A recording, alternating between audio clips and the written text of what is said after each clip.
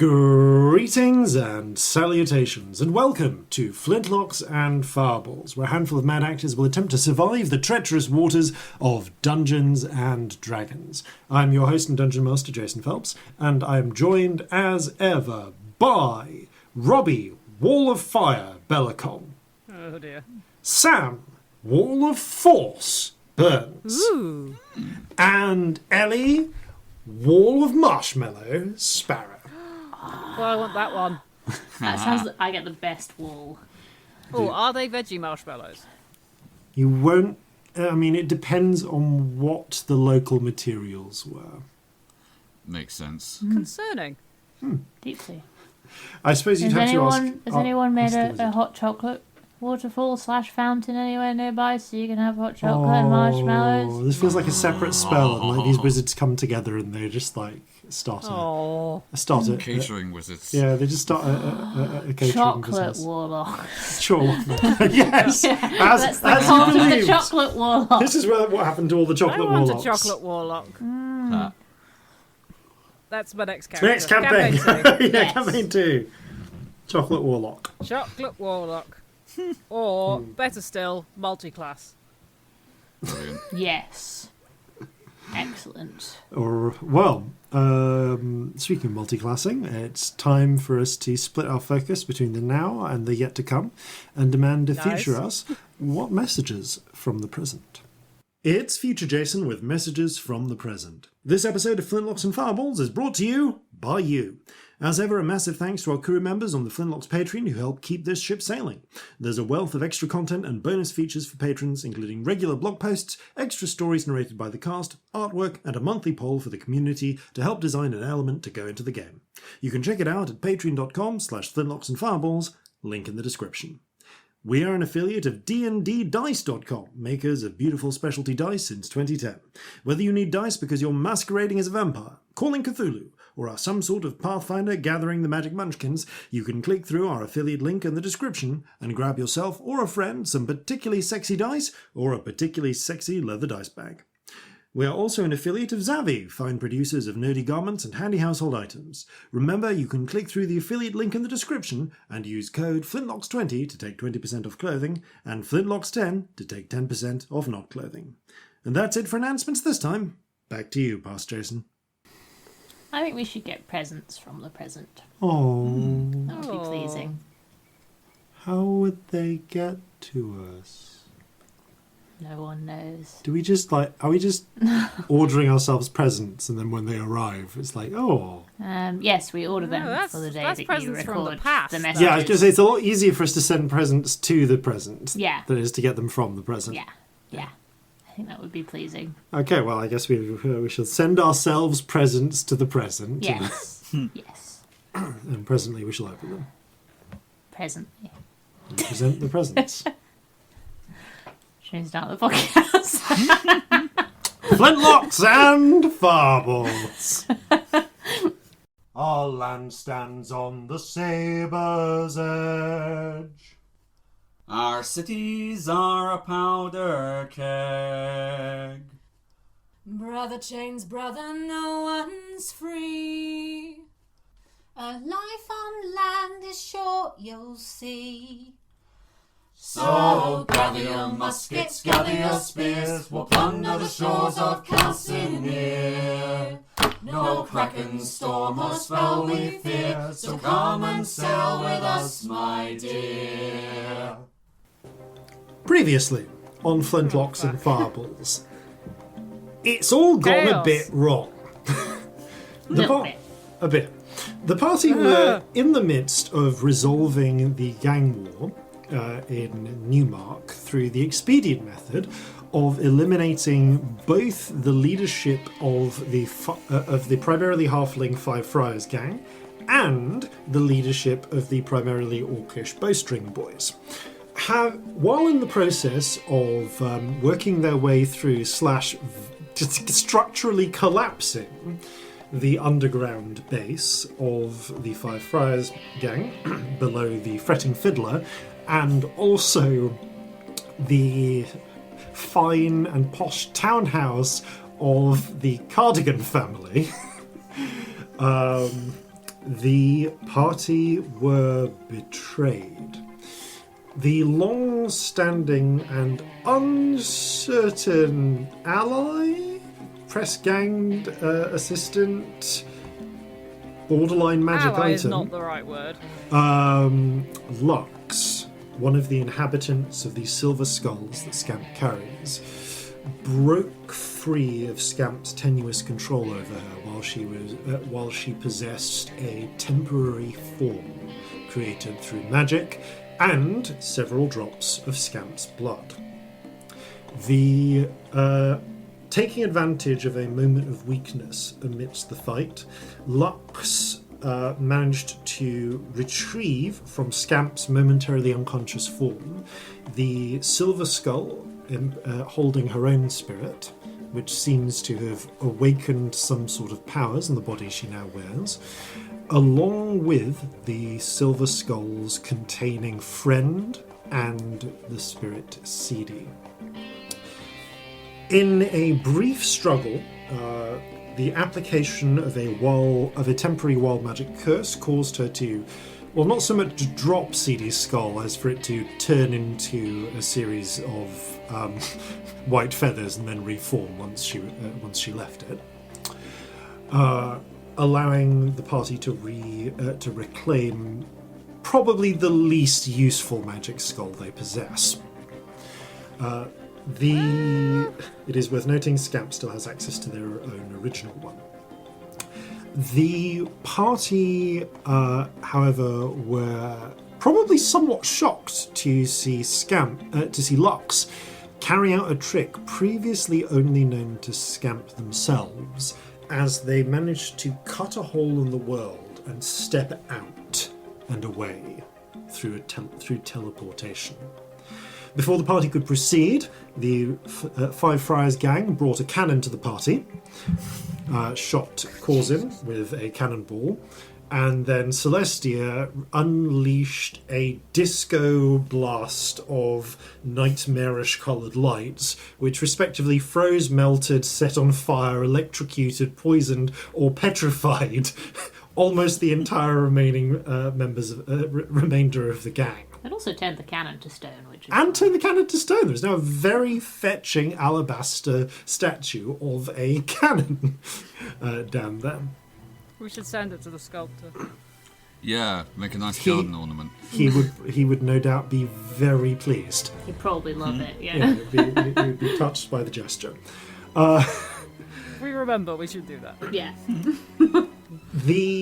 You then proceeded to tangle with Owen Copperkettle in a brutal hand-to-hand knife fight, ultimately ending with Scamp doing something to Owen which caused a cat to just spring out of his chest and run away, grievously weakening him. Yeah, none of us even spent time figuring that out. Yeah, you have no idea what that was. It seemed superficially similar to the process of creating Marjorie, but something is different there.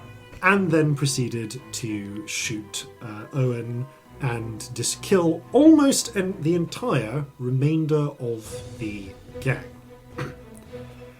It has been 3 rounds since Lux is vanished. At this moment, the 3 of you are gathered in the final layer of the Five Friars Sanctum. You are. I'm going to say that having just rushed over to Scamp to bring them up with healing magic, you look around and you see, in addition to some of the furnishings have been burned, frozen, sprayed with acid, and so on. But there is still a very plush and well-furnished apartment around you, with all manner of fine furnishings and accessories. And off to one side, door open from where it seems to have been accessed, you can see there is a small chamber which looks to have solid, heavily iron bar reinforced brick walls around it, and which has a number of pieces of valuable artwork that you can see. Some cases, some racks, a rack which probably had several racks which are currently missing weapons. This was probably doubling up as the armory. And you have no doubt the collected loot of the Five Friars gang, at least locally, stashed here. There is potentially a great deal of value. There might be other things of use, but you haven't had time to investigate. Opening one of the wooden panels in the side of the room, you see a somewhat scratched and scuffed up looking halfling, covered in masonry dust, emerge from a secret passageway. He is a disconcertingly, for the situation, cheerful looking Monraven style halfling, Halfland style halfling, bright red hair like a mop. He's got a nose like a potato, and he has freckles for days. Celestia, you recognise this as the halfling that you charmed up above and told to take cover shortly before you brought half the house down. Monty, darling, we're having a disaster. Could you guard all of that for us, please? Oh, to be sure. Do you want? I don't suppose you want any of the weapons or anything. Yes, that's why I want you to guard it, please, if that would be all right. Okay. Thank you. Just stay there. There'll be some people along to make sure stuff is taken care of. Just stay there. They're very nice. Say hello to them. I have to go now. Goodbye. Okay, you don't want any of the potions or scrolls or anything. There are potions? What? Tell me everything. Oh, I have. He points to one of the. This is your action for this round. Yes. Is interrogating Monty. So while the others are doing things, Monty points to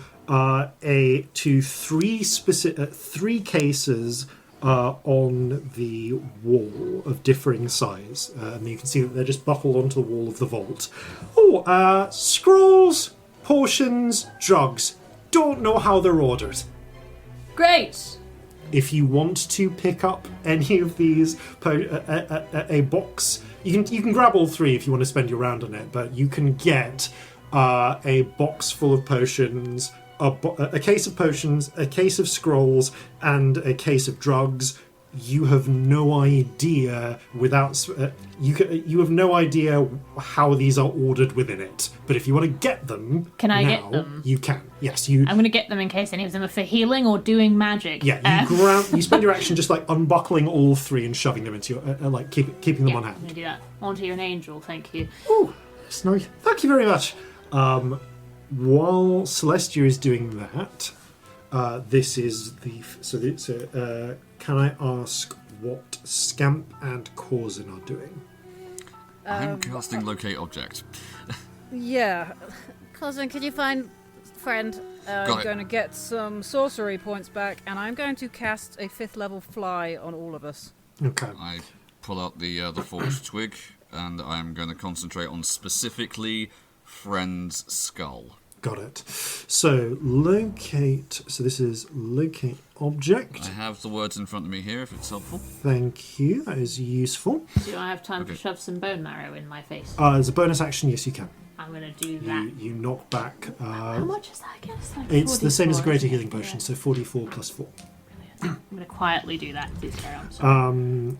Okay, so you describe the object that is familiar to you, so which allows you to sense the direction to the object's location as long as the object is within 1,000 feet of you. Cool. If it's in movement, I know the direction of its movement as well. Cool. Got it. You can sense then, and this is where I need to consult something, that the object...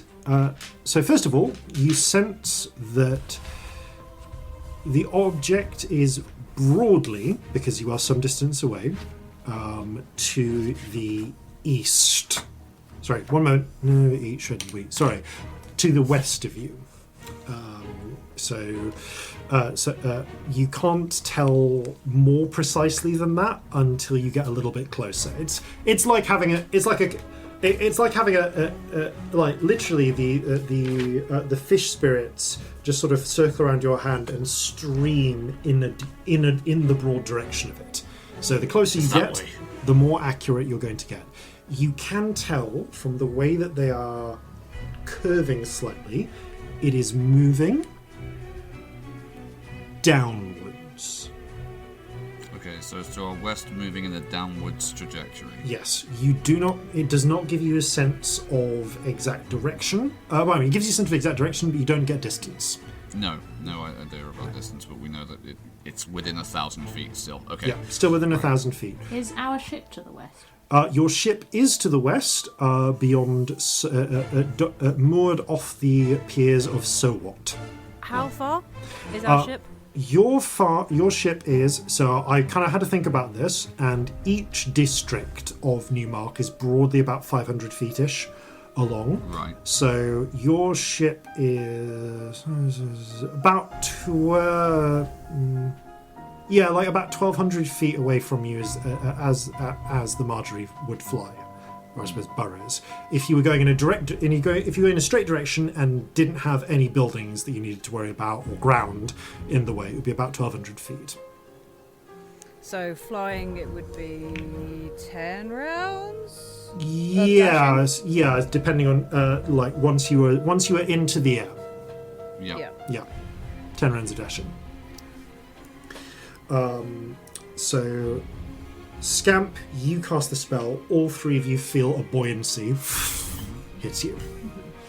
When I was hallucinating, I heard friend say something like she's going to go for the girl. Could that be Victory? Or Clara. Clara's Seems closer. damn it. Right, We're going to get back to the ship now. Okay.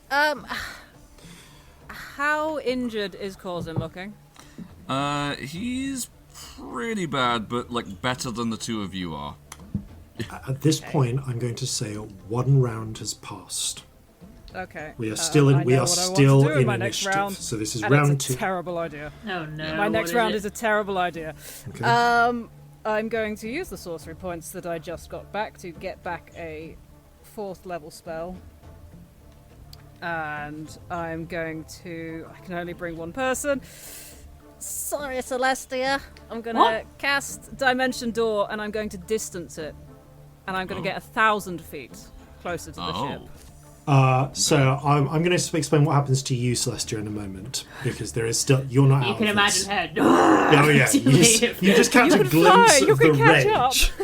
Oh, I know. Oh, yeah. I'm on board completely, and I get it. Celestia's pissed. So you are going to distance this and immediately go 1,000 feet to the west. Yeah, I looked it up. It works on this one, apparently. Okay, that's fine. I just never considered it before. I'm going to go 1,000 feet towards the ship. Towards the ship. Cool. Specifically. You are going underground, blind, in a direction. I'm aiming for up in the air. You're aiming for up in. Okay, you're aiming for up in the air, somewhat up in the air. Well, I'm aiming. Yeah. Yeah, fine. I don't want to end up in the soil. Yeah, they're still building, so I need you to roll an intelligence check, please.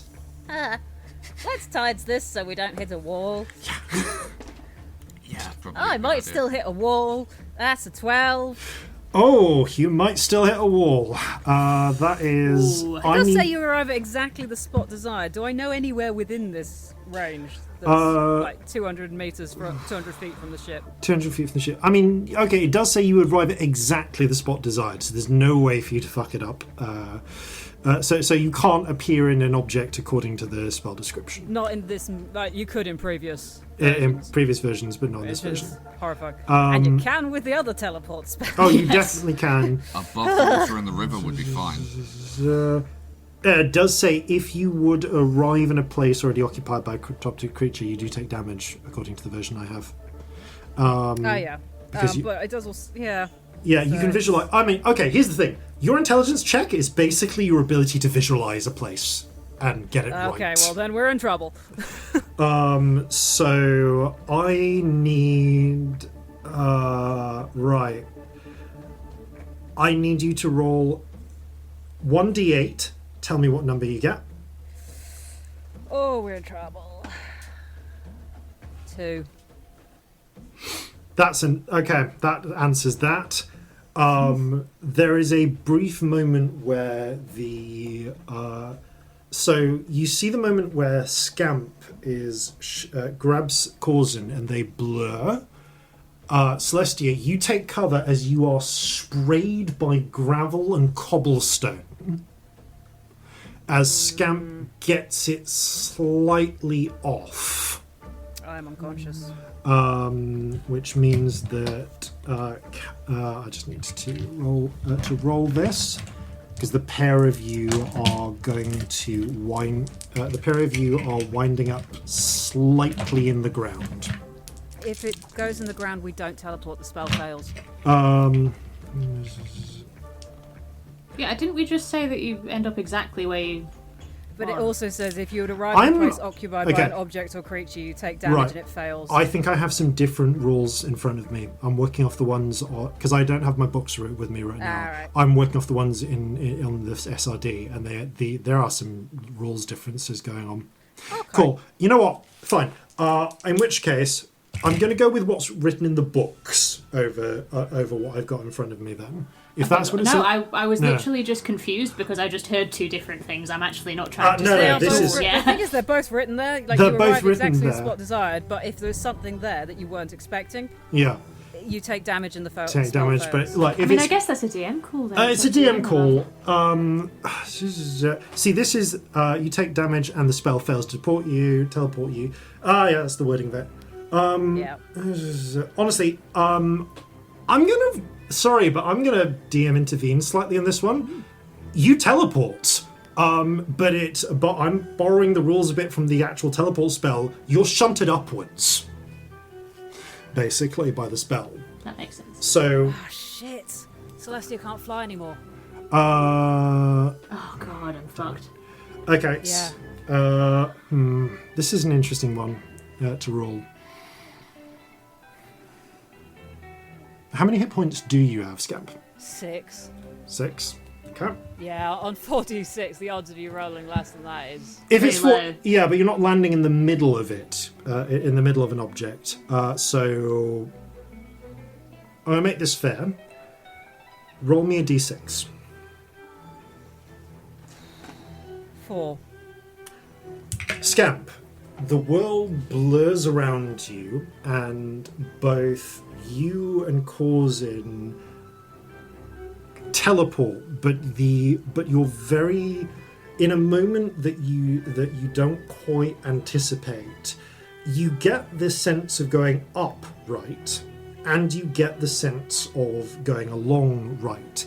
But it's not quite as but the position you visualize when you think of it is the docks by the is a bit of dock by the piers of Sowat. And at the moment you come through, you catch a glimpse of a cart full of dirt, full of basically stacked cobblestones for street repaving. That is stacked high enough in the air that it hits the point you were teleporting to. You feel your ankle twist sharply as you displace some of the cobblestones at the top of this pile. Both of you take 4 points of force damage because this wasn't a full landing in the ground. By the way, I actually really wasn't trying to influence your call. I was literally just confused and trying frankly, to clarify. I feel like it sounds like I was trying to argue and I wasn't. No, it's fine. We're in a position where the 5e SRD has different rules to what is in the that I have in front of me. It has different rules to what is in the game. So I'm going to close that and use a different one.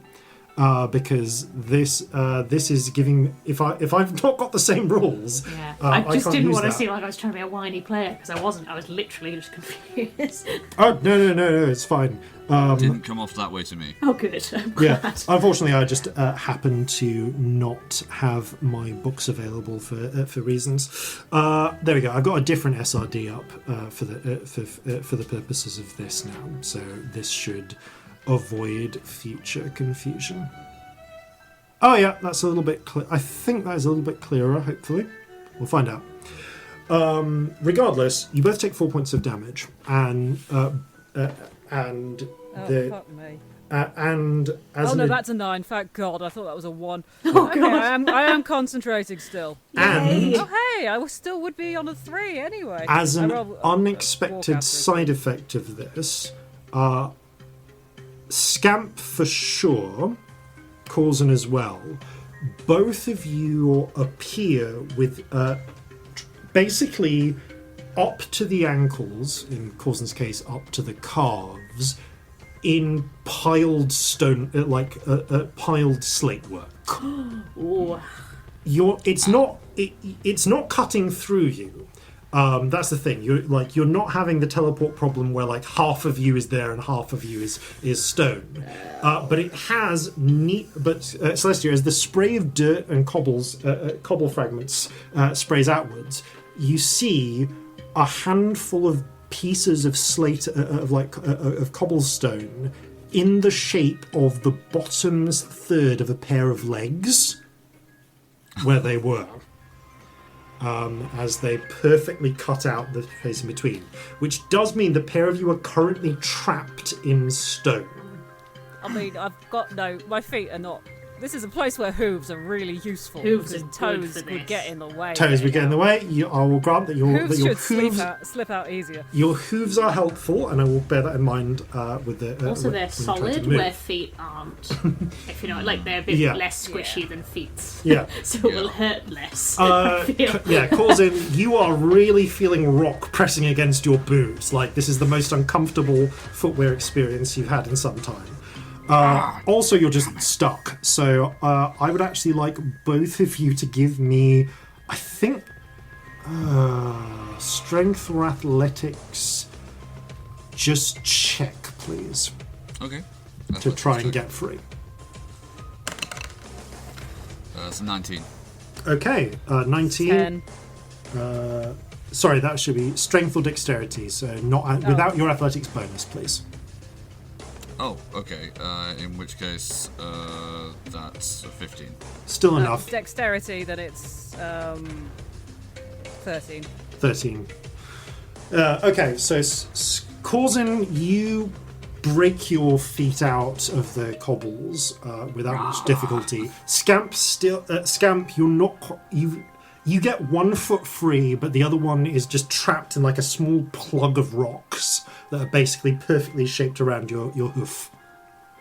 So that is. I'm going to say that you can fly with that, but until you get it off somehow, or get your foot out of it, that's going to impose disadvantage on anything sort of acrobatics based, and possibly on dex saves, because it's just a huge lump of rock. Can I break it with the belaying pin? You can. You haven't declared your action for this round, so you absolutely can. Make just. I mean, your Scamp isn't stopping, so just give me another strength check to try and smash it. Strength check, okay. Straight strength, okay. I think this one actually can be athletics. Oh, okay, in which case, then, that is another 15. That's enough. You shatter the little Still Scamp. stone manacle, essentially, around the stone plug around Scamp's foot. Where's Lux? Alright. Yeah, actually, I'm going to cover that, and then I'm going back to Celestia in this round, because Celestia is not out of this. So, you focus for a moment, Corzin.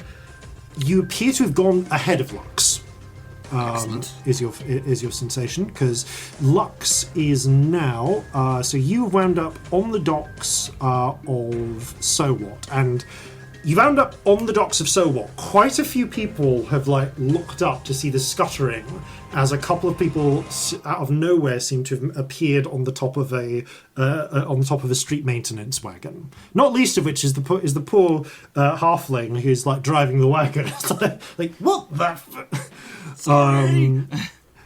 But you can tell that Lux is now to the east.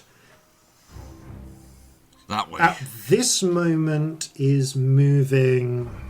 hold up. I need to actually... This is one where I just need to check something.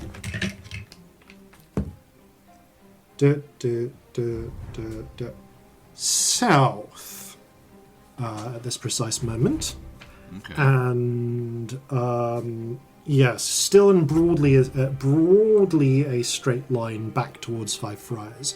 And yes, you have indeed wound up with the ship in sight and the bay, as of this moment, unassailed. It's kind of cost you your movement this round to get out of the plug. So, Celestia, you see the pair of them vanish, leaving these rock prints in the way. Oh, fuck! I want to dash. Monty goes, ooh, points towards the exit he came through. You can get up that way. There's just a bit... Bye! There's a bit of fallen rock. You've gone by this point. Yep. Okay, so you are dashing. You can kind of... This is a tricky one, because you've got 120 foot speed of flight, but flight is tricky, so... Where's the nearest exit? The nearest exit... The problem is, all of the, you don't know where most of the exits are, because the ones you came in all collapsed when the building did. I'm going to go to the one that he's pointing at. So you go to the side exit. Not collapsed. I need you to give me an acrobatics check, please, to try, if you want to try and fly up this thing at full speed. Yep. Oh, that's good. That is a 27. Okay.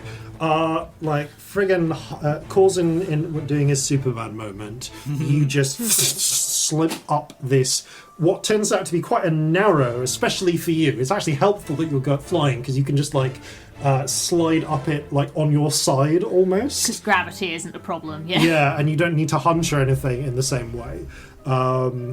You fly up a narrow twisting staircase as quickly as you can. You get a couple of very slight bumps, even with a 27, but you don't take any damage until you hit until you get a little bit further up. You can see where this passageway would have connected onto. Just checking the exact position this one connects to. Onto a very fancy portion of walling, possibly leading up somewhere else.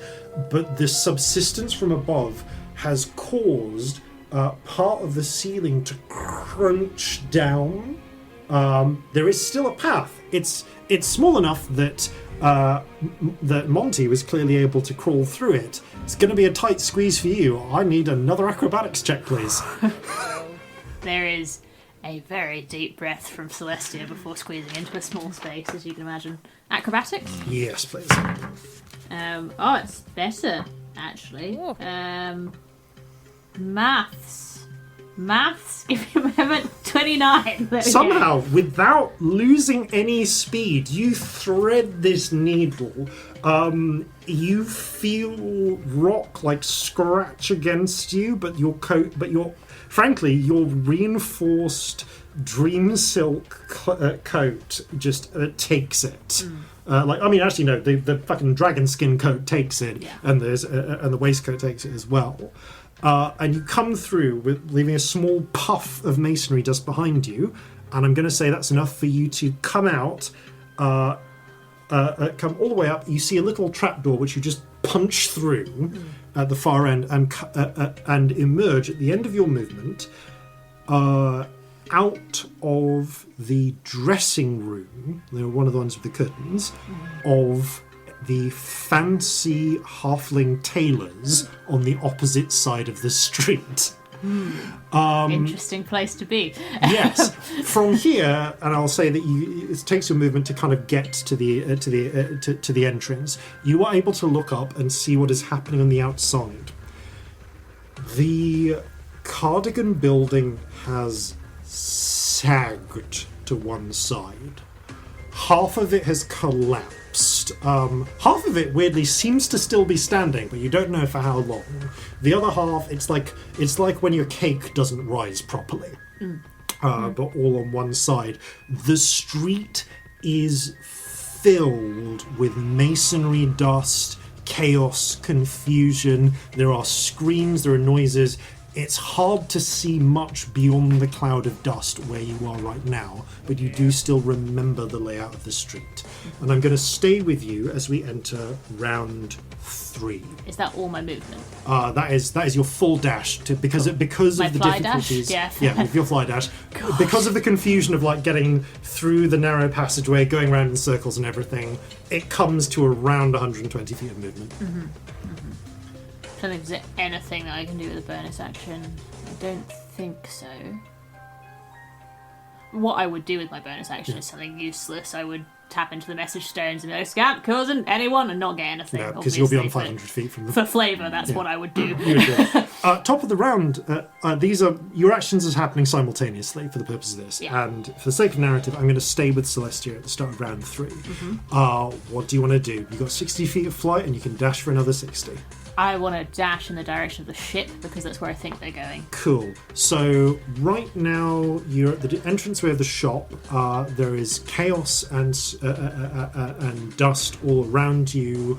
Do you want to just like get up to rooftop level first? Okay. So you spend 40 feet of movement. Yeah, the buildings are tall here. You spend 40 feet of movement getting up over the chaos and destruction around you. At this point, you can now see, you're now above Five Friars. You can see points where previously there were snipers and so on up here, all abandoned. They pulled everyone in the area in to fight you. Wow. And anyone else who's around is not getting involved after that. The power of the Five Friars is broken. For Gag is broken here. But peering, you can now see the straight line between Five Friars, Sorry Hill, so what on the ship. And you get 20 feet further flying, and are you just going to keep dashing? Yeah. Okay. So you have. This means that you have now gone in as the crow flies, 80 feet in the direction of the ship. Do I see either Locks or Scamp and Corzin? Can you give me as your bonus action a perception check? Yeah, is that an okay thing as a bonus action? Yes, absolutely. Yeah. That's not bad actually. Perception is 21. Okay. Corzin and Scamp haven't gotten up above the building level yet.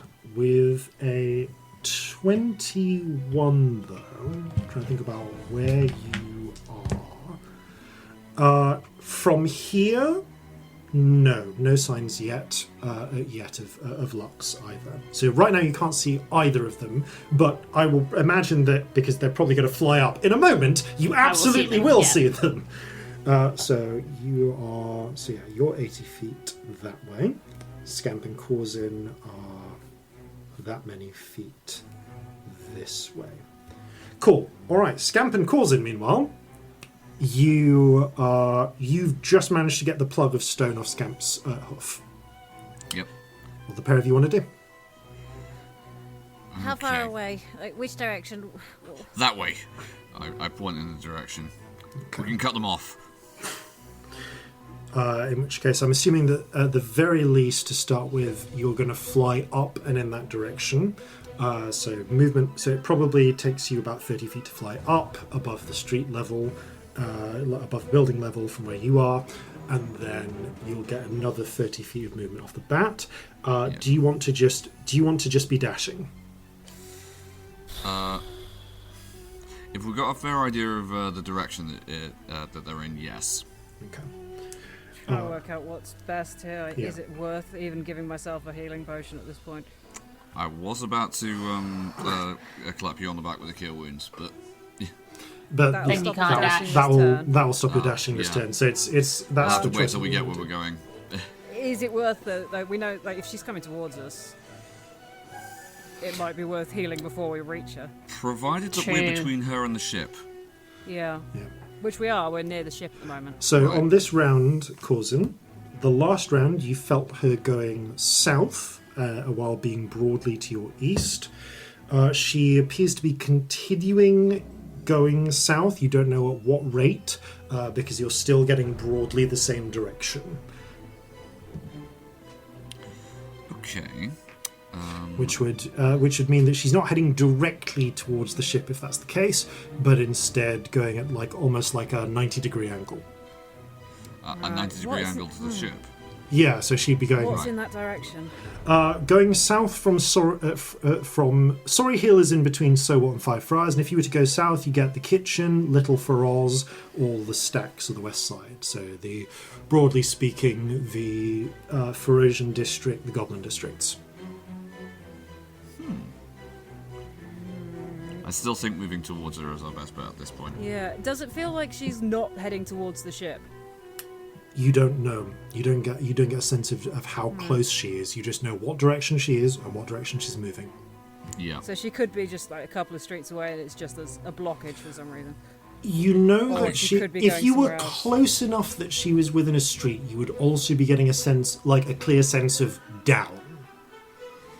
You are Right, so You she's feel- at street level to us. you don't know. She from your prior experience with the casting of the spell, beyond about 100 to 200 feet, you don't really get a strong sense of up and down unless they are massively above or below you. Yeah. Right, okay. So once you get closer, you'll be able to tell what relative elevation she's at. So you don't know right now if she's at street level, if she's on the roofs, where she is. Stay high, we'll be able to spot them more easily. That's assuming she's visible and above ground. Okay. So Best bet at the moment. you're Yeah. continuing to dash then. Yep. All right. Do either of you take any bonus actions? Yeah, I'll move some sorcery points around. Cool. Okay, I will hand you my greater healing potion as a bonus action. Yeah, you can do that. Cool. Thank you. All right. That brings us to round 4. Again, with the same thing, I'll stay on this side and then I'll move over to Celestia. So round 4, with another 60 feet of movement there. So the end of round. I'm just going to assume you're continuing moving on where you are. So you have now, by this point, yep. So you have moved 150 foot in total, as the crow flies from your 1,000 feet away point. At this point, Corzin, I'd like you to make a. Ooh. This needs to be a wisdom check, technically, as much as it is perception, because it's about your control of the spell. Okay. Just wisdom check. Yep. That's a 7. Now she's moving north. Still to the east, though. What? Hang on. Is she going, backwards and forwards in a zigzag? You're not sure. Not with that wisdom check. Not No, this round. alright. Just to see whether you could get more information this round. So I've This is assumed like that. watching a magnet next to a compass, isn't it? Yeah, it's like you're not 100% certain. All you know is she's still to the east of you. Technically, the east northeast. You curve slightly to in the direction of where you think she is. So you're kind of. She's still this way, but I think she's changed direction. Yeah. Okay. But you don't know how far she's moved or how much. I've deducted both of your standard movements. Are you continuing to dash, or do you want to use any actions? I'm gonna bonus action have this healing potion at the Okay. very least. Yeah. Yeah, you knock Aiming back your for healing double potion. figures. Hey. Okay. You knock back your healing potion. Ooh, just about, yes. Cool.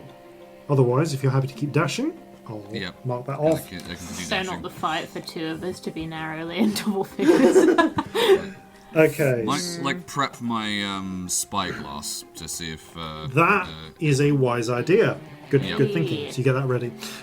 Meanwhile, round 4, Celestia, you I'm assuming that you continue flying in the direction of your companions. Yeah, if I see the them, ship, I'm going to go which you for now them, can see in the because, distance. I can't tell where Lux is independently. No. I would also like to keep an eye out for Lux, though, if that's okay. Yes, you can. I will say it's a bonus action to be searching in this way. And using I might perception spend checks. a bonus action on that. That's now, fine. Actually.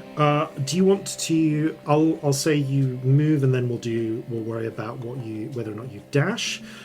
So you had moved 80 feet, so you've now moved 140, and you've got with just your movement.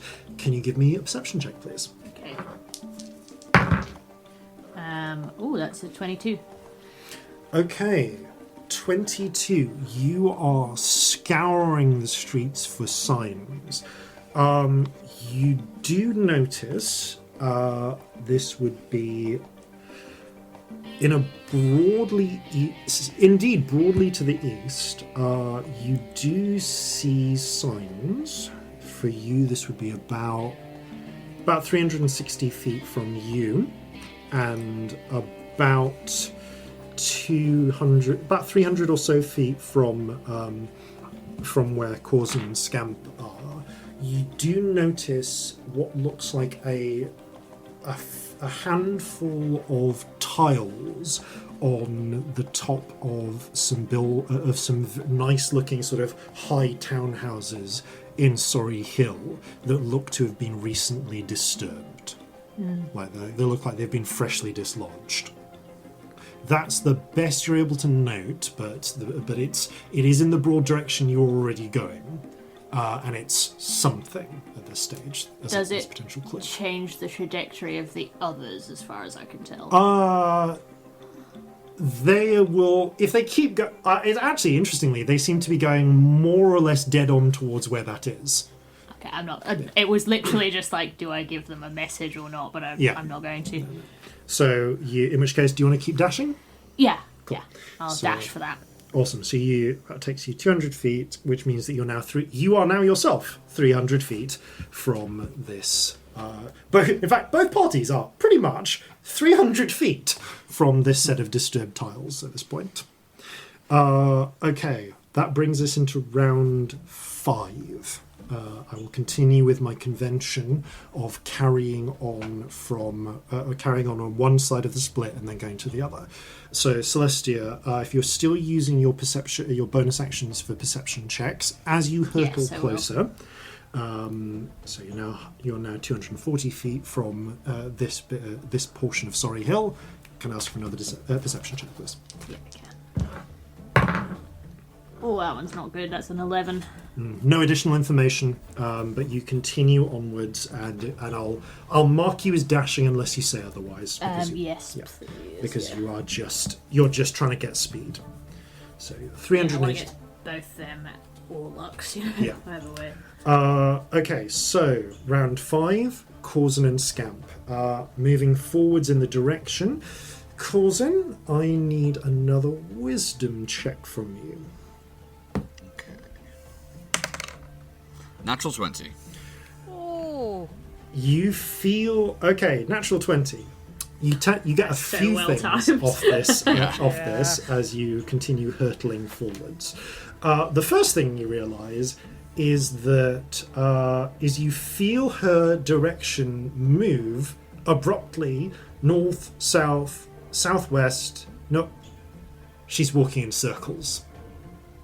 She's walking in circles quickly in some way.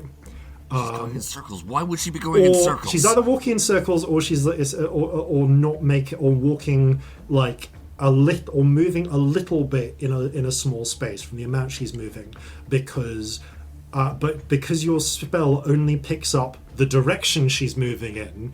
It doesn't tell you how fast she's moving. Okay. The other thing you can tell is that she is down a little from you, but not at street level. You feel like she's in the upper half of a building somewhere. Would be your best guess.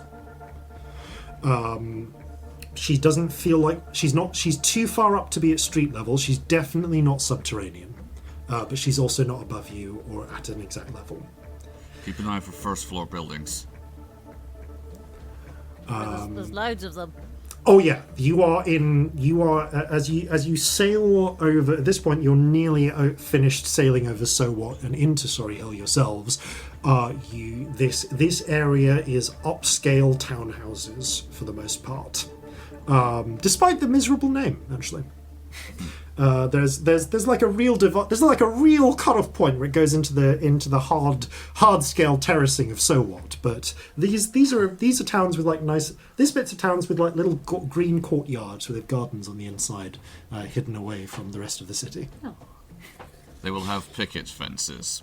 They would, but it's not suburban enough. It's more like, you get those, like you get a villa courtyard almost. Yeah. What I'm thinking is like in the film Notting Hill, where they have like the secret little estate garden that they go into. So it's whoops-a-daisies, not that one. So yeah, it's very much that sort of feeling. On the bright side, though, the spell is keeping you dead on track for her general direction, and she is still broadly to the east-northeast of you. So you're pretty sure you're heading the right way. Okay. Do the pair of you want to do anything besides dash this turn?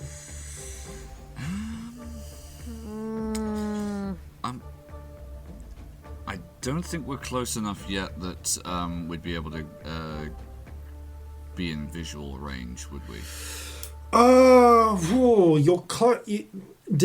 Based on the height of the houses, it might be tricky if you to actually get a specific visual. If you want to spend a bonus action to try and to make a perception check, you can though. Sorry, I'm giggling because if you just heard a noise then, Stowaways, ironically that was the noise of our soundproofing falling off the wall. Yeah, it was actually a very gentle sound. It was very gentle. So you might not have heard it.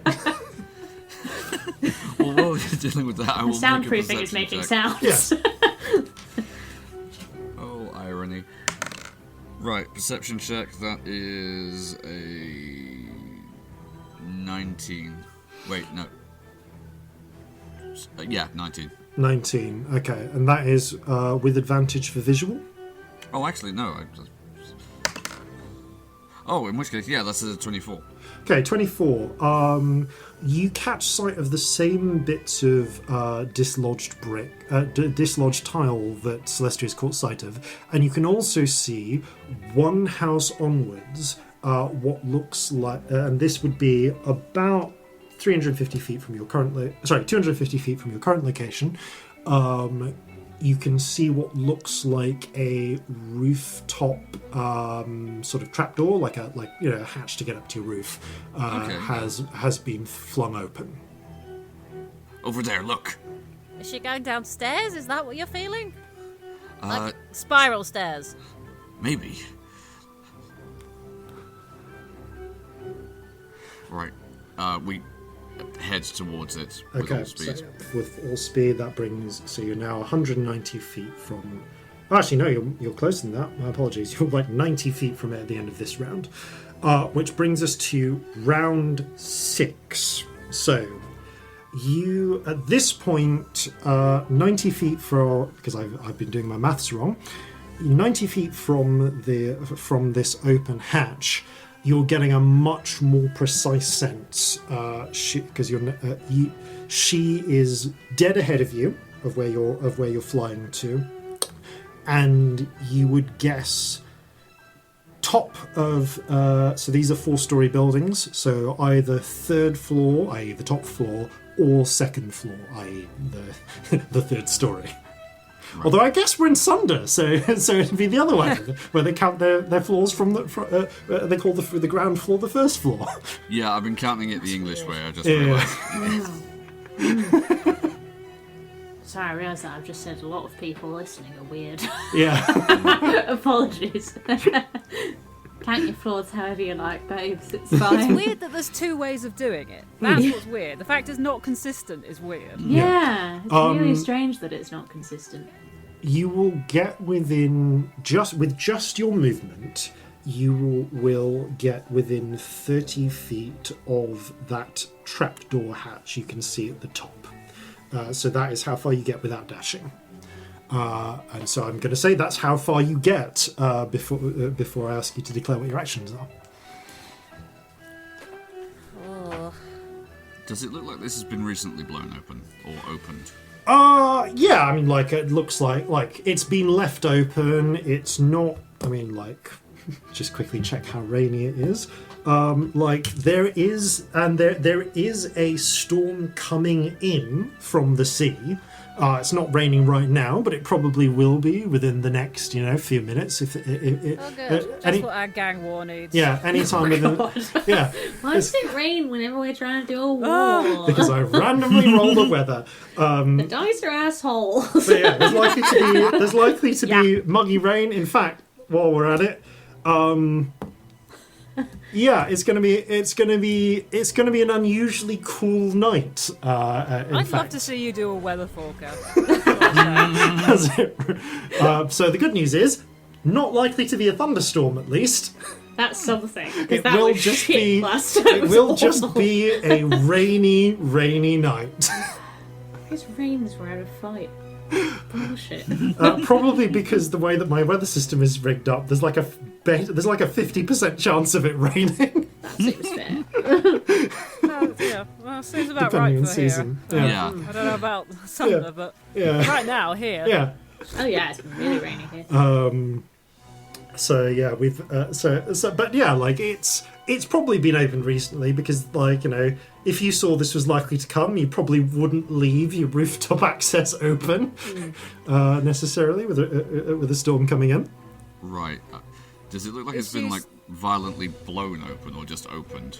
At this distance, like, it looks like it's been pulled open, maybe with some right, force, maybe without. Does it feel like she's moving down still? Yeah, that's a good Yes, you're close enough to feel she's not moving down, but she is still moving in a circle. Just running around in circles. She's waiting for us. I don't know. Right.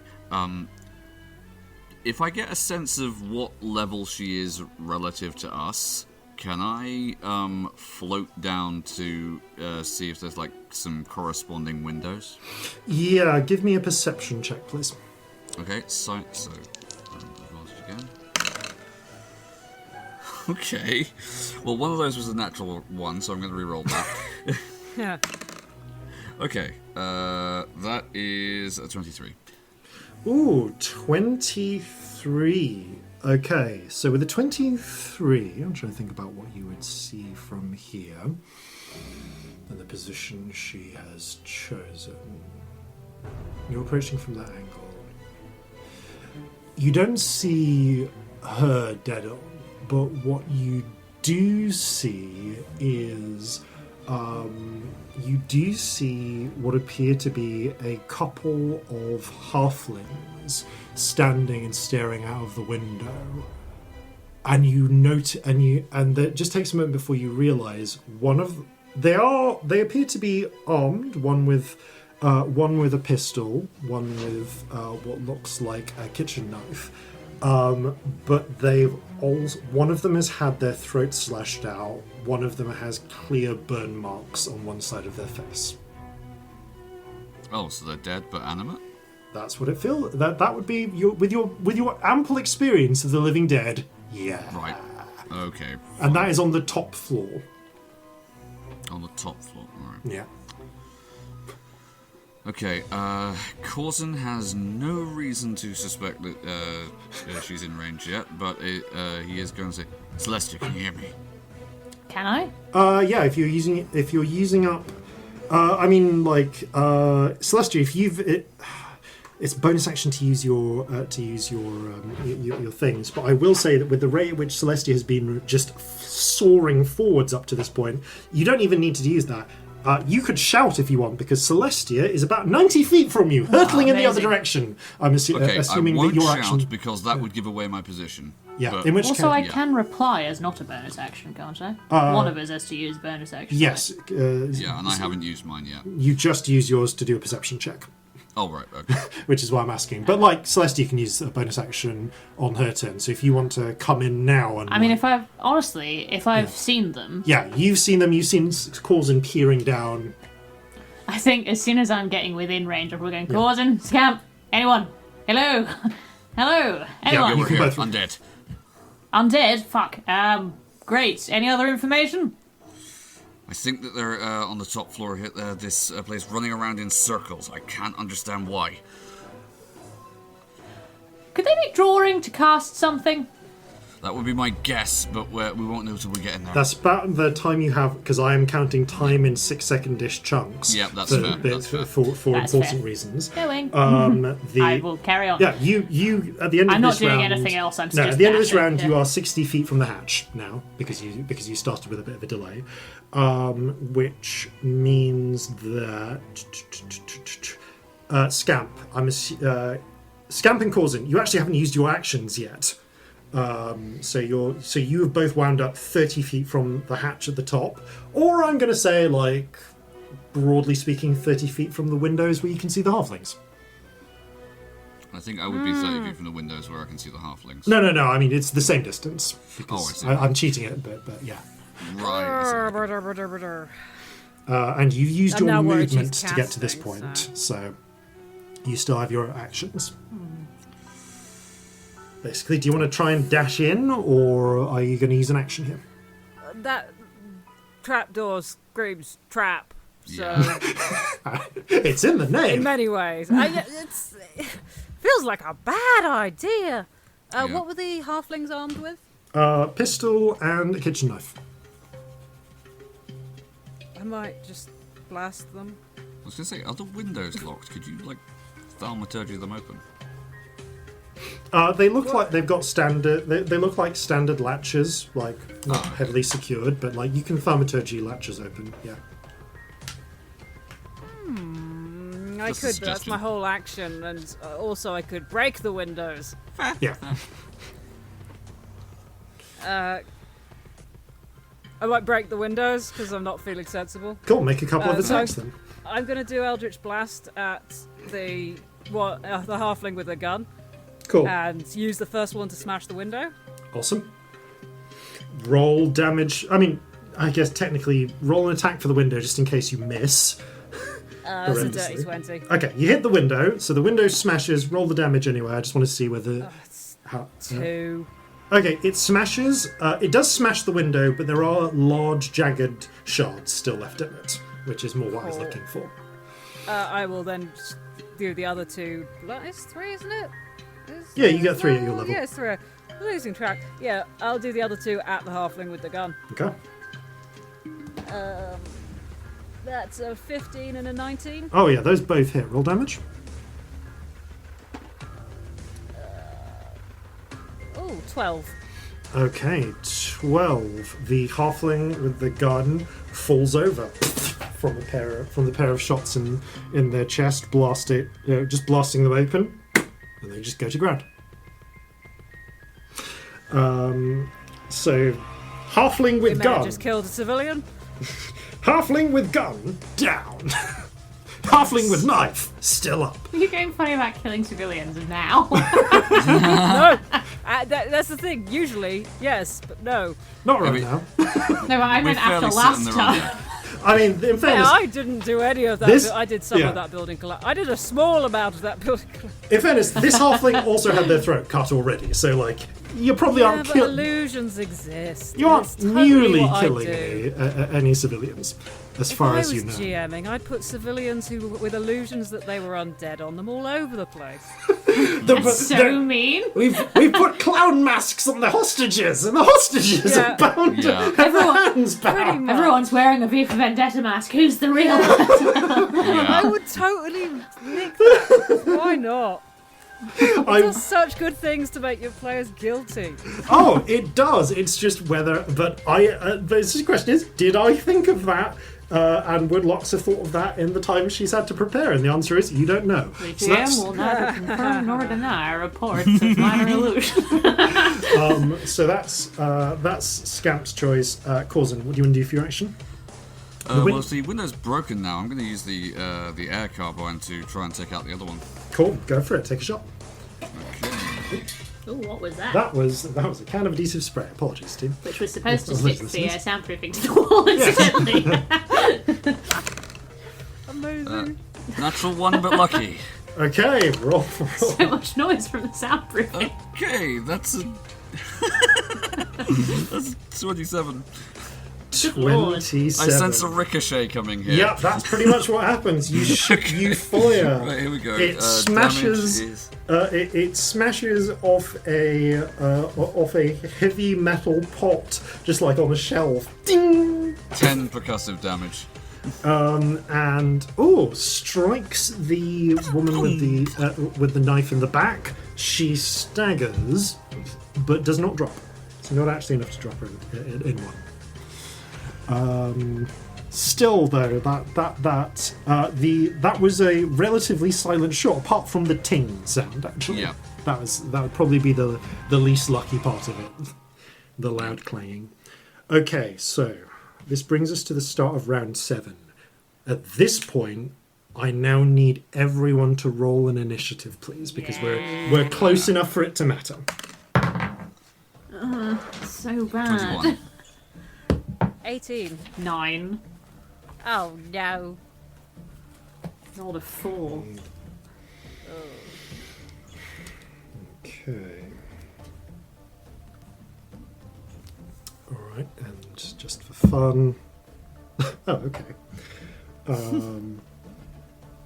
Alright then, top of the round. Corzin, you are 30 feet from both the trapdoor and from both the trapdoor and the broken window, giving you easy access to either within your 60 feet of flight movement.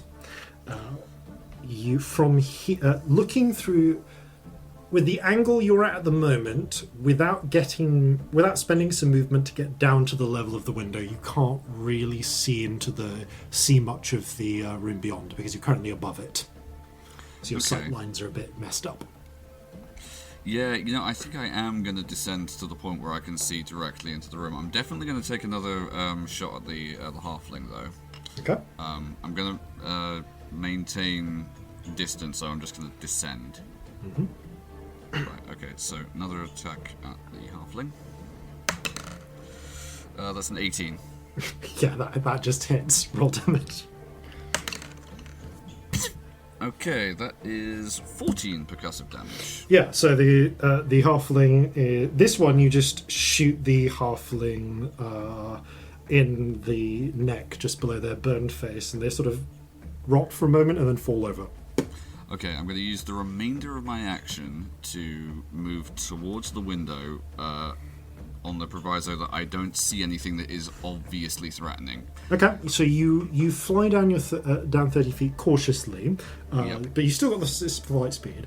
From here, you are able to peer in to what you can see. There is there appears to be a room. This looks to have at one point been a very nice penthouse suite sort of living room arrangement. It is still very nice. There's there's lovely plush furniture. They had quite wide glass windows, not floor to ceiling because we're not at that quite period of time, but they're still wide enough that a halfling can comfortably fit through and a flying tiefling without much in the way of difficulty. There's all sorts of creature comforts, chintzy sort of chinaware and the like. And you can see beyond that, there is a slightly ajar door. You can't see what's happening beyond that door into the room beyond, but you can hear what sounds like rushing air. Okay. Like a sort of... Does it feel like that's where Lux is? Yeah, you've kept yep, your locate object is pretty much is kind of indicating there and kind of through there basically. All I know is that is where Friend's skull that is. That is where you're detecting the skull is. Yeah. Right. So that is what you can see from there. You could probably get to that door with the 30 feet, with the remaining. You've got it's a wide penthouse, but with the remaining 30 feet of movement, you could get to that door and open it. I will do so. I will not touch the ground.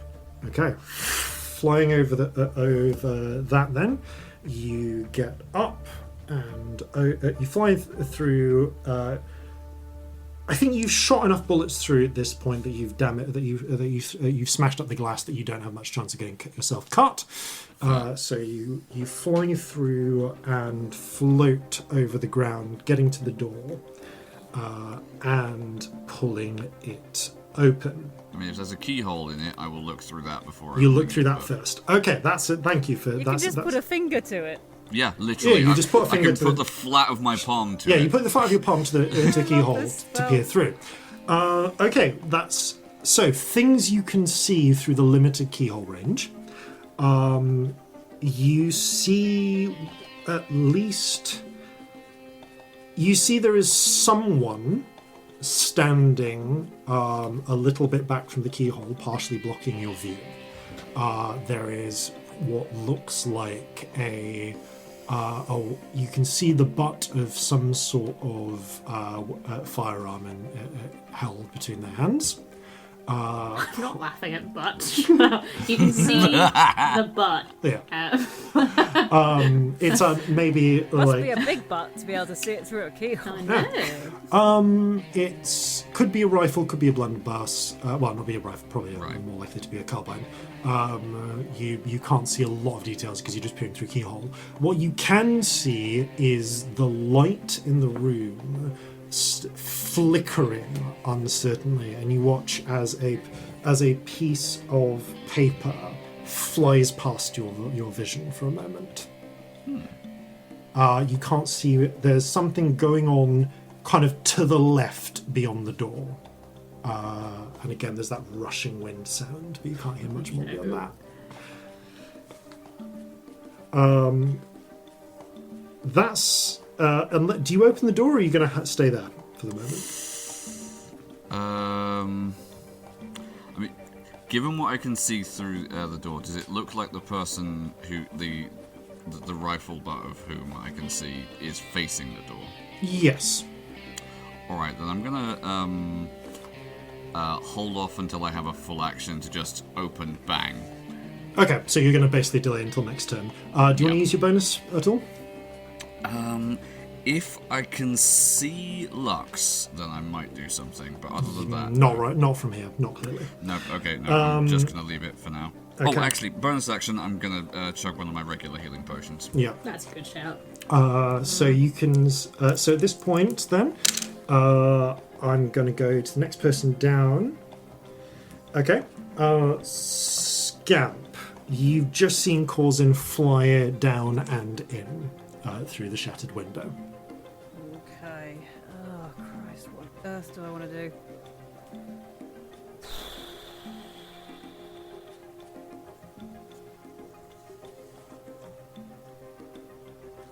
Oh, there is nothing good I want to do. There's nothing useful. I guess I will join Corzin. Okay. But like maybe the other side of the door, like not right next to. Yeah. And not touching the floor. Okay. At which point, as you fly through the same hole, the two zombies lurch up. Oh, there's a surprise. Zombie special ability, they're not killed for Yeah. good. Lurch up, and they both take an attack against you. They do have advantage for this particular surprise, because I'm going to say you're probably surprised by that. I personally wasn't, but I think Scamp is. Yeah, Scamp is surprised. I assumed the zombies probably saved. Yeah, they also rolled higher than you and are following pre-arranged orders. So one of them fucks up badly, so I just need to roll a check for this. Okay, so they launch themselves up. The one with the pistol tries to bum rush you as you come through, slips, and you don't hear them scream, they're dead, but you just see them fall out of the window down 4 stories. The other one, though, rolls a even with the low zombie attack, that's still that's 21 to grab grab Scamp, and I need to this is This is one of those ones where I've got to check the exact wording because there are actually rules for this one. You are, importantly, not more than 2 sizes larger than them. So, god damn it. This is one of the occasions where I'm really regretting not having my damn the books in front of me. It's an unfortunate side effect of the thing. Why is this all the way through here? God, this is a nightmare. This is really poorly arranged. Wow. I'm so sorry. Oh, it's okay. It feels like this thing is actually like relying on you using the search function in some way. That's just bizarre. Where are the fucking grappling rules in this thing? I don't use this version very often. I'm so sorry. Oh, it's fine. It's just like, grappling is it under making an attack? Is that where the rules are? Okay, here we go. It's under melee, isn't it? It is. Cool. Can I regardless, they make the attack check. Oh no, sorry, I apologise. It's actually will be an athletics check. So can I ask you to make an athletics or acrobatics check, please? Yeah. Scamp. Ooh, decent. 19. Not 20. Doesn't beat 21, which is the athletics skill. Bloody hell. So, although no, you can't bend your own fate, can you? No. Cool. I can bend theirs. You can bend theirs. So. But I'd have to roll a 3, and I'm so low on points. Okay. The halfling woman, who is, you can tell, was a very kind of fancy looking, maybe like a rich lady. She was wearing a nice, if somewhat prim dress. You can see the remains of some sort of necklace. You can just see a bit of gold chain from it that's tangled up in the lace of her dress, where it's presumably been torn or broken. Launches herself at you bodily with the strength of the living dead, hugs you, and is going to use her action to try and drag you out of the window and down. Her action is basically she's just holding on to you and trying to use gravity. I guess you can fly with a certain amount of strength, like without this being an issue. Is this how many actions has she got? Isn't the grapple her action? She can move, so it's she can push you. Okay. And she's right next to the window. She's using the last of her movement to try and push you out and hope that weight will cause you to sink. I don't know if but at this point, wow, Jason, did you really have to pick such involved rules when you don't have ready access to your to the handbooks? This was not well thought out. Oh no!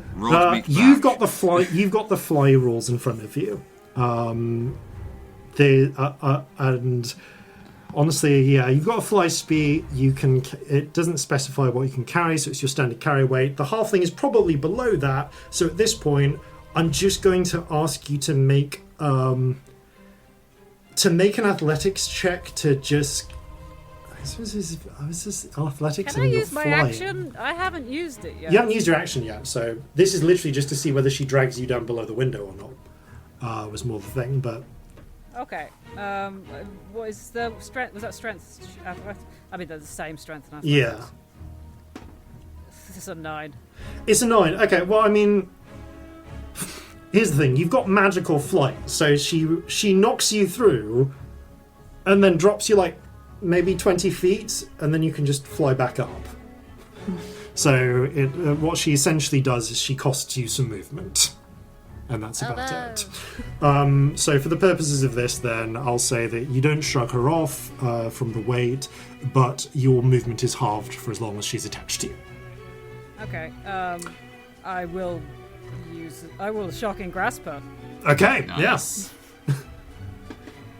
23 to hit. Okay, I mean, you don't even need to roll damage, but please do. Doesn't she have the undead fortitude? I might need to. Yeah. 13. Okay. She, you reach down, you slap her. There is a jagged series of sparks of electricity that just cut through her wrists, and with that, you watch the tiny halfling sail down to the street below. Yeah, it's all strawberry jam. Splat. Oh, dear. I'll go back to where I was. Yeah, this ultimately. That's all I can really do. Ultimately, what this does is it means that you can't get any further than the door with your movement. Can I get that far? Honestly, no. It's yeah, I've got 60, haven't I? Yeah, you had 60. It would have taken you 60. Okay, I mean, you can get 10 feet into the room. Then I guess would be. So you're like another 10 feet from the door. Yeah. I want to be slightly not in the line of the door. You do that. You move slightly out the line of the door, just in case. That's fine. Ironically, despite my having prepped that move, they might have been better off just trying to do you damage because you might have flubbed your concentration. All right. That would have been a problem.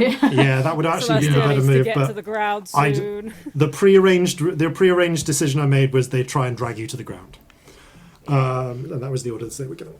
So, Celestia, you are coming in from the other side of the house. Oh, how exciting.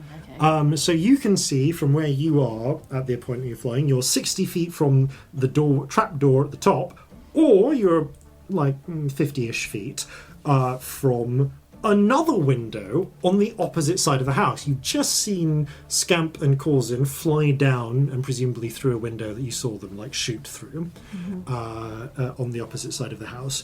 This one, you can see what looks like a window through which you can just make out some sort of fancy tiled bathroom.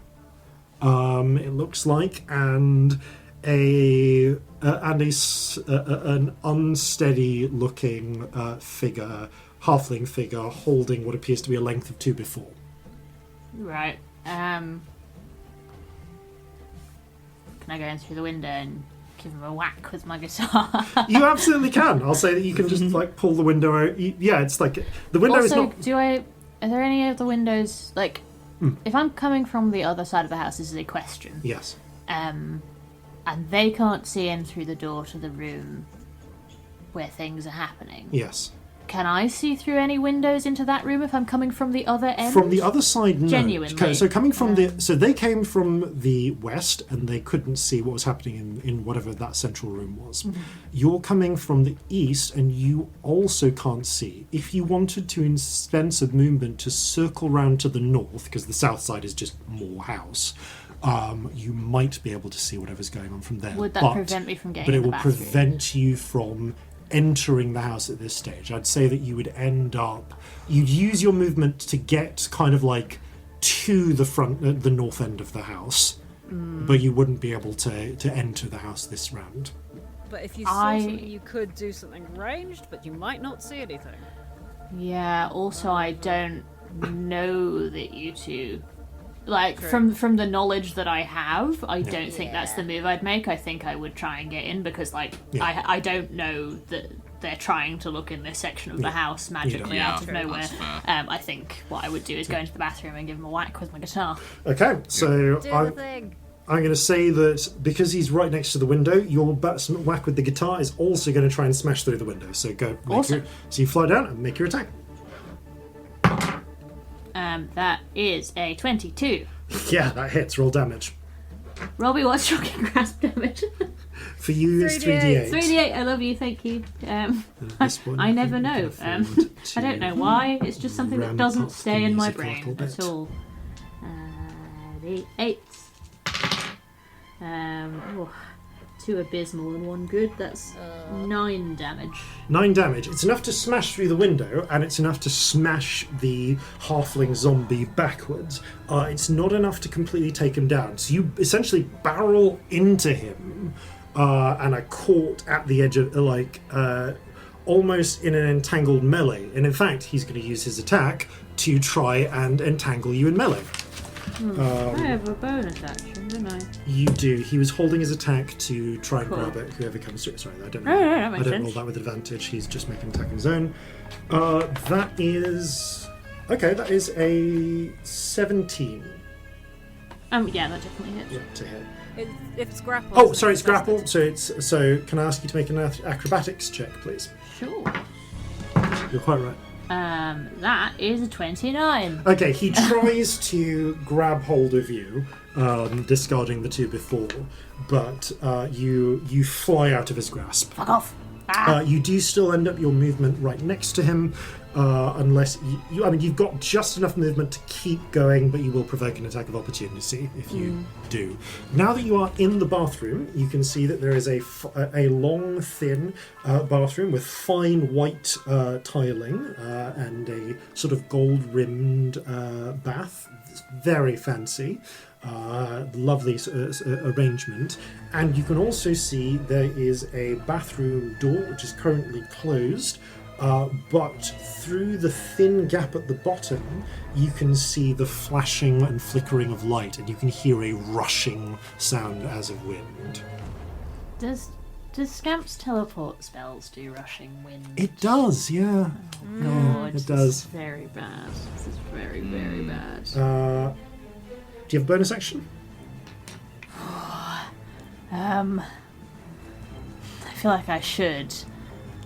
I'm just trying to think if there's anything useful that I can do. Because, I mean, you already know where she get is. the materials for this spell? Yeah. The materials, which are a bunch of gemstones. And Yeah. this is a rich person's house. This is a rich person's house. Yeah. It's also it's chalk as well, isn't it? Yeah. Regardless, you do suddenly recall Chalk's not hard, you is do it? suddenly recall the fancy-looking woman with the torn gold necklace that you just float down to street level. Ah, yeah. So, I'm that- really trying to think if Any I want a bonus bonus action? action. Is there anything useful I can do? I think. Oh God. You don't have any healing you can give yourself, do you? I do, but there is another thing I could do. Are the other two within 60 feet of me? yes. Oh, maybe do they need to be able to see me for me to do like extra hit points and movement and all that? I would rule No if they idea. can clearly hear you. I'm not going to shout, so no. Yeah, they need to be able. They need to be aware of your presence for you to do the majestic move extra feet presence thing. So they need to be able to see you, or you need to make your presence known clearly enough that they can hear you on the other side of this middle room. I'm good. I think I'm going to heal myself. Actually, Cool, that's fair enough. I'm going to take a potion. Then maybe I'll last a round or two with looks, you know. Yeah, I'm going to do that. Sorry for dithering. I just No, it's all. felt like there should be something useful to do and there wasn't, you know. Cool. That brings us to the start of round 8. Corzin, you're by the door. Much more respectable number of hit. Okay. Given what I saw the previous round through the keyhole, if I were to open this door, would I be in melee with the person behind it? Depending, yeah, pretty much. You could open the door and go straight into melee with them. Okay. I'm first of all going to open the door, and Okay. in the split second that I have open to me, I'm going to try and deduce whether or not they are the only thing in this room. Cool. I need you to just. Working I'm through going the to rules of attack this. them regardless, but You're going to attack them they'll- regardless. That's fine. Yeah. They're also going to use their action, which they've been Fair. held in, as they were commanded to. So, the split second when you open the door, then you see what lies beyond. In the at this point, shattered-looking remnants of what was some sort of fancy kind of coffee room. you can now see that there is a long central room in the middle of this penthouse with a lovely set of windows to the north. The coffee table has been hurled to one side. And the coffee table has been absolutely just hurled to one side, the crockery smashed. The carpet dragged to one side as well. And you can see there are 4 occupants. Okay. One occupant is not actually a halfling, but a short and heavy and stocky-looking human with a blunderbuss who is in the process of firing at you and is standing opposite. Again, looks dead. Right. On the other side, you can see, again, another halfling. You can see this one actually is a halfling. This one armed, again, with what looks like a single-shot blunderbuss pointed the other way at the door to what you don't know, but which is the bathroom. Okay. At the far end of this room, I'm going to say, because this is a wide penthouse, it's like a full, I'm going to say like a full 40 feet away. There is a what appears to be a comparatively lanky halfling holding a carbine facing the window, completely ignoring anything going behind them. They have a carbine in one hand and something held in the other hand. And you can and something very important to mention about that. And I'll mention it but I'll mention it in a moment, because right in the centre of the room, where all the furniture has been pulled away, you can see burned into the woodwork is a complex-looking circle centred around a handful of gemstones ripped out of, you can now see, a mangled-looking gold and jewelled necklace. Walking around it calmly in a circle, gesturing with her blazing clawed hands, burning fresh marks into the floor, and call it is the form of Lux, still in the barbed red coat she was wearing before, with purple, black and red streaked hair, multi-ringed eyes. And you can see the space in the center of this circle is starting to wobble in a way that is very familiar to you. She is very near the completion of a teleport circle. Can I see her? Out of curiosity. I was slightly to the side, but I wanted to still be able to see. That's fine. You can see her. I'll explain one last bit of information that comes to Corzin. Mm-hmm. Your spell that's pointing towards friend isn't pointing to her. It's pointing to the halfling by the window. Right, okay, understood. You can now see her, Scamp. I don't know if you can interrupt Corzin's turn, though, except unless you want to shout something. Yeah. I will wait till Corzin's done, then use my reaction, if that's all right. I'm going to cast Conjure Barrage. Okay. It should get everybody in this room. Cool. So that is a dexterity saving throw, DC 16, for everybody in this room, please. Just on the off chance. Okay. Right, roll damage, please. Okay, that is 10 percussive damage for everybody in this room, save for half. Okay.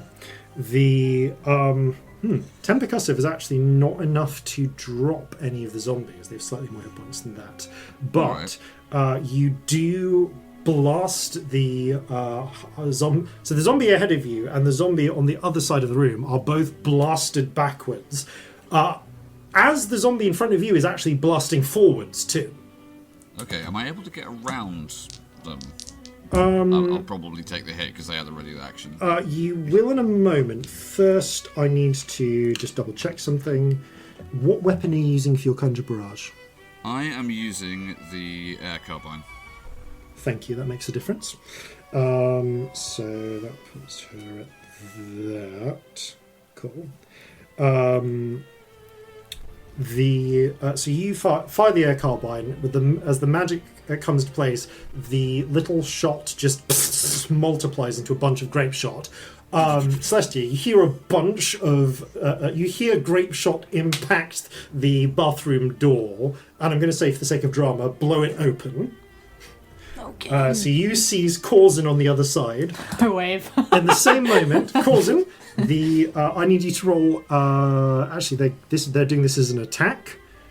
So, okay, no, you are fine.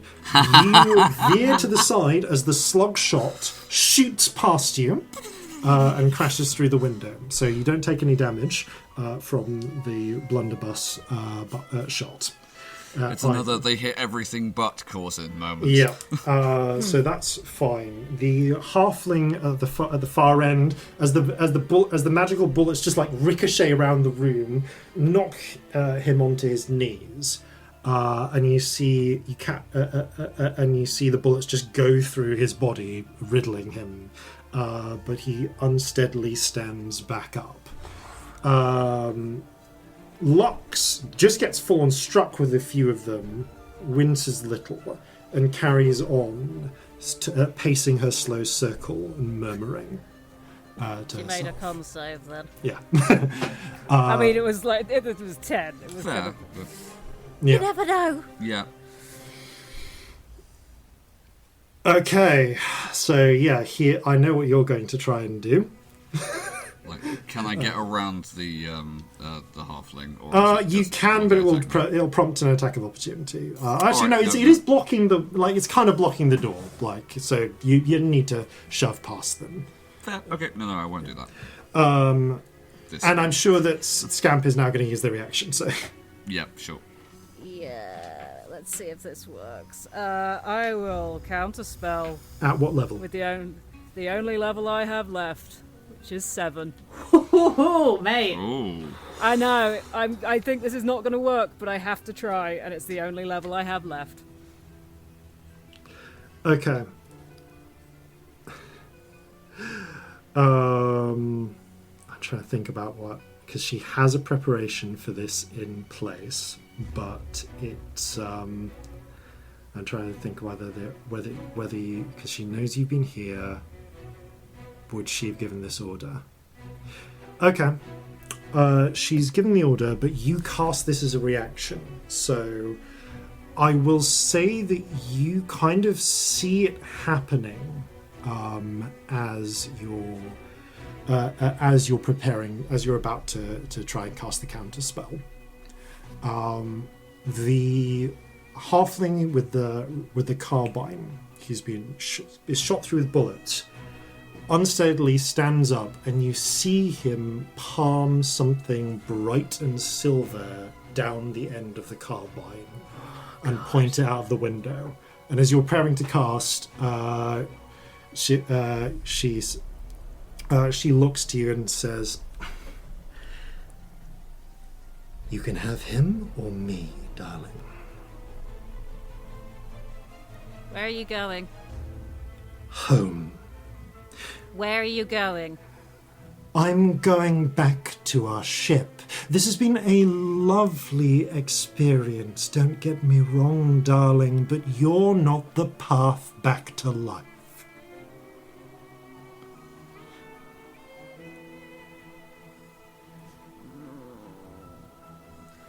I think that if they shoot friend through a thing, that's going to destroy the skull? You don't know if it's going to destroy the skull, but you do know that it will fire friend somewhere randomly into the city. Yeah, but we can't possibly find friend again. No, let me clarify. Into the city in the direction of the sea. Yeah, we can find Yeah, fine for you. Still can. We've got a Might spell. take some Fair time. enough. Yeah. Okay, But- object. We literally. I mean, No, that's fair enough. That's literally what you can do. I don't know. Yeah. But you just don't know whether friend's skull can take the damage. And you can't hear friend. Could be a bluff, could be a legit threat. Can I tell? Like, Roll I'm an Arcana assuming her check. passive- Yeah, roll an Arcana check. Ooh, Arcana. More if she was lying, but yeah. Oh, sorry. You want to just do check a bluff Like- check. I mean, Makes also sense to me. Arcana, that's a good thought. Oh, yeah, I guess Arcana or Insight, your choice. Arcana is slightly better. Okay. Very close, actually. I'm surprised they got that close. But that's a dirty 20.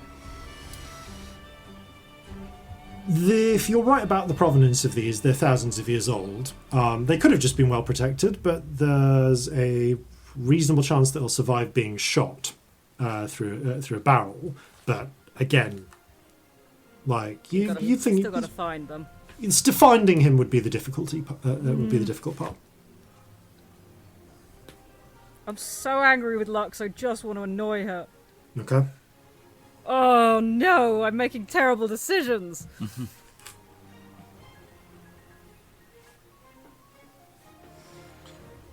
making narratively interesting decisions. Yeah, I want Lux to stay. I want Okay. Lux to stay. Yeah. I hate this. So I'm gonna carry on with the counterspell. Okay. I feel like she's You going to cast a kill spell. us, which is a problem. And yeah, you slash down with the full power of a sorcerer, and there is a thunderclap in the middle of the room as reality reasserts itself. The swirling winds all blast outwards as the burned circle in the ground just splinters, fragments of wood smashing it out of shape. She doesn't have a 7th level spell to counter a 7th level counter spell. So Yeah. you see it smash. I'm not sure how that would go. Like casting a spell in the middle of casting a longer Yeah, spell. and also I you don't would know like. what the I don't know if rules she'd are be there. able to. But regardless, reaction. like, nope. That's the ball. Yep. That's what she played for that, and that was her call. And you called a bluff.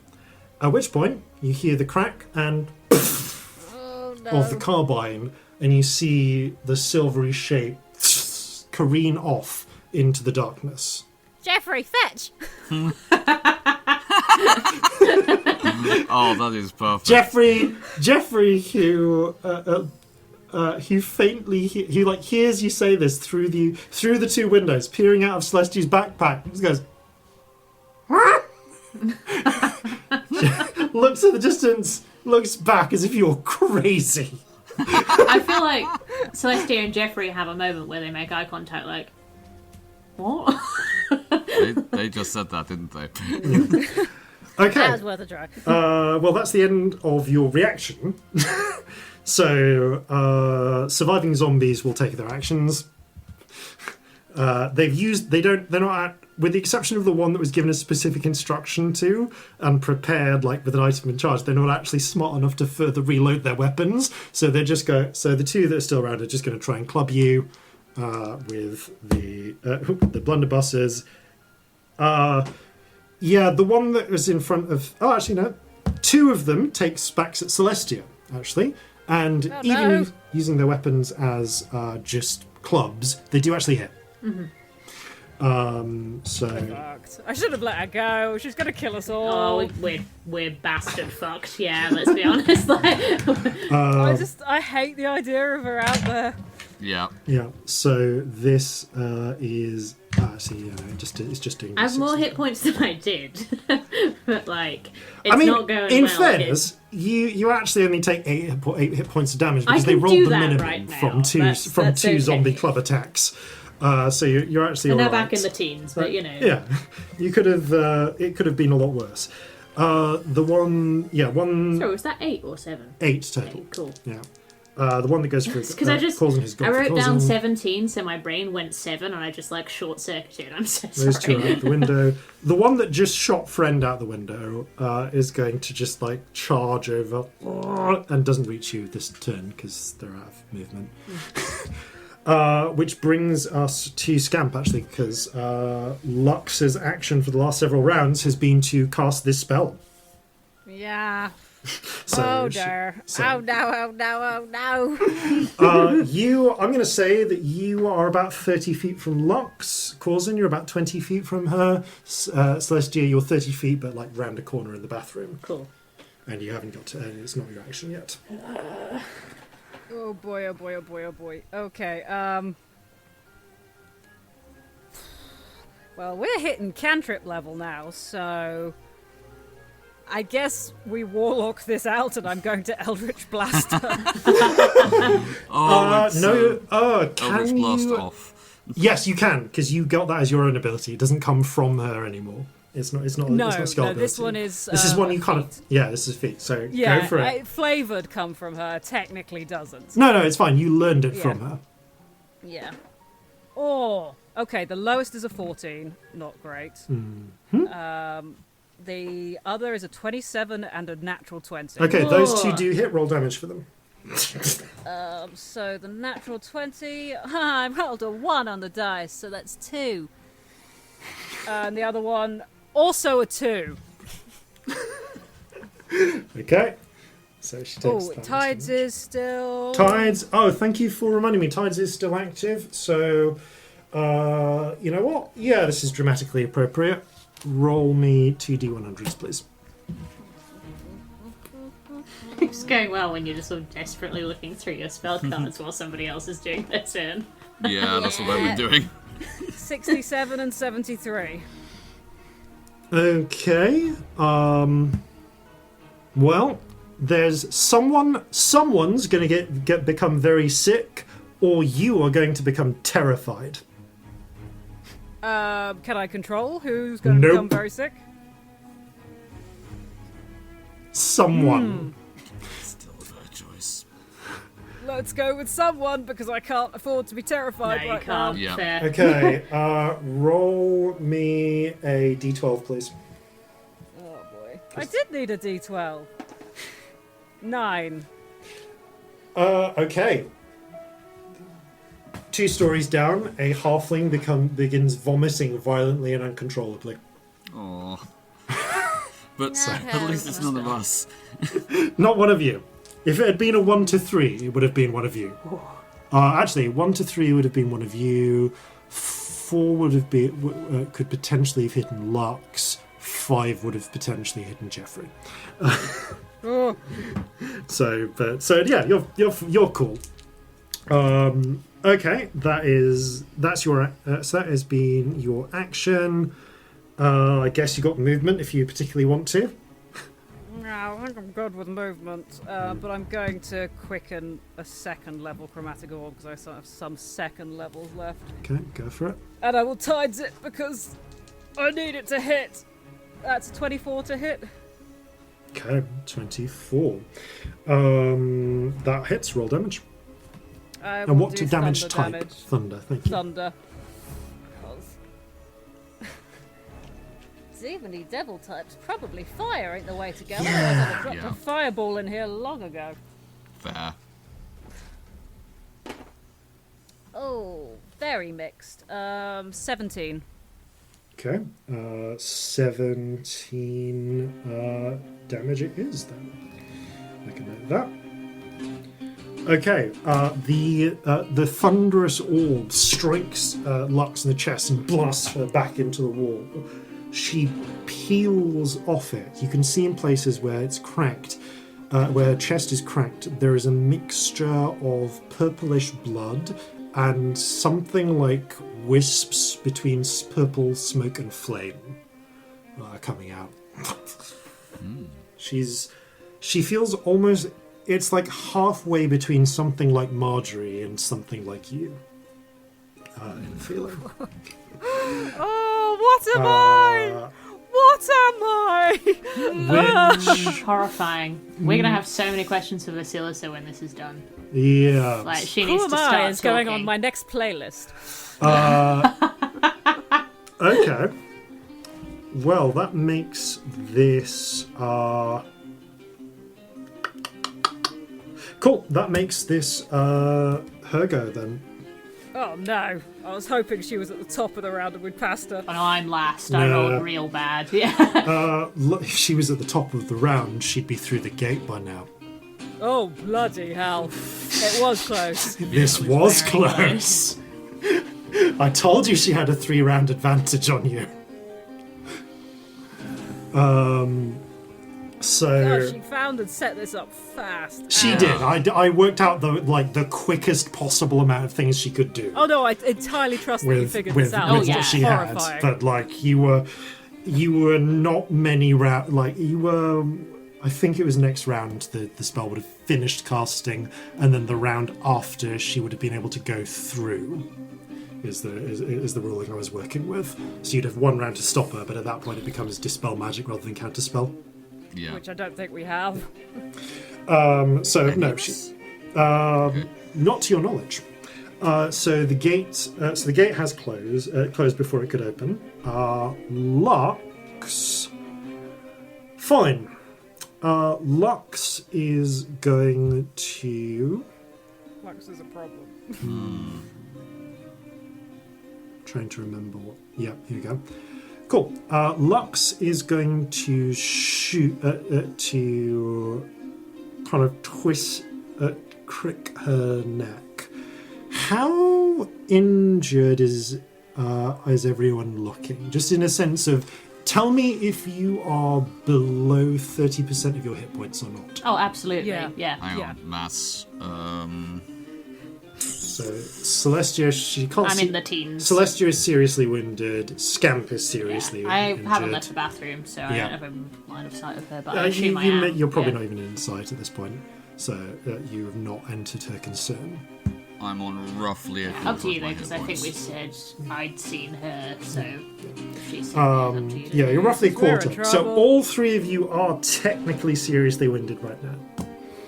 Yeah. What does she want? Cool. She's made her plan. Oh no. She's going to gesture up to the supporting beam directly above where Corzin and Scamp are standing. And she's going to fire. She's going to flick out her hands, read them in flame, and extend them. And you see 2 just jets of fire go up. One directly towards the flame, one hitting the... just smearing across the walls. Let me just roll... okay, yeah, they both hit. So I'm just going to quickly roll damage here, because I need to check. She weakened this in advance. So it becomes... Yep, that's over the golden number. You hear a cracking as the flames hitting the... Now that you look up, you can actually see already somewhat damaged and burnt-looking supporting beam break it in 2, and the roof above you comes down. I need both Scamp and Corzin to make dex saves, please. Okay. Natural 1, but lucky. 4. 21. Oh, mate, 4. Okay, so... My dex save is not good. 21, right. Okay, well... 10... What's your current hit points like, Scamp? 15. Okay, you take 18 points of crushing damage, because crushing damage. Corzin, you take 9. The reason you take 9 is because the way you fell was under Scamp. Oh no. It also means that you roll out of the way and are not pinned by the falling damage. Because Scamp, like falling, kind of takes the brunt of the collapsing, burning timbers that would have hit you. So you managed to get to the side, so you are not pinned, which is good news. Oh, flight's off everyone as well then, isn't it? Flight is now off everyone, though. Right, And okay. Lux just leaps out of the window. You watch as she just elbows her way through the window, grabs the wall and just starts crawling along out and up towards the roof. You can hear her running on the rooftop, but you can't see her right now. She's left your immediate range of sight. And there's also, now I really forgot to mention it, but there is one more door to the south, which you can see is slightly ajar and leads to a trapdoor ladder going up to the roof. That was the one we saw from up above. That's the one you saw from above. Right, yeah. That one just led straight in. That is Lux's go. Celestia. You see Scamp is down and buried under collapsing roof. Also, the roof of the house is now catching fire. There is a rainstorm coming, but it's not come yet. Mm-hmm. That's just an additional benefit. You're not quite in full inferno, but the house is catching fire around you from the roof, and a portion is collapsed on Scamp. Right. And Lux is out on the roof. Lux has gone up onto the rooftop now. And is presumably just making good in her attempt to escape. Is there any position where I'd be able to see Lux? I'm just planning for my turn, like where I saw her go. If you ran to the window, you might be able to look up and catch her on the rooftop. Or, I mean, you're already in the bathroom. Potentially, your best bet might be either to try and get up the rooftop ladder from that coffee room, which will require you which means that will require you to get past a. Actually, any route you take is get the zombie. There's 3 zombies around you, so sorry, 2 zombies around you. So they take attacks of opportunity. Or you could try and climb up through the window that you're actually next to and just get up onto the roof that way. Is Scamp within 60 feet of me? Yes. Okay. First port of call, ding, healing word for Scamp. It's going to be a small one, but you won't be unconscious. You won't. So that is 8 hit points for you, my love. Yes. Lovely. Scamp, unless you are removed from the collapsed timbers, you will take damage at the end of your next turn. Okay. Because of the way the crushing rules work. So, is there or is there not a storm yet? There is not a storm yet, but there is one on the way. The clouds are thick above, but the rain hasn't hit you. Okay. So in terms of conjure light, That's what I'm thinking. There is enough of a storm brewing that you can take advantage of the existing storm, I'm going to say. Yes. I think what I want to do is just kick my heel up without thinking to heal Scamp and then lean out of a window and cast Cool Lightning. Okay. Which basically just looks like her reaching up into the air and the Rainbow Spirit crackling upwards like a bolt into the cloud that's already there. You lean out of the window and you see Lux just as she's crouching to begin springing across from one rooftop to another. Mm-hmm. And that's the moment you send the Rainbow Spirit up. Mm-hmm. And you see her eyes follow the path of the Rainbow Spirit going up for a moment and then coming down with friends. Roll. I think it's just damage and she needs to make a save. Dex save, yeah. Thank you.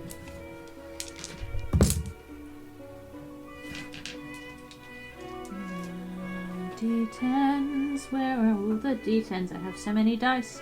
None of them look like D10s. There we go.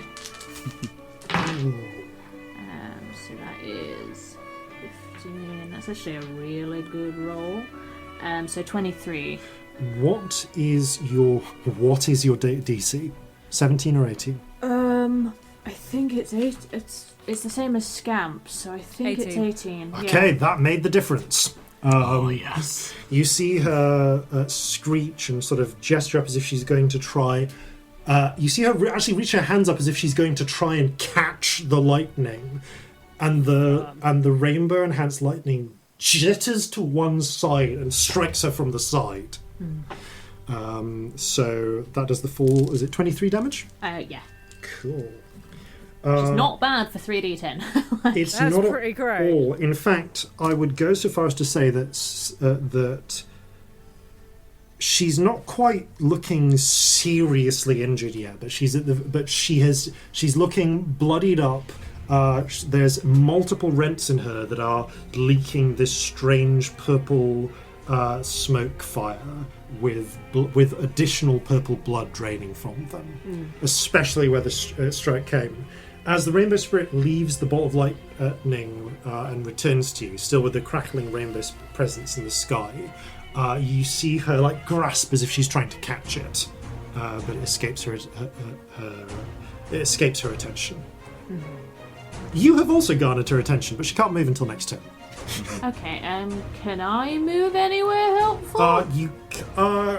Your options are, unless you want to try and climb up onto the roof, because you can't fly anymore, you could try and move next to Corzin and Scamp. You could try and... you could also try and get up to the roof through the ladder. Both ways, moving from your position will cause the zombies around you to try and attack you. Mm-hmm. I think I'm going to stay where I am because I can see the sky. I think that's probably helpful. Okay, that is helpful to know. And that changes her plan a little bit necessarily as well. Okay, end of the round, top of the round, Corzin. You are by Scamp. You've just avoided being pinned under the rubble, but you can see that Scamp is pinned under heavy, burning timbers. Yeah, can I try and pull them out? You can. I'd like an athletics check from you, please. Okay. Yes, please. Natural one, but lucky. Jesus. Okay, that's not great, but it's a 14. 14 is not quite enough for that. I was going to say, have I got my? Have You I used do my have- reaction this turn? You used your reaction last turn, so you still have it. I will use it. Okay. Let's burn through these sorcery. Okay, balls. there is a point that, Corzin, you're trying to push. You feel your hand starting to burn, and it's technically still alive next. Actually, okay. And the zombie next to you, which had been crushed under the roof as well, starts to get up, and it just adds just enough weight to push the beam off Scamp that Scamp can struggle out. And then with Scamp gone, you let go of the weight, and the beam crunches down on the zombie. Okay. Nice. So that Do I still have my movement? you do. Right, I'm gonna just That's very like it's quickly say, actually gone. "You all right?" Right. Yep. And I am gone towards the hatch up to the roof. Okay, the hatch up to the roof was not actually particularly trapped, so you clamber up to it. Damn it! A double bluff. Double bluff. Aha! It's just the way she came in.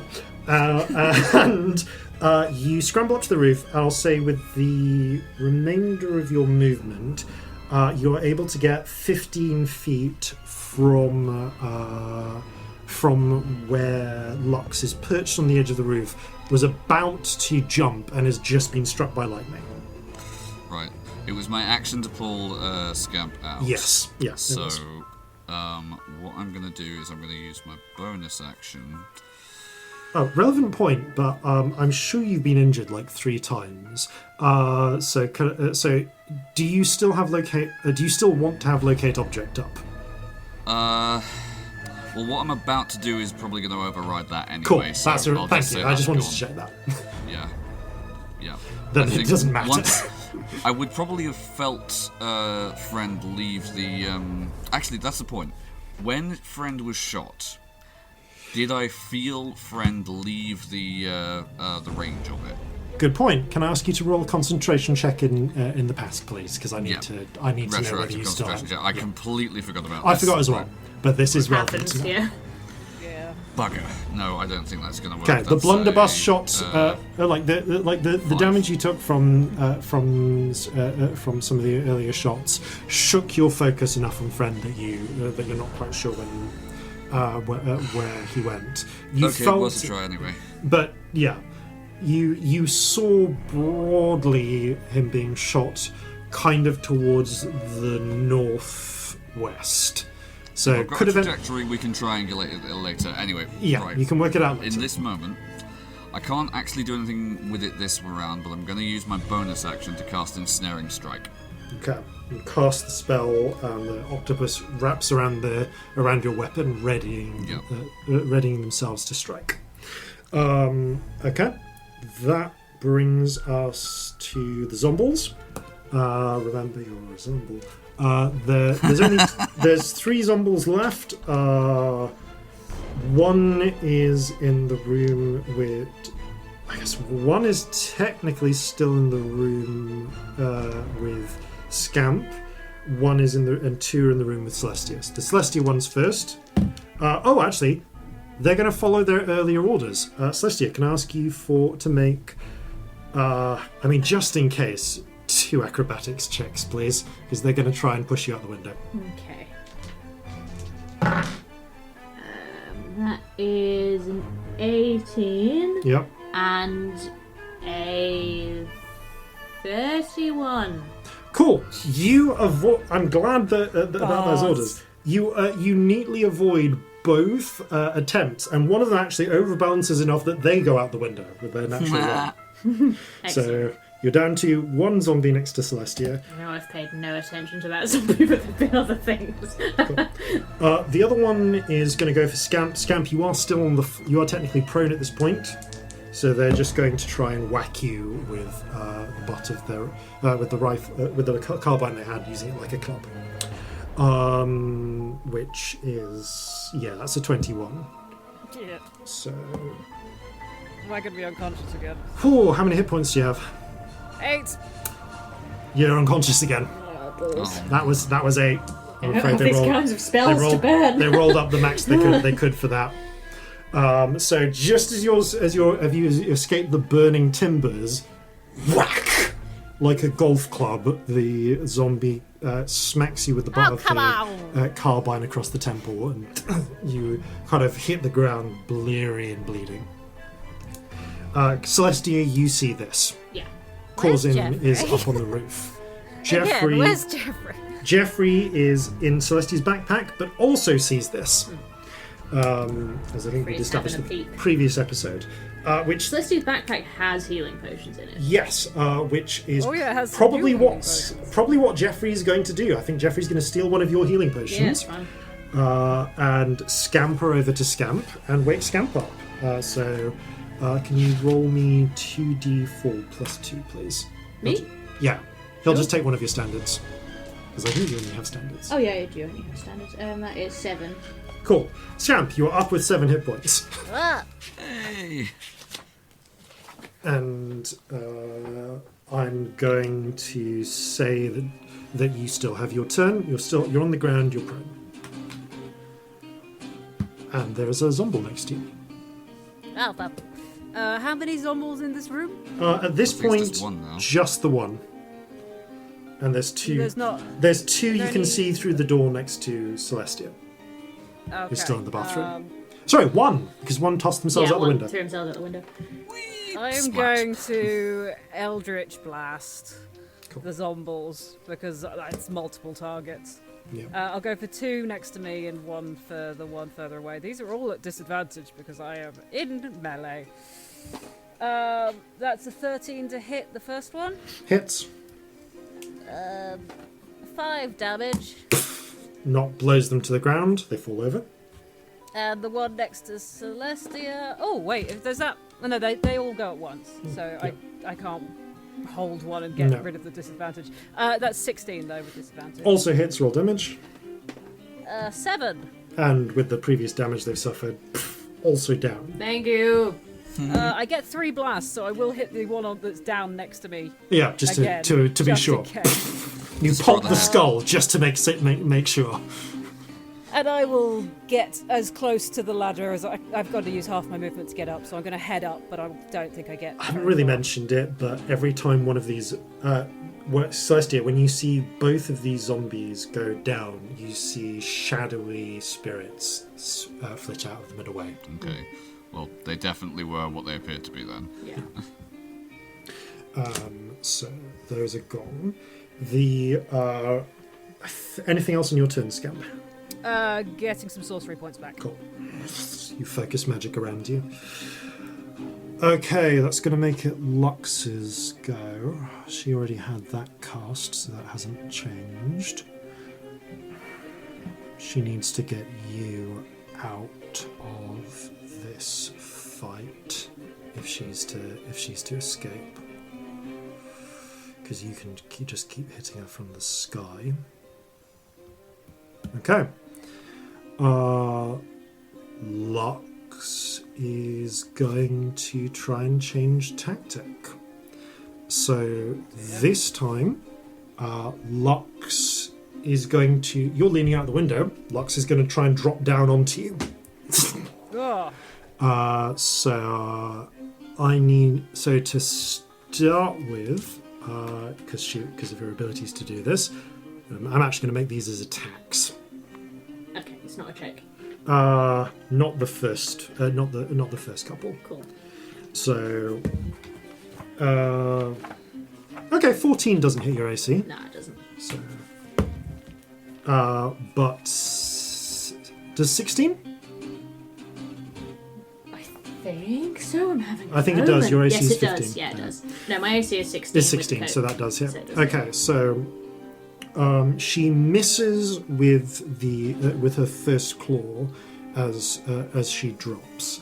The second catches you, and you actually it's not too bad. You only take 4 points of piercing damage. How are you looking? That. Still in the teens? Yep. Excellent. And now I need you to make an athletics check. Acrobatics check. Blood magic. What was that? Athletics? Acrobatics, actually. Sorry. 17. Okay. But her tail wraps round you as it lashes out from the coat and brings you tight against her. Oh. So to begin with, you do take a little bit of extra damage from that.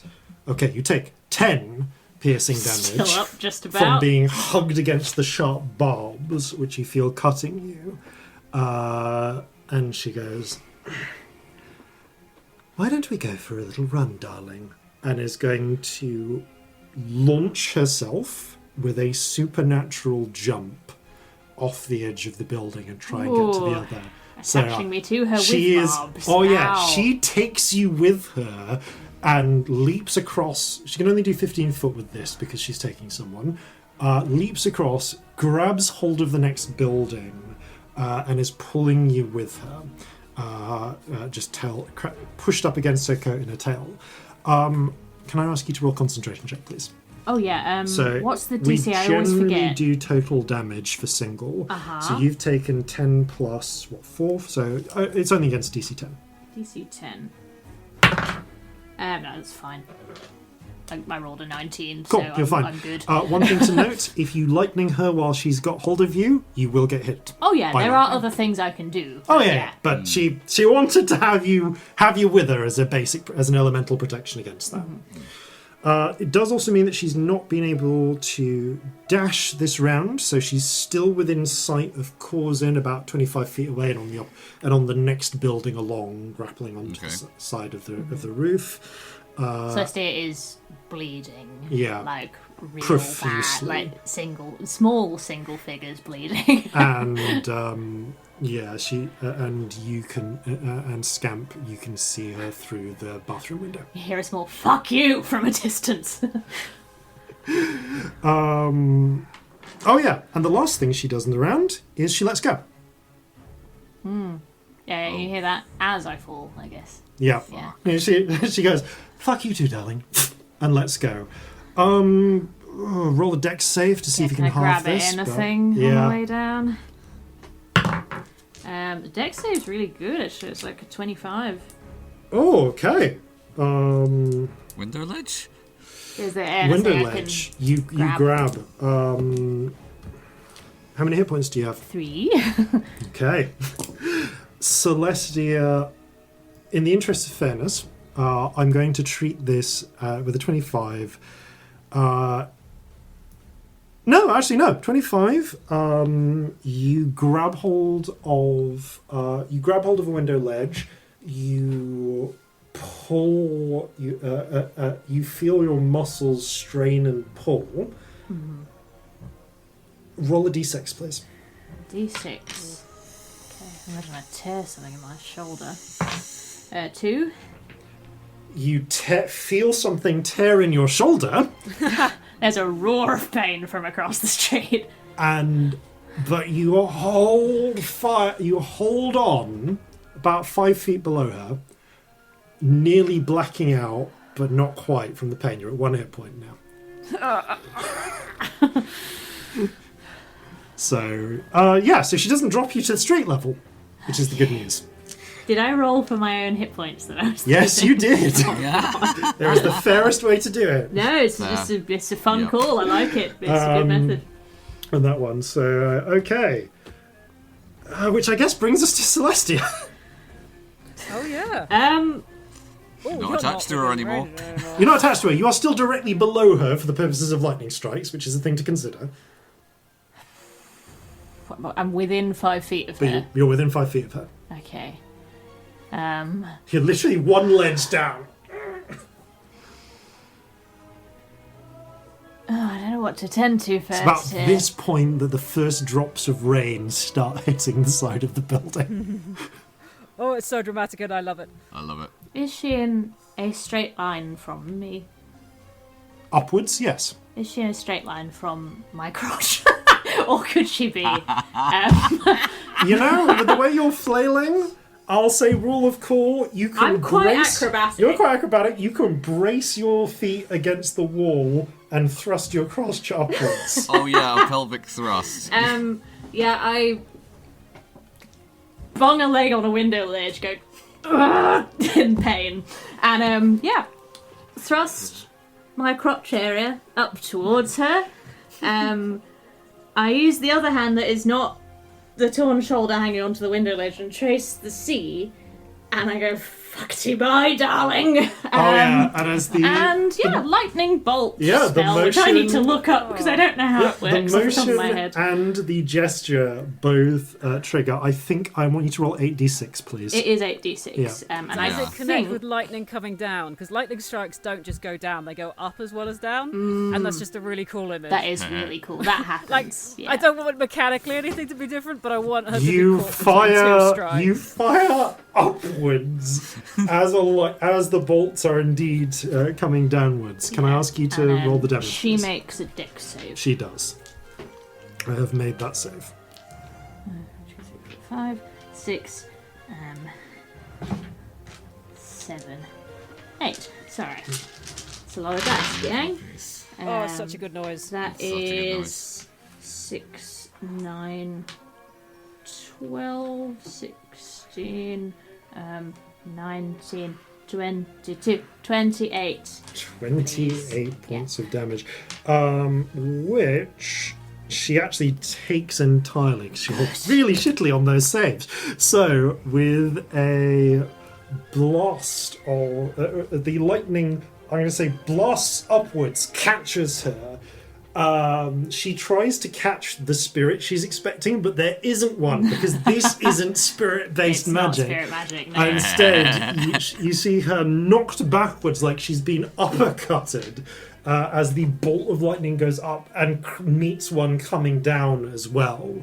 For the sake of drama, I will say that she is blown from her perch and kind of catches herself on the building opposite, about 10 feet down now. Okay. She's now 2 floors below Corzin Scamp on the same building. Heal myself.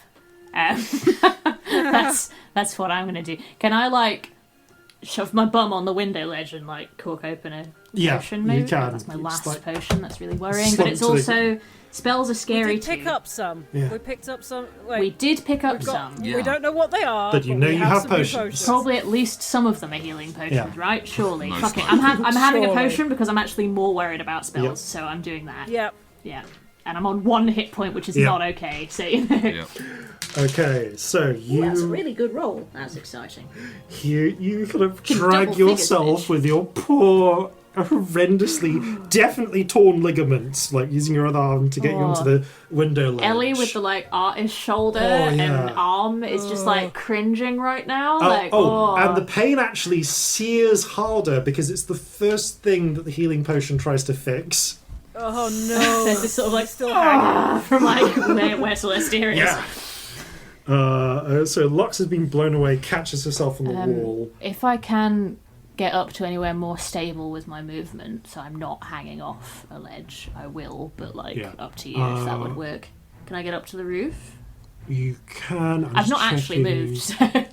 You've not. It's half your speed to climb, but you can get up to the onto the roof. I'm going to get onto the roof just so that I'm not hanging Yeah, just get onto the edge of the roof thing. so that you're not hanging on to the edge, which you'll find to do with your climb.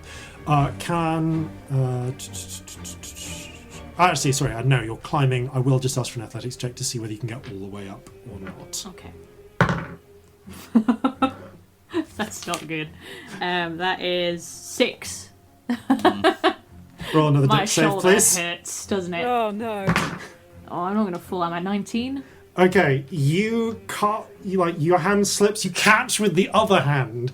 You can't.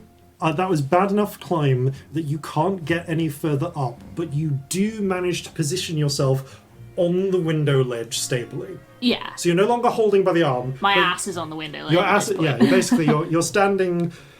You know when you get those. You know when you get like in films and people are really high up in the building and they're like trying to move from one window to another, And they're they do the they're doing the wide arms, wide leg arms. stance. Yeah, you're doing that on a fourth story window.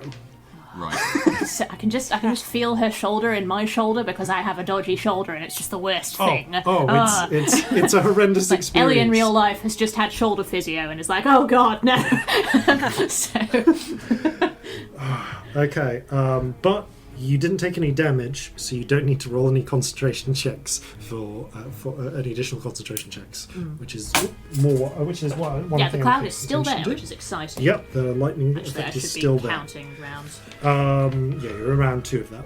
So that brings us to the top of the round. Corzin, you are stood on the edge of the roof. Peering down, you can see 20 feet below you, Lux has been blown and is hanging onto the side by the lightning strike, is hanging onto the side of the building. Okay. If I were to use the slug shot, would I be able to get her with the blunderbuss from this range? Yeah, she's within the blunderbuss slug shot How range. bad is she looking? She is looking seriously injured at this point. There are huge rents in her, spilling this strange sort of spirit flame blood stuff. Okay, right, I'm going to attempt Also, to... from a spiritual standpoint, you feel you can see strands of something purple and fire-like spiraling out of her that is affecting your spirit senses as well. Okay, yeah. Might, if I can subdue her long enough, have a look into the ethereal plane, see if that shows anything different. But for the moment, what I'm going to do is I am going to attempt to shoot her with the blunderbuss. So, Go for it. go. That is a dirty 20. Hits, roll damage. Okay. This is with death, which makes a difference. Yep, okay, so base damage. That is 9. Cool. With a further... Oh, actually, no, it's 15, sorry. With a further 3 from the ensnaring strike. Okay. She needs to make a strength saving throw or be restrained. That at least is magical. Okay, she breaks. She just bursts. The octopus. She strikes. It strikes her. She staggers for him, holding onto the edge. The octopus tries to wrap around her, and she just grabs hold of the octopus, smashes its head into the wall, and flings it back up. Because that's how her magic resistance works. That's really interesting. Okay. Right, but she did take the damage. She does take the damage, though. And right, that's the. I just need to mark off that spell is expended.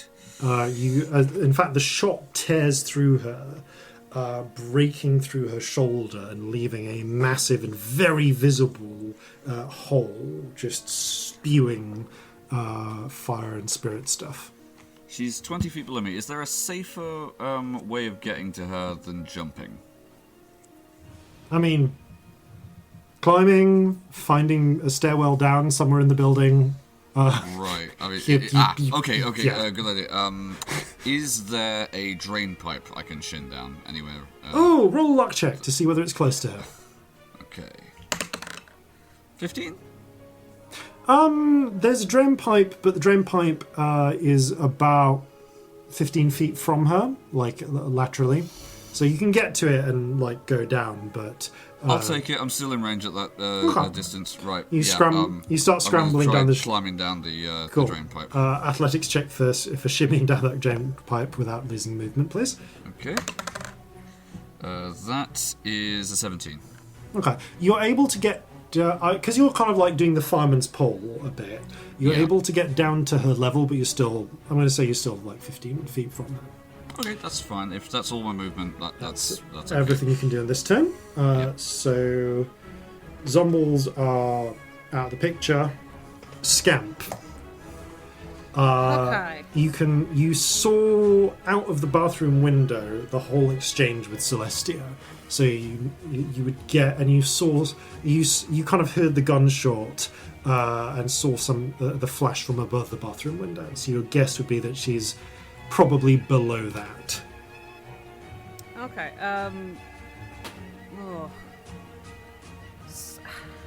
Would I be? Do I think I'd be able to get to the rooftop and be able to see her, or am I better off going to the window? What are the distances? I'm just having a difficulty remembering distances. It's all right. Did you stand up on your previous round, or were you knocked down? Yeah, I moved towards the ladder. The ladder. Yeah, you did. Yeah, I moved 15 feet towards the ladder. Towards the ladder. Okay, in which case, it's probably easier for you to finish getting up the. Yeah, I'll say that it costs you 20 feet of movement to finish getting up the ladder and then go to the edge of the roof. My bad. So cool. You do that. You peer down. You can see she's holding on with one claw, one of her clawed hand, and scrabbling with her tail. She is streaked with injuries. Her form looks like it's barely holding itself together. I'm gonna Eldritch Blast, because I'm angry, and that is all Scamp has left right now. And I'm also gonna roll the friend dice because it feels appropriate. It does. 18 to hit. She looks up as you cast and says, "Life and form are wasted on you, you spoiled fragment." How would you like to finish her? I want to hit her in the skull. Nice. I mean, is there any sign of the silver skull? Yeah, you can see her with her coat hanging open. You can see it glistening in one pocket. Okay, I've got 3 blasts. I know it only takes one, but I want to hit one of them dead between the eyes, and the other one I want to blast the pocket open. And I just want to hit both her skulls simultaneously. The real one and the silver Cool. one. Roll damage, please. 7 on the first strike. The other one, 6. And there is a third one, which I guess I'll just go for the chest. Cool. Which is only 2 damage. All right. As she says this, you just you fire down one shot bursting through the head, this next smacking through the skull, the third into the chest. The skull shot blasts the silver skull through her form and out the other side. As you see with the other 2 impacts, her form comes apart like the stitching of a teddy bear, in a somewhat more grim way. Her body splits apart at the seams, purple flames and smoke escaping it. Very small spattering of slightly pinkish tinted blood hits the wall, far less than her body should contain. And the rest of it crumbles into motes of light, which are all sucked into the falling skull. Celestia and Corzin, you see briefly as the form explodes, a ghostly purple echo of that body clawing at towards Scamp before being sucked into the skull itself. Where does it go to? Neither of us catch it? I think she's technically below both of you. Oh, she is now. Sorry, I've got her stuck in my head above me. It sails down, and you just see it smack into the gutters, which are starting to run with rain. Okay, we need to go get that. Yeah, that was all very dramatic and all, but let's go get that. Yeah. In fact, I will go get that. No one else touch it. Yeah, I'm gonna stay here. You perch on this rooftop. You know when somebody is doing pain breathing and just sort of involuntarily crying a little bit and looking quite far away because of agony? That's what's you're happening. on a different it's building. It's really bad. You look round, there is a terrified-looking halfling family just, like, staring out at you on their window. Just give them a, 1 minute signal through the window. Just... Just open the window just a little bit. I just knock on it. Could you open it? Please. Whether out of terror or having seen you just fight what was clearly some sort of demon, a rather scared looking halfling woman cracks it open a little bit, enough for you to then pull it the rest away, and then she grabs her family and they just run into another room and lock it. Thank you, I'm going. I just needed to get downstairs. I get downstairs. Yeah. The three of you find the respective stairwells and scramble down to the street level in a kind of ragged sort of mess. Scamp, looking around, it takes a few moments to spot it, but with whatever the fuck just happened above, people are staying away from this street because there was just someone got hit by lightning, there was fire. Oh yeah, the rooftop is on fire of this building. That's raining, it'll be fine. Definitely not fine. We should do something about to that. rain. Yeah, so it's debatable how much damage it's going to be, but actually this is a good point. There's been all this chaos and there's been a fire. So by the time you are not the only people running downstairs in that building. Other people are fleeing as well. So I'm going to say that Corzin and Scamp kind of get down, all three of you get down at the same time, but now there is a rush of people struggling out of the buildings, running for safety or clustering, trying to get a look at what's happened. I need all three of you to make an investigation check, please. Mm-hmm. Yep. Because now the street below is full of bodies. Yeah, I'm distracted by the pain in my shoulder. That's only a 14. Sight-based, so... Yeah. Would I have advantage on that? It's not perception check, but it's still... It's investigation. Was that 22 from Scamp? 17. No, my modifier's a 1. Yeah. I can't roll a 22. No, that's a 4. No, yeah, that's a 4. Whew. I rolled a luck check to see if someone else picked it up first. Why would someone else pick it up then? Because it's a shiny silver thing in the street. Yeah. I rolled a 20. Scamp, you pick it up. You spot it just in time to see a halfling child spot something shiny and start running over towards it, but they are a little bit slower than you. You have no idea how bad that would be. Oh, okay. They struggle to scamper away. Have a gold. They've already gone. Oh, never mind. Do I even have any gold? You are covered in injuries. There is a lot of shit that's been going on. People are actually you're struggling to keep, but as people notice the three of you, they are keeping their fucking distance. God. Cousin, where's friend? Alright, I'm gonna try and cast Locate Object again, because I still do have one second level spell slot. Cool. Alright.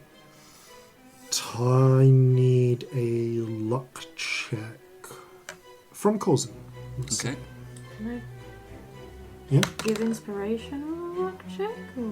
That's an interesting question. You can't, because it's luck. This is literally just, I need to check, I need to know something. No, that's fair. Yeah. I wondered. 14. Can I bend it though? You can bend luck. Let's do that. You can literally That's- bend I mean, it's luck. luck, yeah. Yeah, that is kind of my thing. That's adding 3. 17. And I'm down to 2 sorcery points. Okay, Oh, mate. you And sense the 2 spell direction. slots. Oh no, 3. North-northwest, out to the sea, going more north-northwest as the sea is washing it outwards. But it Tide's hasn't. The tide has not washed it out of your range yet. Alright, I think it's time to see it. Okay. Come on, let's go. Okay.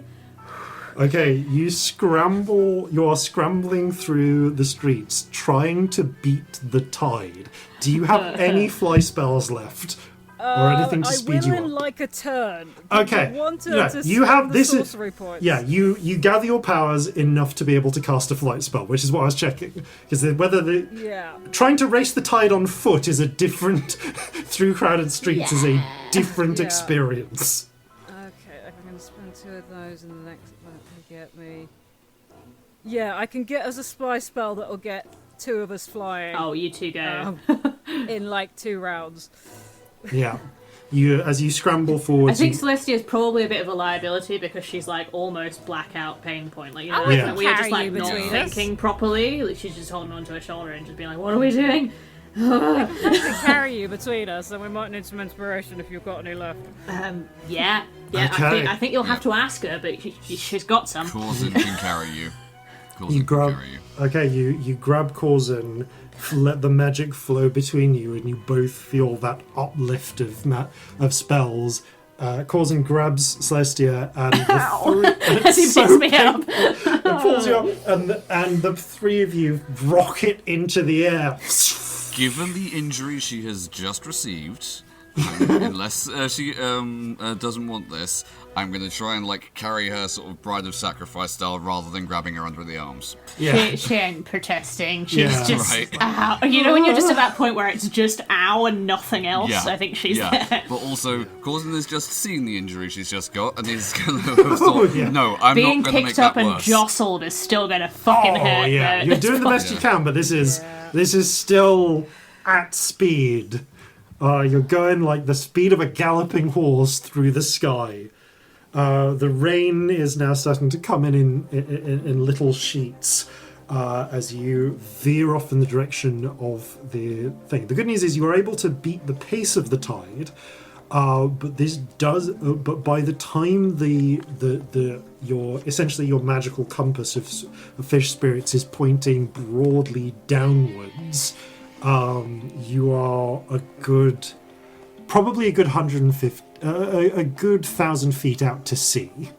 So, good thing you caught that one in time. And it's straight down into deep waters. Right. Can we also? I mean, we canonically do water breathing Yeah. every day. You also have water breathing. If you want to drop down, cool. It's hard because it's dark. You've got a sense of direction and where things are moving, so you can get close with magic, and it fucking hurts as the salt water hits all of your wounds.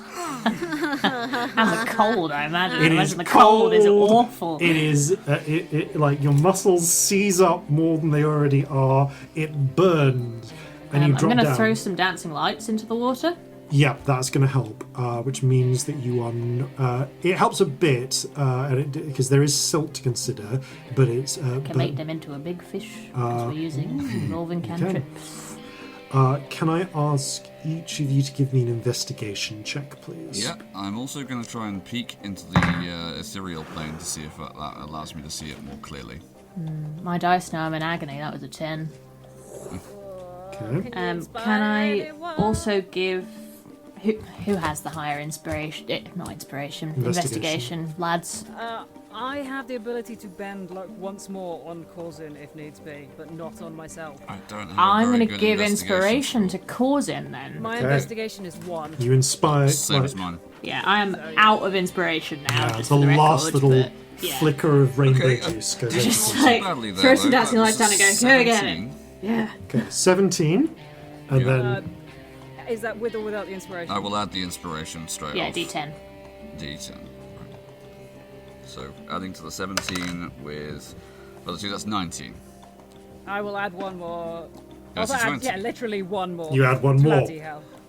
That's the number you need, Oh, because it's the C.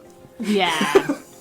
Yeah, fair. I'm going to say that Corzin, only by staring into the still world, where the tides aren't moving, are you able to catch a glimpse a glimpse of a figure being slowly pulled along, looking like a little like Scamp, but blurring at the edges, like that form is starting to come apart a little bit.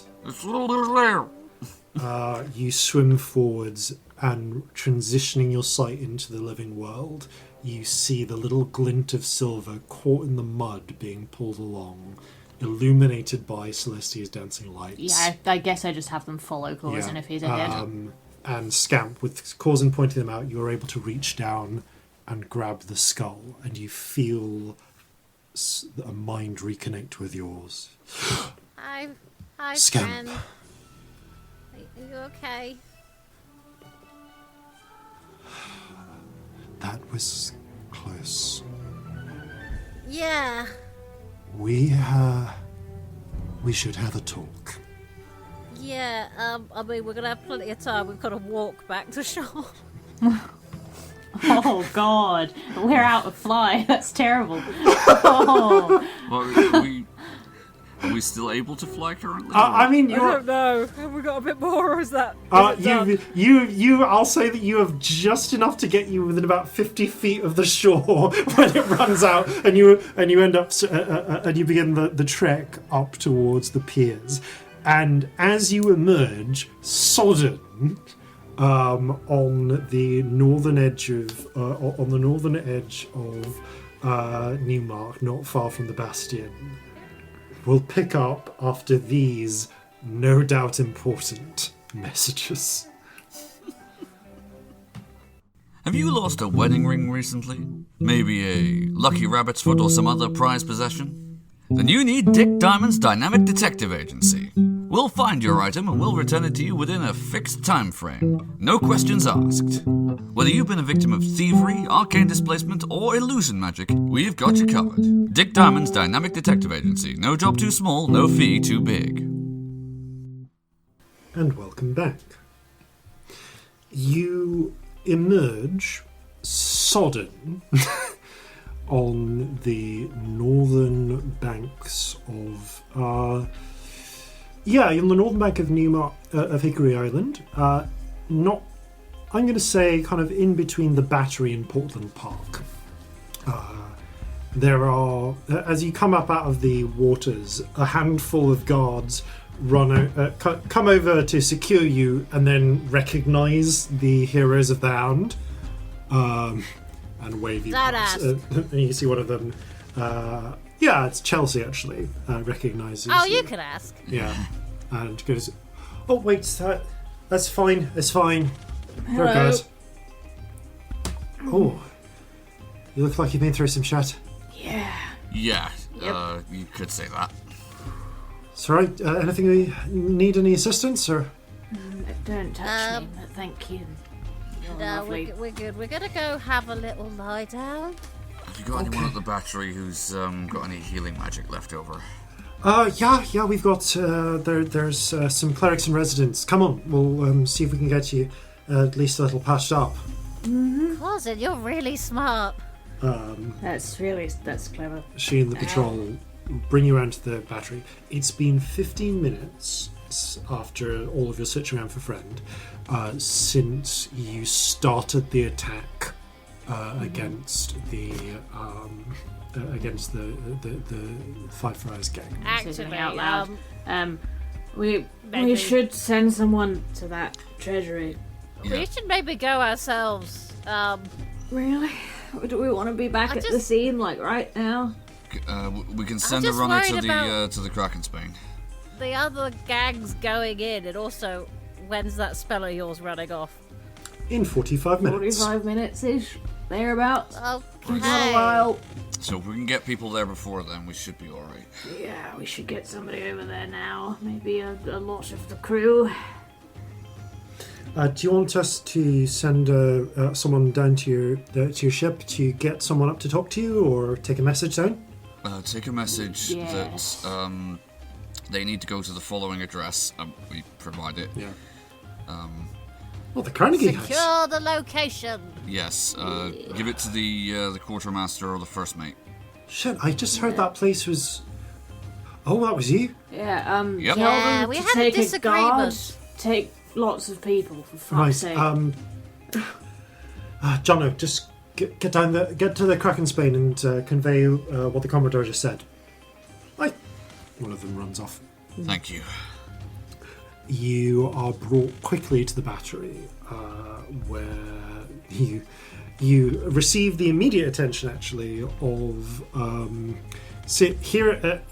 it meriting his attention. Jan House, the minister of St. Fury. Well, this is a bit of a to-do, isn't it? He says as he comes into the room. It's mostly our fault, to be honest. Do I want to know why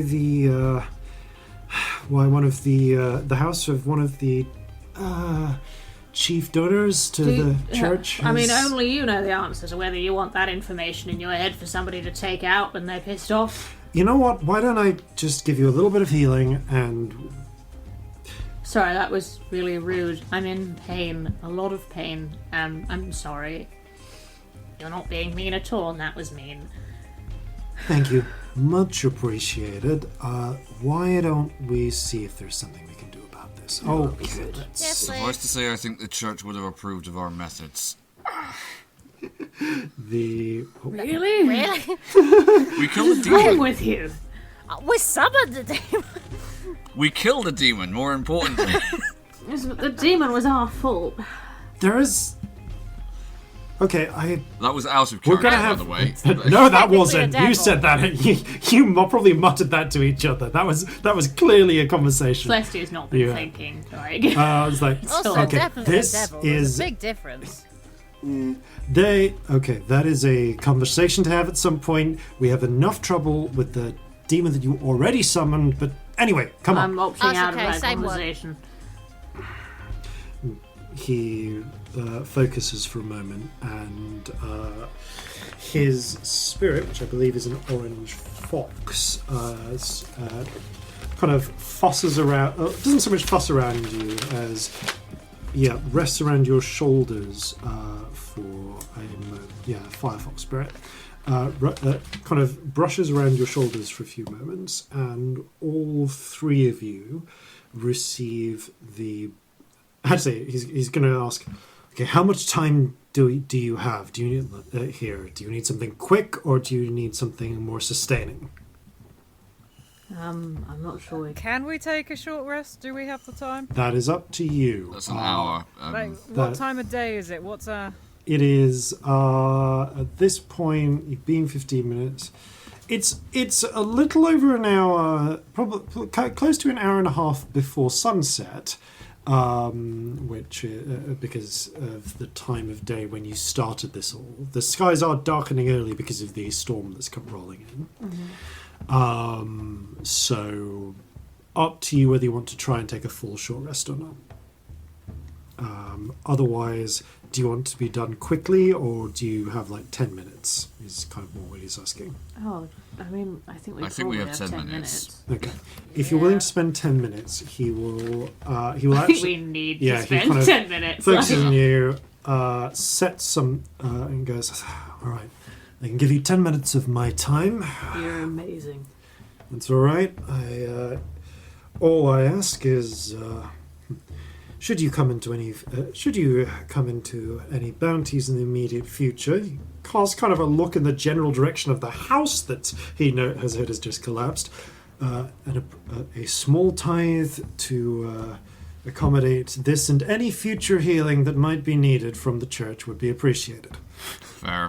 We can probably do that. Yep. Thank you. Donations are always appreciated. Okay, let's see what we can do.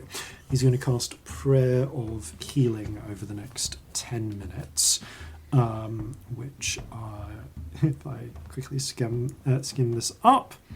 Yeah, so this is going to heal you. It's going to heal you an amount which I can't find. There we go. Right, with his ability modifier and this and the effects that he is using, you gain cool. 8 times 32, 36 hit points each over the next 10 minutes. Because he has the feats that let him do this at maximum with and he's casting it at a high level. Okay. So you get the most healing you can get from this. You're a wonderful person. And he kind of finishes the prayer to St. Fury.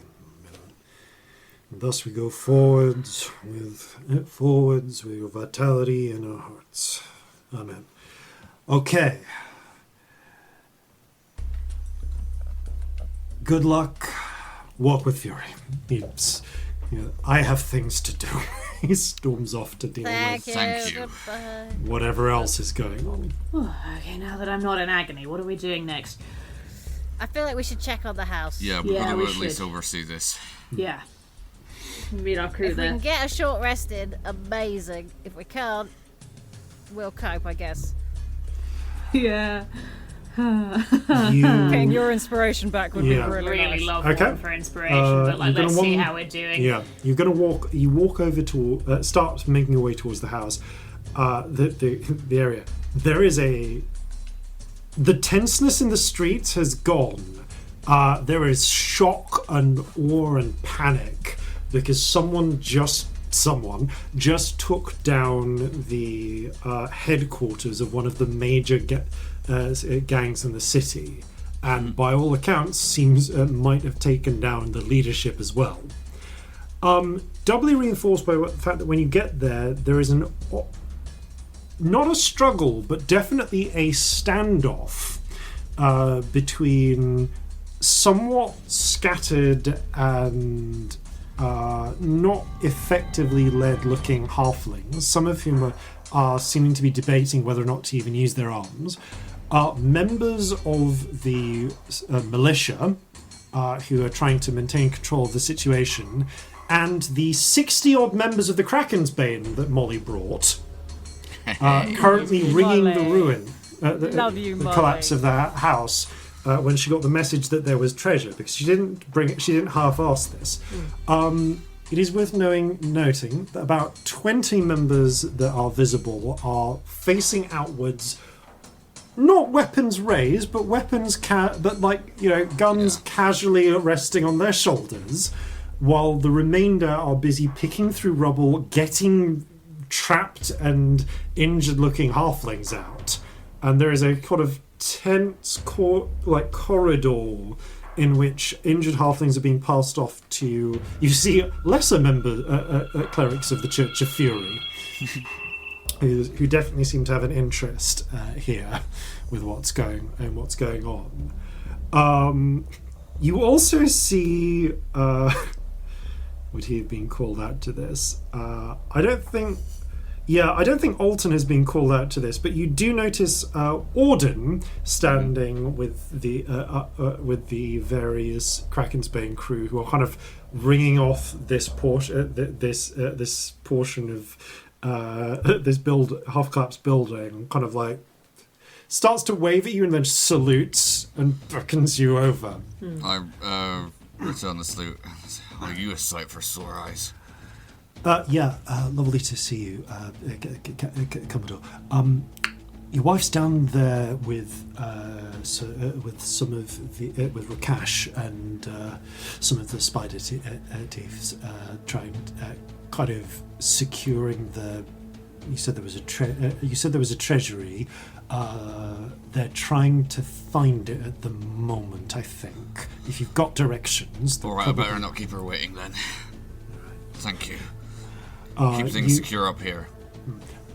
Looking at the position, you can see that there are several of them trying to pick their way through the rubble down below. Celestia, you're the only one who actually knows the way back down through the secret entrance to the tailors. I know where it is. I'm gonna beckon to anyone. Yeah, you beckon to... You see about 20 members of the Kraken's Bane, most of whom are spider tieflings. So there's Rakash's there, as is Triala, as is Molly. Come up. This way.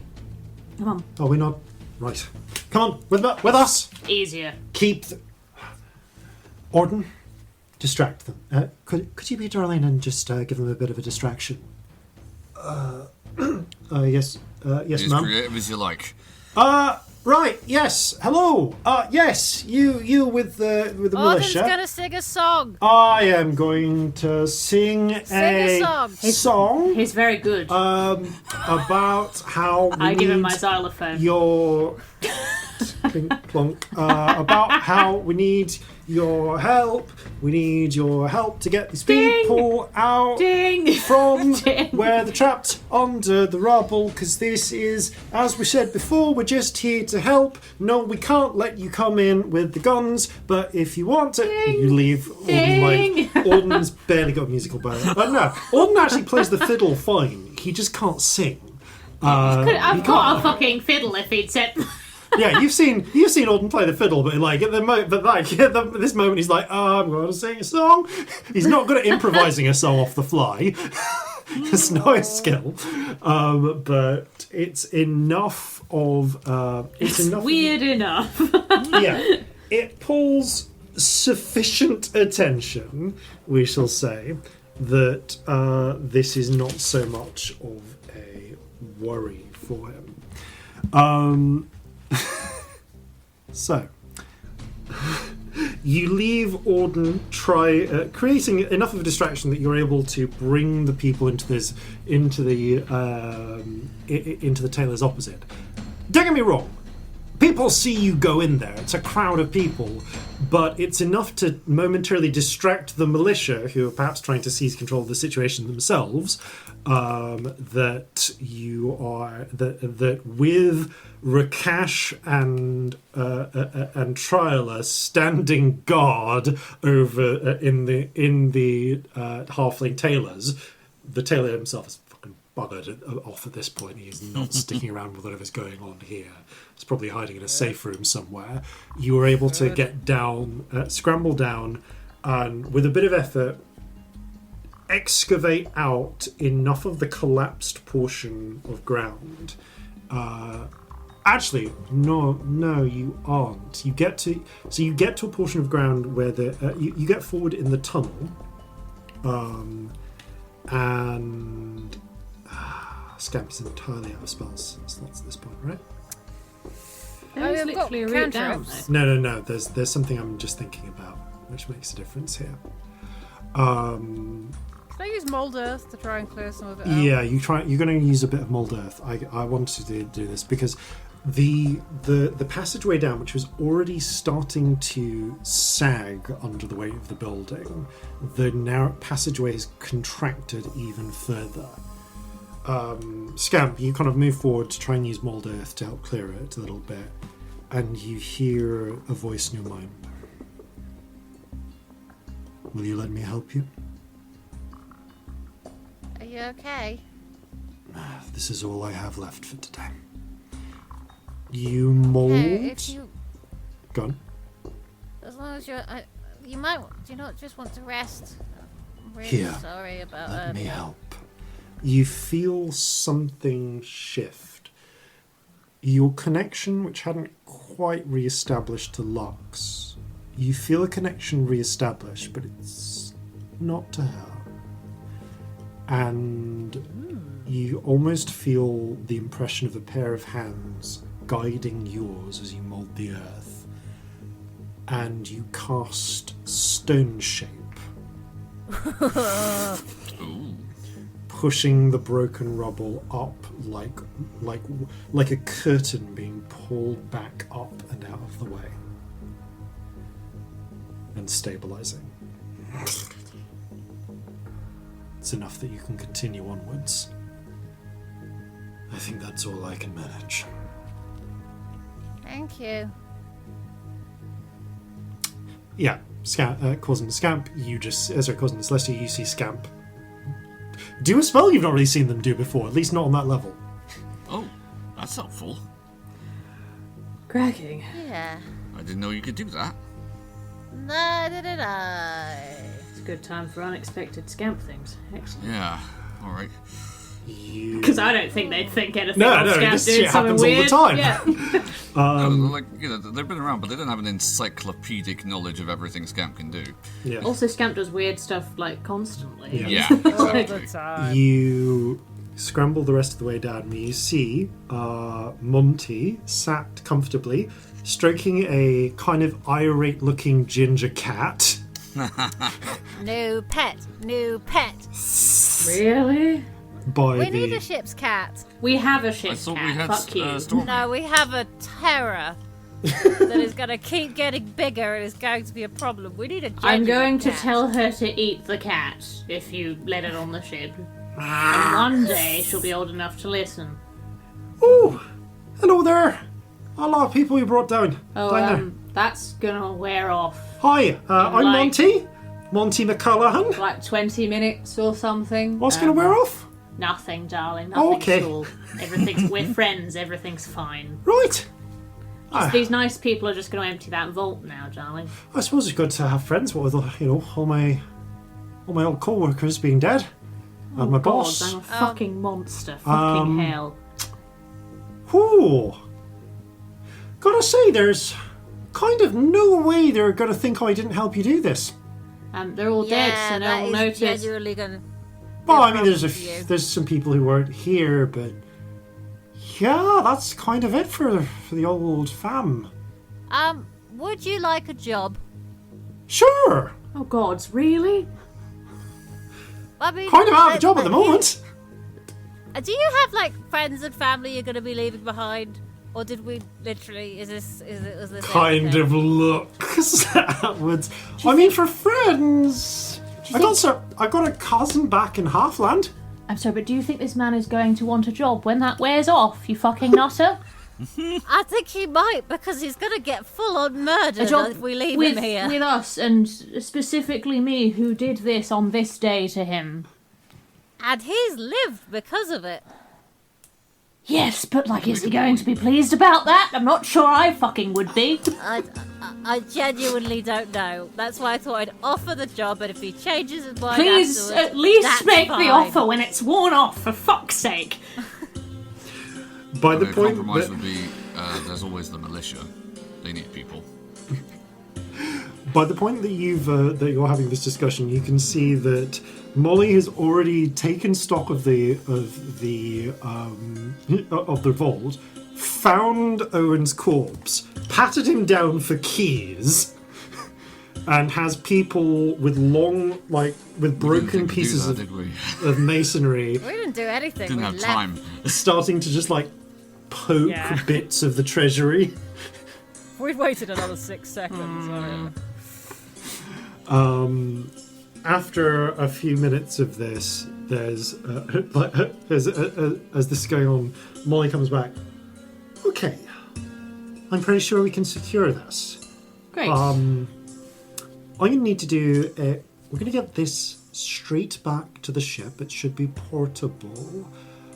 I'm trying to think whether Molly knows about your ability to compress space. This is probably something you've told her. Yeah, I think she does. Come up in planning. We did it when we were. was- Do you have? Yes, you did. discussing Chocolate plans. Town.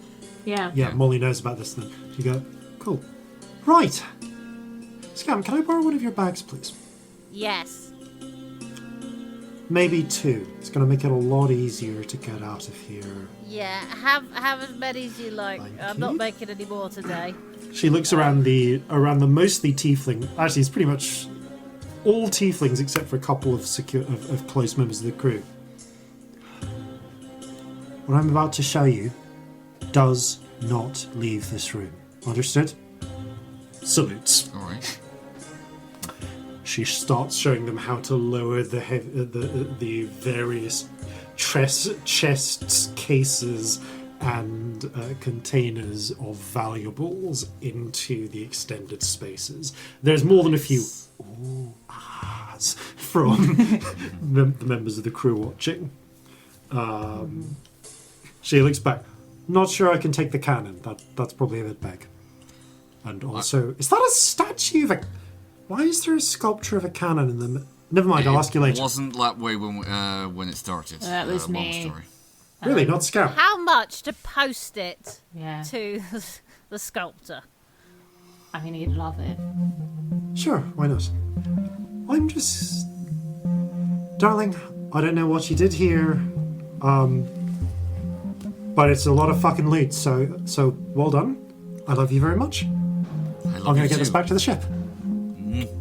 We have made payday. This is best supported marriage. And you can go over the precise levels of the loot later with Molly. You have the... I'm going to say that the potions, the drugs, and the scrolls are the most immediately valuable loot. Although she does start taking as many carbines from down here as she can as well, because why wouldn't you? Yes, that's always good to have extra weapons. Yeah. Oh, we killed so many people that could have been so good in the militia.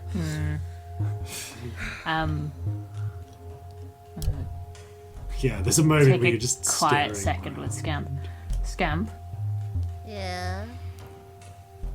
is friend planning on explaining, or am I gonna have to start getting really grumpy over here because what the fuck was that? Does he have an explanation? Is he planning on giving one? I can give you the best explanation I can, but maybe this is not the place. This is not the place, but yeah, he wants to have a little chat. Good. Should we Because go have a little sit down at the ship before everything? yeah, it doesn't starts have to be to exploding? all of us, but he does not get to put you in that level of danger and not explain what the fuck that was. That's not how this works. He terrifies me anyway. He always has. This whole thing is horrifyingly sinister, and I... There needs to be some sort of assurance that you are safe, or if you aren't safe, we need to know how. I don't need to know everything about this situation, but we need something, because that was horrifying. Took a lot Entirely more too damage close. from the halflings than I did Lux. The halflings are the ones that nearly killed me. That's what we do every day. No, I didn't mean that. I meant her and the things she said to you and how you would have fully destroyed yourself to save friend. With no explanation That's what you do of... for friends. I'd do that for you, or Corzin. I know, Jeffrey. I know, but we're not a voice in your head telling you what to do. We don't know who he is, we don't know what his intentions are. I'm scared, okay? I have been for Yeah. ages. Okay, well, I'll have a chat with him. Okay. In which case, if your plan is to make your way back to the ship, you head back out through the secret exit. Oh yeah, what do you want to do with Monty? Molly, have this. Oh, thank you. It's got 15 minutes left. Congratulations. Well, you heard her. We got 15 minutes to pack up and be gone. I made that number up, but No, it's probably about right. I guessed. I think I have one more thing to say to Scam on the way out. I think what I want to know is if Friend is planning on anything similar at any point, if he has that ability, if he's secretly terrifying. If I'm horrified by this whole thing. Anything to reassure us that is not something that they are either capable of or intending to do, that would be Well, helpful. I gave Lux a body. And we know what Lux could do with a body. that we didn't really think about it. We saw what that cat was like. That was Lux with a small body, and we gave her a devil. Yep. Well, maybe should have thought that one through. I am issuing a new shipwide edict. We do not summon anything we cannot banish. Where was she going? The ship with all the fire. Why? I think. Because it's home. What does this mean for you? I don't know, but I was going to ask, did anyone make a note of that teleportation circle? What, it's blasted to pieces. No, it was in bits. But like that's the thing. It was the counterspell blasted up the rin circle. I don't suppose we could scry on it. Oh, maybe. Yeah, you actually could if you want. Yes, I mean, I'm not sure right now is the time, but yes. But yeah. Yes, we could. If I can learn that, we can go there. It was nearly done, I think, wasn't it? Yeah. It was. Yeah. We could give it a try. Just on the off chance, because you did all get a glimpse into the room before this happened. If anyone wants to, they can roll a raw intelligence check. Sure. Oh, I Might do as well. want to. No, 12. 5. 24. Nice. Cool, 24 does it. You remember the eye extend the power of the eye of the storm extends your intellect and your memory. It's not quite eidetic memory, but it sharpens your recollection, and you remember seeing the symbols scratched on the floor, and you recognise them. You've seen them once or twice before only, but you recognise them as the symbols on the teleport circle that was in the Institute and is in the process of being brought on a boat to you. Hang on, it's the one in the Institute. That one. What? Why was she going there? What was that? Why was she going I there? have no idea. Is it near If the you ship? you hear a friend's voice in your head. If it's en route, it's probably been brought out of the sanctum. Yeah. Friend, just for once, could you fucking talk to all of us? Oh, You hear a voice it's out in your of the head. sanctum. She would have been going for one that was outside of a sanctum. Just any? She never went to. She never went to Kibir Nagash. The only ones she's seen would have been back towards your son, putting her on an entirely different continent. Corzin breathes very deeply. Or she couldn't have gone to this ship because you keep it in a sanctum. So that's the only one she could have gone to. So if she was wanted just looking to get it away. out. Okay. Okay. God, just give her a Right, few more that makes days. She would have sense. turned up at Leah's. Ooh. Leah would have murdered her.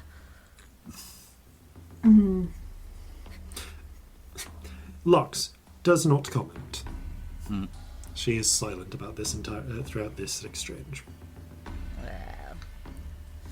Was there any consequences for reconnecting with CD? Because I don't think I've reconnected with Lux at this point. You weren't. The connection wasn't broken long enough for you to deattune. So Cool. yeah. Actually, while Celestia's thinking about it, if you don't want to reconnect with Lux, which would be understandable, we do own lead boxes that would probably do it. I mean, I thought maybe a lead box inside a bag. Yeah, or a lead box inside our lockbox. Or maybe, the bottom of the ocean. In a lead box. After this evening, I'm happy with any of those options, frankly, but I think maybe keeping nearby is safer. for now. Yeah, on second thought, I don't like the idea of anyone else getting their hands on this. The ocean leaves too much to chance.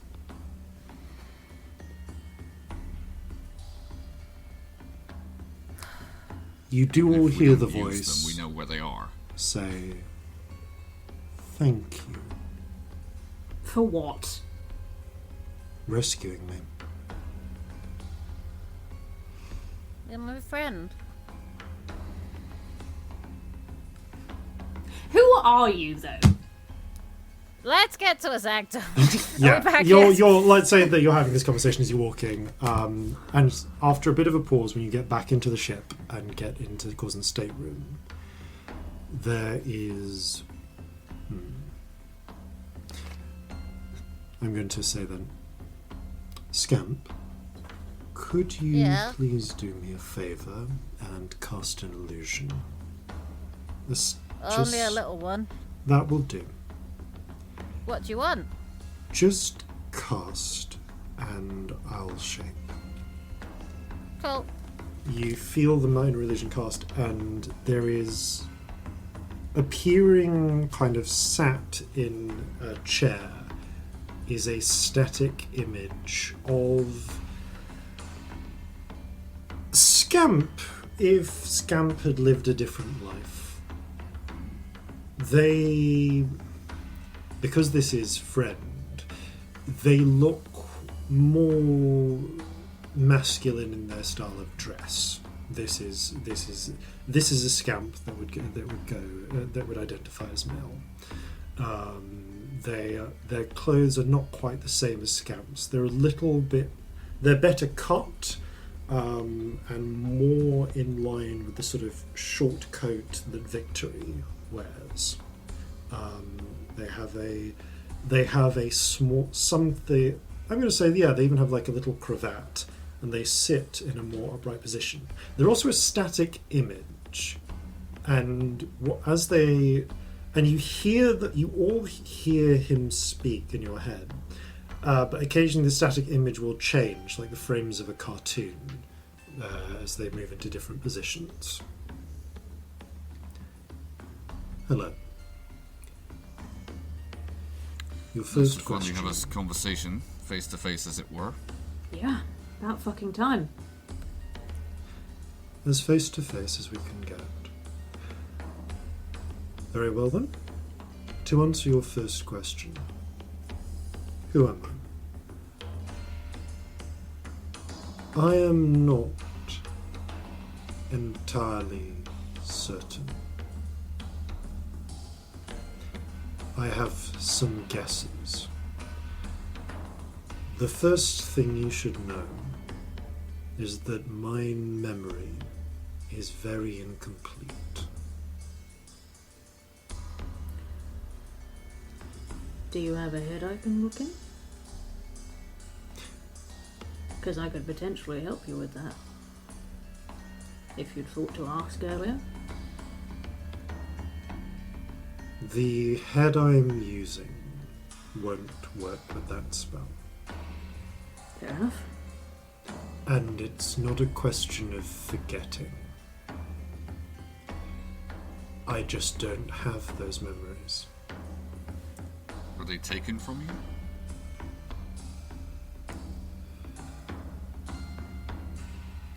Exactly how things happened is not clear to me.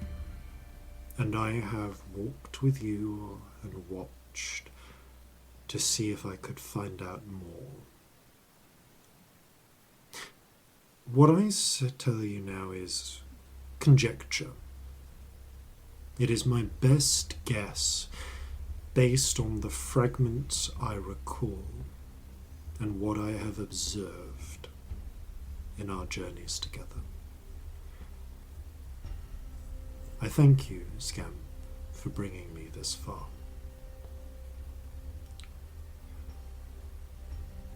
It is my belief that I am one of a number of splinters or fragments of a greater being.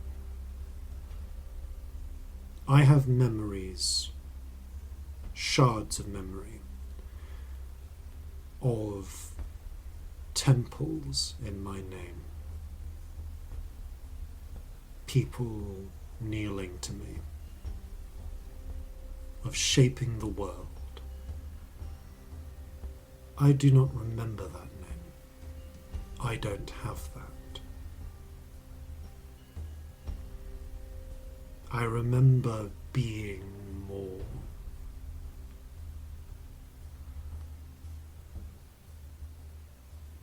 I came out of that split, I believe, with the lion's share of my power to plan and observe and strategize. I have memories of building and shaping and creating, but I know that I destroyed. Those parts belong to something else. Someone, I believe, took a hammer to what I was, in a way that confuses me.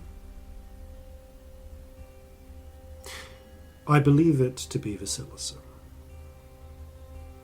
and my initial intent was as much inquiry as a curiosity as to whether vengeance was required, though that itself does not sit with me in the same way.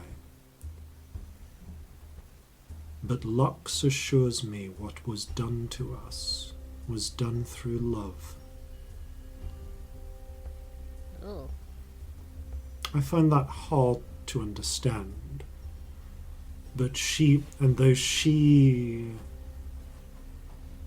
claims, or has claimed, not to remember as much either, her perspective is different. She says this is the thing we wanted.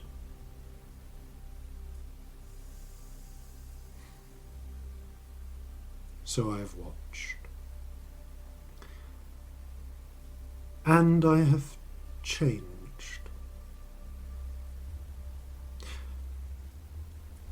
You are quite right, Celestia Stardust, to be suspicious of me. Had someone else found me,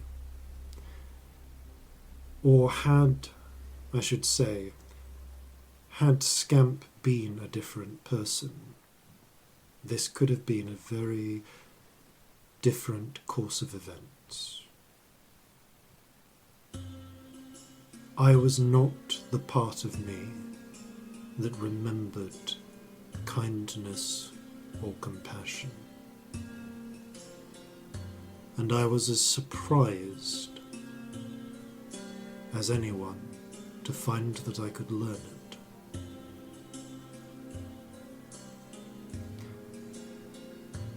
Oh dear. Does that mean we have to be nice to Lux? Because if you can learn it, she can learn it. That I'm not sure about. Not everyone can learn kindness. But everyone should be offered the chance to. Lux has had plenty of chances. She also had, as is evidenced, strong disagreements with the plan. What is the plan? Yes. Yeah, what's the plan? Do share. The plan changed. I believe the original plan was for us to come back together in some way.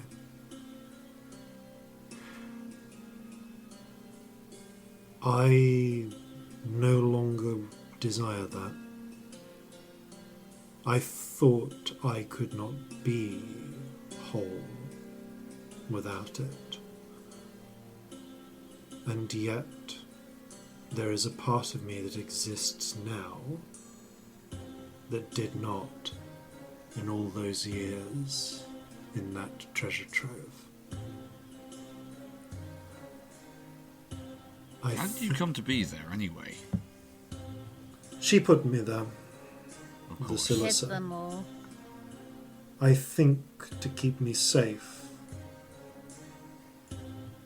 I think she did that with all of us, or planned to. Interesting definition She of didn't safe. do very good, did she? Lux never got there. She was stolen. Taken by the Silas's first mate. The one what done the murder. Yeah. But he's dead now. Yes, she bent him to her will. I feel like that is something that what we are is good at. Would make sense. Am I one of you? I do not know, but if I had to guess, I would say that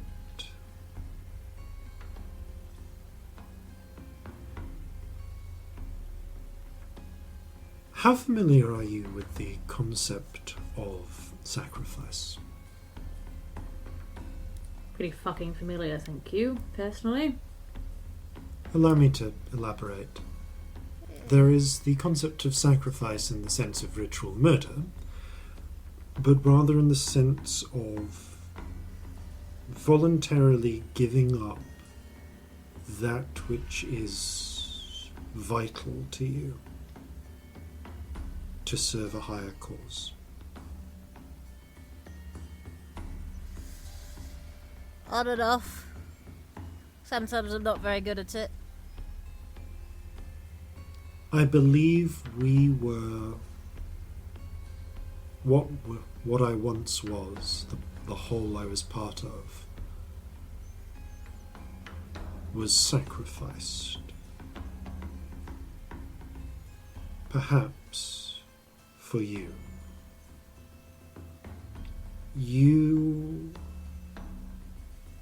I have looked, studied, watched. You do not have any hint of my lost memories.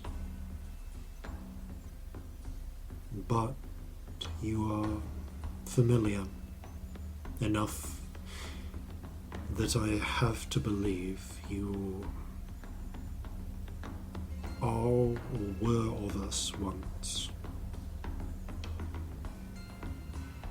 And you are the proof that there is growth beyond what we were.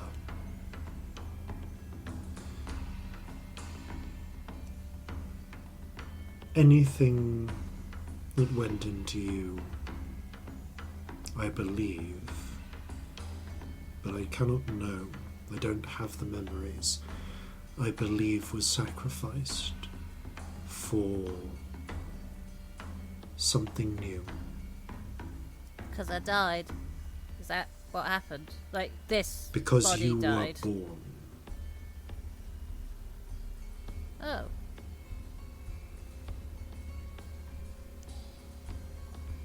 Huh. And what about victory? I do not know, but the Celestia certainly believed you dead. And I was not around for that. I don't know what happened. I believe I was one of the first to be stowed away, with the intent of being retrieved for whatever the original plan was. Yet I suspect she too has abandoned the plan. You mentioned the girl to Lux. Who was that? Was that Victory? Yes. Lux, I believe, wants to reunite us. She believes that enough of us together might be able to bring back what we were. But her intent, I suspect, was to be the core of that new being. Ugh. Were you the core of the old being? I do not, nor cannot know. Two of us are unaccounted for still. Wait, hold on. How many have we got? I've got 4. Where are the others? Oh, Victory's got one. Has Victory got one? Yes, the static image Yes. seems to nod, like it tilts head down then back up again. Is that one empty? I Or is- do believe so. You and she are alike. So we could. Ugh. I feel bad that you're all stuck in there when you could be. I don't know, like us, but to be fair, Lux maybe shouldn't get that To be opportunity. as you are is to die. Yeah, that's true. Everything that is me would be sacrificed, but the essence of me. So both Victory and Scamp. Something else was in those skulls, and then was reborn, and now there's them? That is my guess, but I imagine a die with 7 sides, and each My one head hurts. has a The fragment. dice have 4 or 6 or 8 or 12 or 10 or 20 sides. It's D7, yeah. A No, bastard die, no. if you will. Or a die. It is a thought experiment. Oh, it's horrible. I hate it. D7's I horrible. hate it with my whole heart. Or perhaps imagine. It's like it's melting. They're awful. Yeah. If it makes your life easier, imagine an 8-sided die where one side will never land. There you go. Yes. Perhaps it has a bump on it or something. The memory of the truth could have been on any one of those 7 sides. It is not in me, nor CD, nor Lux. 2 sides are blank, So it could have been lost. Or it but could be 2 with the others. are unaccounted for. Lux remembers a ship of fire. Yeah, I remember that. Well, it's sort of. real. I scried on it that time, it's real. It's there. And one was stolen by a great thief.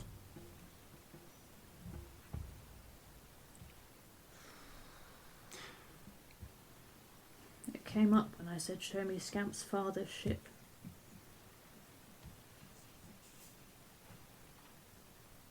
The image flickers, shoulders up, then shoulders down. Do I have a literal? Is that like a metaphorical father? Is there like am I a magic child? You are a magic child, but like... Yeah, but Yeah. is this sort of have we got a Jesus situation? Am I the Messiah? Not the Messiah. Very naughty child. No. You are, I believe, flesh and blood. Yeah, but I've seen people make things that look like flesh and blood, and Put it another way, did Scamp have a father in the same way I had a father? Did Vasilisa bang someone and then there was Scamp, or did something else happen? Friend, you know what the fuck we're asking? Why are you making it this awkward? You've made me say that with my mouth now, I hope you're happy. I really do not remember, but my guess is that yes, you were conceived in the normal way. There was banging involved, right. Glad we've cleared that up. That's somewhat reassuring in some ways.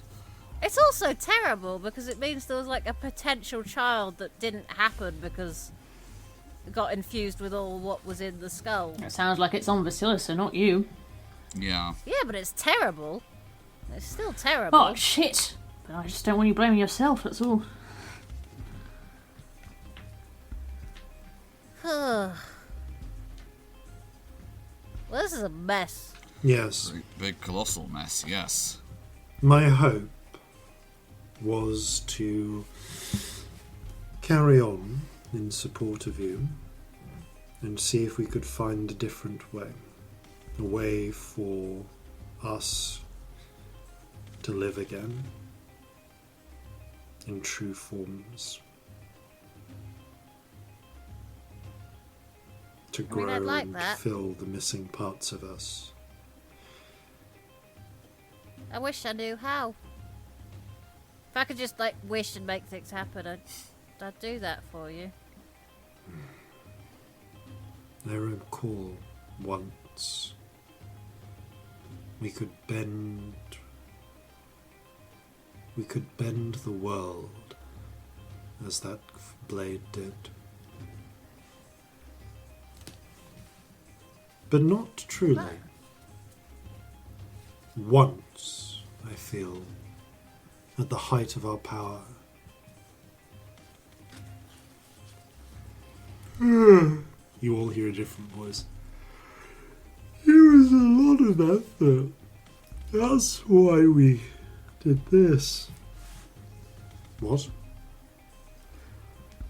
Yes, once we were big and strong, we could change things, but it's like the what's it called, the water thing.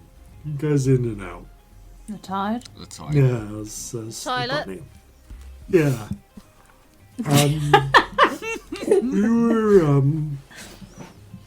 We were big, and then we got small, and we couldn't be big without everyone else. So I think it was hiding or something. You hear another, more hostile voice say, "We hid. We had to. They hunted us. Who's they? The Regent." Oh, shit. Oh dear. Hang on. Which one did the Regent kill? Oh, so many. No, the big one. The Tarask. Yeah. You weren't a Tarask, were you, by any chance? Just on the off chance. No, darling, we weren't the Tarask. I remember her, though. Oh, yeah, she was massive. Were you the Phoenix? No. But None you of us were remember one of the our other names. gods. But we were God once. Like one of those too big for your boots gods? Like or two who's like, oh, I'm a god? Or like an actual, like what are we talking here? We bent the world to our will. We did that only when we were very big, actually. It was actually quite hard to do. You wretch. I remember a time when the hearts and minds of millions... Yeah, well, like, that didn't last though, did it? We had to do it hiding. Only because of that wretch. Who? The Regent. They burned our churches, slaughtered our people and made them bend the knee. every god who didn't bend, she crushed. That's why we hid. You hid in the as far as I skulls? understand it. No, well, we were we were a big guy. Well, like we were like quite. I remember having like physical form. It was very tiring. What did it look like? I know we had these big horns. Like mine? The Goat Lord. Ha.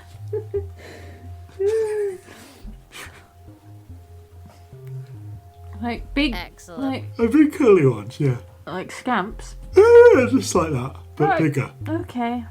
Much bigger, yeah. Scamp, you're the Goat Lord, I'm sorry. Like, I just... It's okay, I'm only 1/7 of the Goat Lord. Oh, Which bit did I get then? It If doesn't matter. CD got all of the sleepiness, and Lux got all of the bitchiness, and you got all the sensible. It doesn't Empathy. matter. kindness and courage. Or you could have gotten the rage and the spite and the hatred. Because that's whatever there was is what was sacrificed. That's what we lost so you could exist. Lux, darling, if you start being too rude, we're going to put you in a lead box and drop you to the bottom of the fucking sea. So keep it in check, yeah? She goes silent. Be helpful or do not talk. You were born a blank slate. Whatever came before you gave you potential. And that is all. You are your choices, your life, your circumstances. Well, that's nice. Is this how all sorcerers are, or is... I'm pretty certain that's not how it normally works.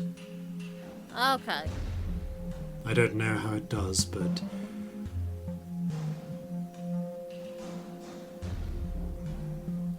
I don't know.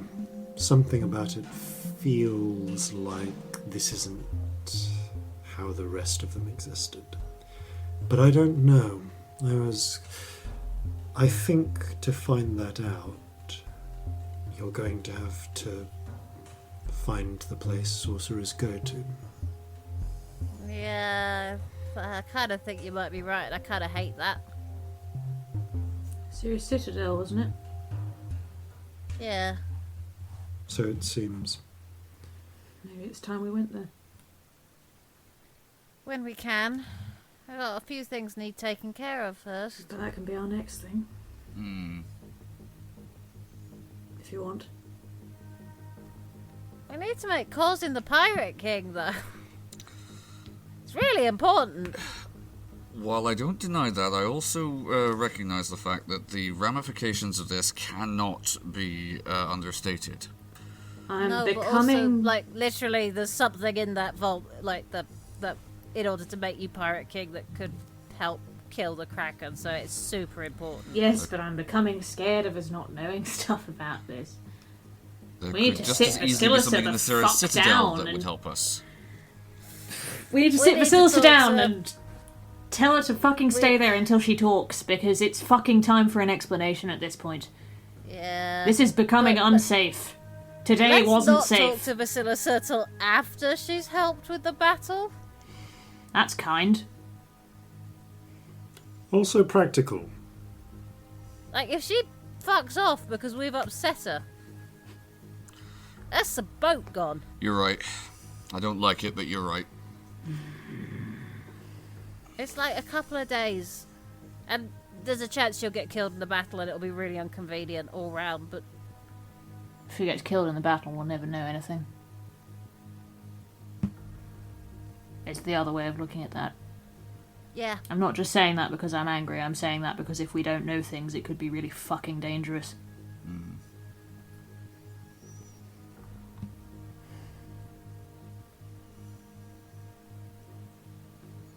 But also, we could all die in this battle without her support. And then we learn nothing. I don't think she'd run off. Not if it was to help you.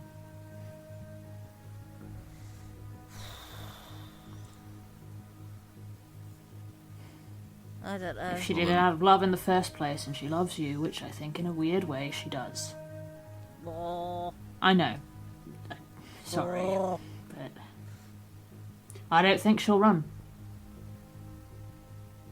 I don't know whether she loves you, but I know she loves her daughter, Victory. It's getting to a point where it's dangerous for Victory not to know things, because a demon was going after her. Yeah. And she feared us. I wonder why. I wonder why. I'm afraid we've hit the limits of my knowledge. The truth is, I didn't know a lot when you found me. I just watch and pay attention.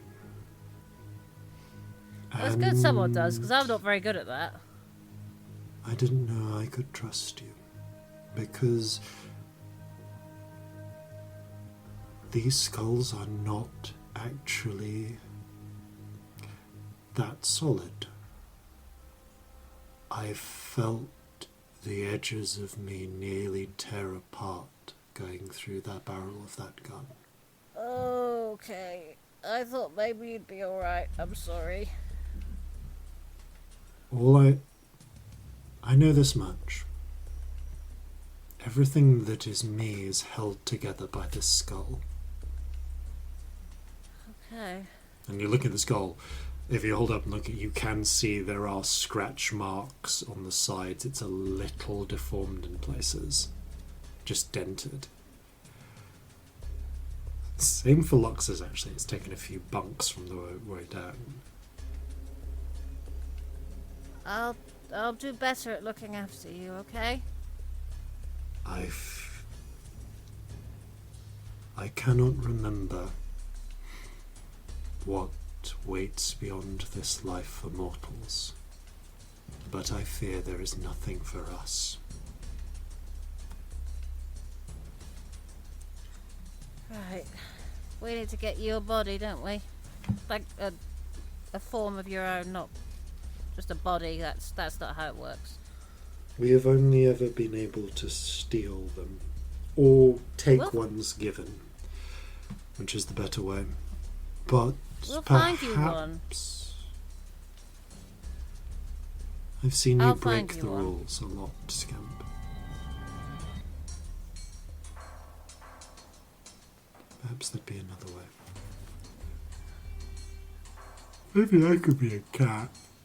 Cats get to sleep a lot. Cats You also don't do want lots of to be a hunting. cat. You'd be awful. Oh yeah. Okay. Maybe I could be one of those tree hanging things. A sloth. No, I read no. about one in a book. No, a bat or something. They don't move much, do they? No, but the most dangerous point of a sloth's day is where it has to take a poo. Huge numbers of sloths die taking poos. I have no idea what a sloth is because I'm from underground. This and is we're gonna literally have to just talk been in about the this. book, in that nature book that you bought for Clara. And you're like Yeah. reading it with her sometimes. Do you know there's an animal that does square poos? What? What?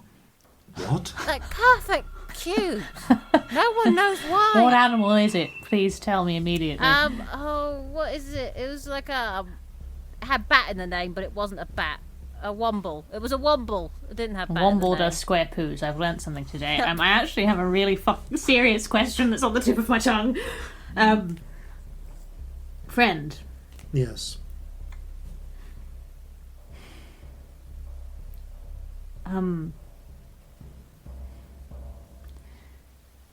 I've been around a lot of manipulative people, a lot.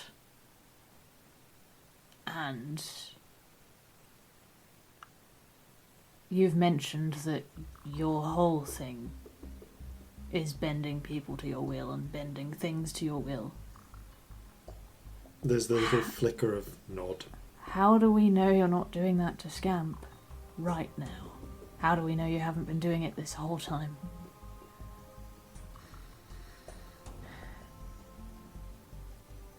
I Do don't you even know? believe there is any way to conclusively prove that without exercising some manner of mind control over me. But so all I can ask is for you to consider that I have had the opportunity to do what Lux has done many times, and I have not. That could be because you see something more advantageous in having Scamp's will on your side. Yes, but... Scamp's done a lot for you. Yes, and repeatedly. as their friend, I have done my best to look out for them.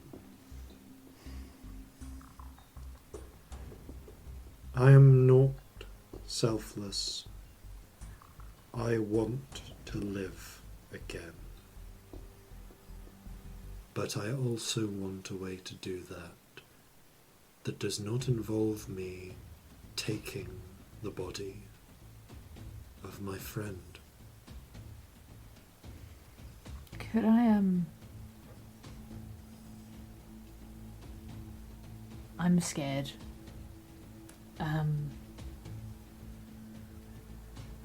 Could I ask a favour? Up to you whether you carry it through or not.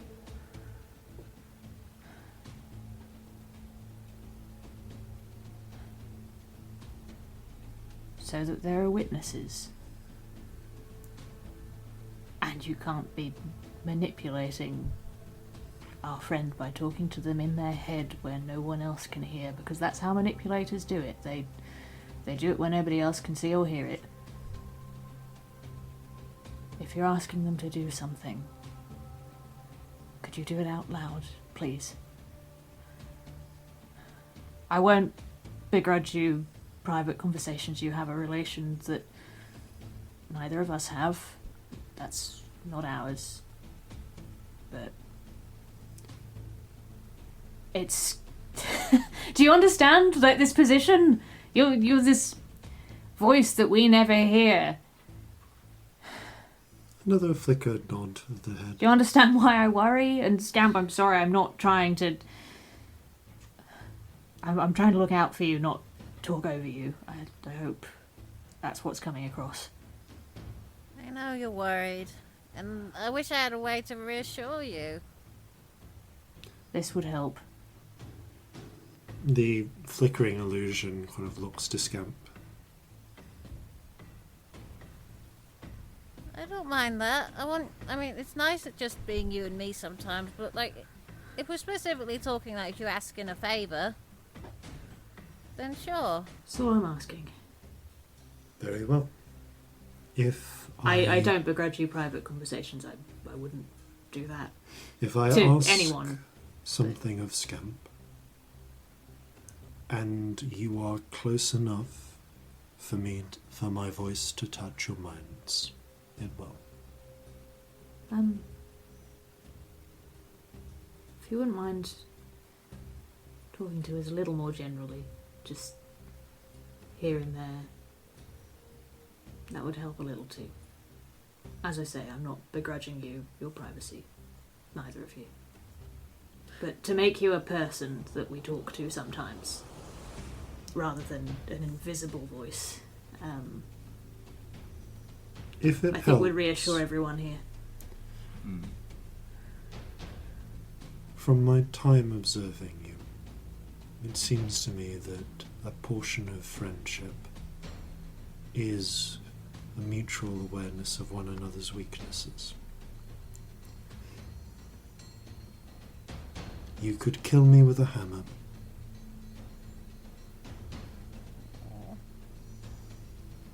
And this is why I have hid.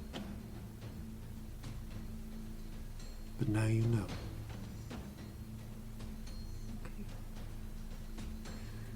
Understood. Just to reassure everybody here, and that's not going to happen. Good. But please don't worry, fam. It's never on the cards. And if I may ask a favour of you. Of course, that seems fair. I think if we're going to start trusting each other, it should go both ways. I ask you not to put Lux into the sea. Yeah, no, I was. Though Lux is more reassuring knowing she's nearby. I agree. Maybe a lead box, though. The flickering image nods. You hear a voice in your head. Be grateful for what you're getting out of this.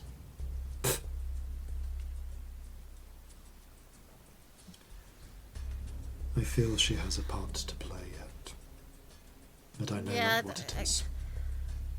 I don't think I could get rid of her even if I wanted to.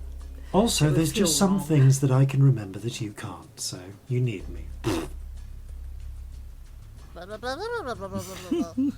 Really, no problems with the box. Be quieter, won't it? Like, before though, I felt like it's gonna be a bugger to lose the spells I get through Lux, but I felt something similar with you that I haven't before. A little trust. Full trust. I sent the parts of me that I remember were not quick to do it. But I can guide you a little. If you take a little time with me now, I can guide you through some of how to do some parts of what I recall. I fear that my aid is not as directly useful, at least not in as destructive a manner as Lux's was. She held our passions, some of them. But I can teach you to build and to shape. I think I'd rather that. Although that magic circle thing did come in handy a lot. But it's very much much a lot hers, of I'm prep time. afraid. Yeah, but Corzin could do that. Yeah, it's true.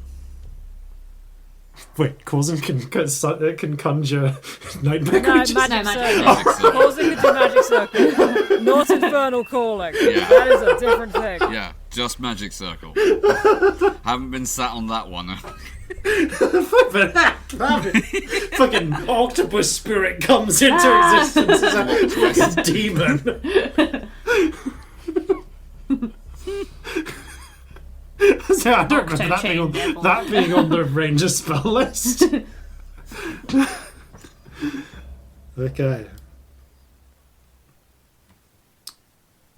And actually at that point, if you want to go into your short rest, If we've got time Do for we have one time? before the battle, yes. you can get a short rest in. Your short rest will come to an end kind of as the sun sets. Amazing. Let's do So that. that's as much as you can get. I think, if the interest is this, I'll talk a bit about what you learn in your short rest, and then I think we'll probably come to an end for tonight. But Cool. Probably send a message to Azra and tell her what's happened. you might want to send a runner for. That's what for I was that, thinking, Yeah. yeah. So you send. Fair enough. You send a runner to Azra to inform her that the 5 friars are down. Do you tell her anything else about the rest of your plans? What do you Just let her reckon? know We tell that her the goblins fighters are on our side. Yeah, goblin fighters are on our side. We want to take on the orcs. Like, do we tell her that? What do you think? We think that the orcs might be out for blood tonight. Yeah. Yeah. So Okay. You warn her against the orcs and tell her that Maybe we send a goblins runner will to be the on blood. goblins too, actually. yeah. Okay, you send a couple of runners out. Just let them know what's happened. encourage them to join up together, I guess. Yeah. That's fair. They're going to have a busy 20 minutes now while you finish your short rest. So, a few things you find out. Scamp, as Lux is staying fucking quiet. As Friend kind of guides your hands a little, you start to get a sense of what he can do to guide you. So, like the other skulls, he provides you, while attuned to him, 2 sorcery points. Lovely. He also allows you to knowledge of the following spells that you can cast using our normal spell levels. So, top of the list. So these are actually all fairly high level. There is... Yeah, so he gives you the power to cast Stone Shape as a spell, which I'm pretty sure is normally... That might be... Is that Wizard or that's Cleric, isn't it, normally? Yeah. I think As a so. 4th level spell. He also... Oh, sorry, it's in Wizard as well. Yeah. So he gives you the power to cast... You can cast Stone Shape as a spell, as almost a sort of beefed up Mold Earth. You can also gain the power to cast the spell Fabricate. Over the course of 10 minutes, with sufficient raw materials, you are able to assemble them into a fabricated object of no more than a 5-foot cube. Friend has an additional ability here. If you are able to... If you have the assistance of a willing artisan, Friend can... this needs to be willing on all parties. Friend can sort of possess them a little bit and allow them... And you can cast the Fabricate spell through them, so that they are able to assemble an object with the skill level of whoever is doing the creation. So it's not constrained by your own ability to create items, but you need someone willing to kind of be possessed for 10 minutes and have a query demonic spirit guide their hands in lightning fast creation. Finally, as a 5th level spell, you have the ability to cast telekinesis. So, Friend doesn't give you any low level spells, but he gives you a variety of higher level ones. Cool. Very cool. Yeah. Fabricate. Fun. Going through your loot, then, you also find the following. Loot time. Yes. So, Corzin, have you got the ship's kitty? Yes, one sec. Excellent. okay. What happened to the soul cat? Soul Cats with Monty, wherever Monty is. Monty we left Oh, with no. Molly on purpose. I Yep. said have this. And we'll find out what happened to Monty some other time. Okay, so And the Owen and the Soul Cat. the current Kraken's main kitty is at 1,000 gold pieces. We have the 11,620 banked. Okay, so you may let's do the treasure that's counted up from the vault first, then. Okay. So in the time where they bring it back, they're able to do a quick count because privateers and pirates are good at counting cash quickly. Oh, there's also all the shit that I have. That we should probably which go I'm going to through. cover that too. Yeah. So the first thing they find is 4,000 gold pieces in hard cash, by which I mean coinage. Right, okay, so total of 5,000 now. 7,500 gold pieces in banknotes, non-sequential. A a selection of pieces of artwork and jewellery, which Vieg with his own eye estimates as being worth somewhere between like 2 to 3 grand altogether. You'd need to get it valued professionally. In addition to the drugs that you found in the small bag, there's there's like 400 bricks of opium. Okay.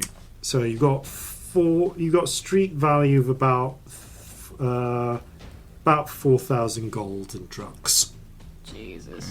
Legal drugs. Is that in the box that I had? No. This is the stuff that's being brought okay. that's being brought back. Mm-hmm. So 4,000, right? In drugs. Yeah. So that is So take a while to shift that, but yep. What's it? And finally, the land deeds for every single house, as far as you can tell, on Mornington Crescent, a slum street in the kitchen. Land deeds to Mornington Crescent, right? Yep. You do not know how much those are valued at, but I do. Potentially a lot. You just don't know. We need to rehome anyone. Yeah. Maybe these people just need the rights to their own homes. Yeah. I mean, yeah, they are currently stuck in the rent trap. So yeah. Yeah. Let's do that in D&D. Yeah. That's really nice. So it's up to you whether you want to try and sell those or just like, here, have your homes. That sounds awesome. Yeah. In terms of the treasure that you have physically on you that you picked up, do you want to do potions or potions and drugs or scrolls first? Potions and drugs. Okay. You find there's only 3 healing potions, but from the bright colour of them and the from the quite dark colour of them, but the strangely golden sheen, they're good ones. One each. Here. You each get one cure critical wounds potion. Wow. Okay. Yeah, critical wounds. Which I believe is 64 plus 6. Mm-hmm. Wow, that's crazy. 64 plus 6, right? Yeah. They are the good ones. You find let's see. You also find 3 vials of. There's actually relatively few potions in here. You find a very, very small potion that is not labelled. Yes, I love an unlabelled potion in D&D. It is Amazing. It is tiny. It's filled with some sort of red silty liquid. Identify? This is true. You can cast Identify if you particularly want.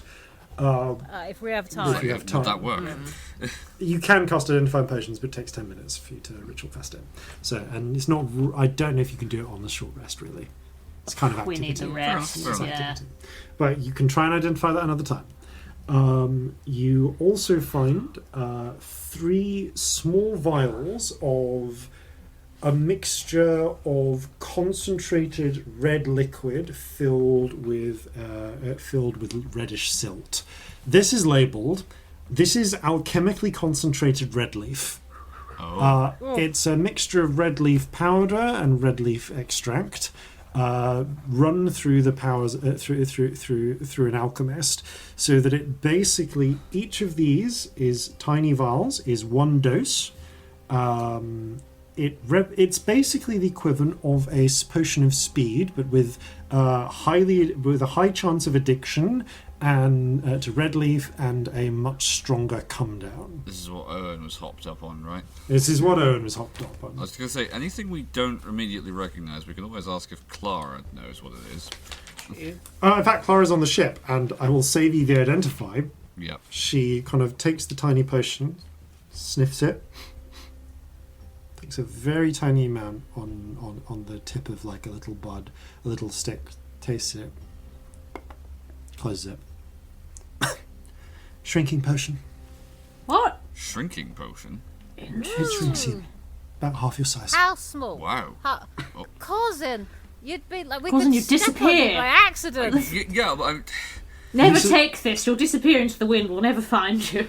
It occurs to you that this is probably actually was the reason that the halfling crime gang had it.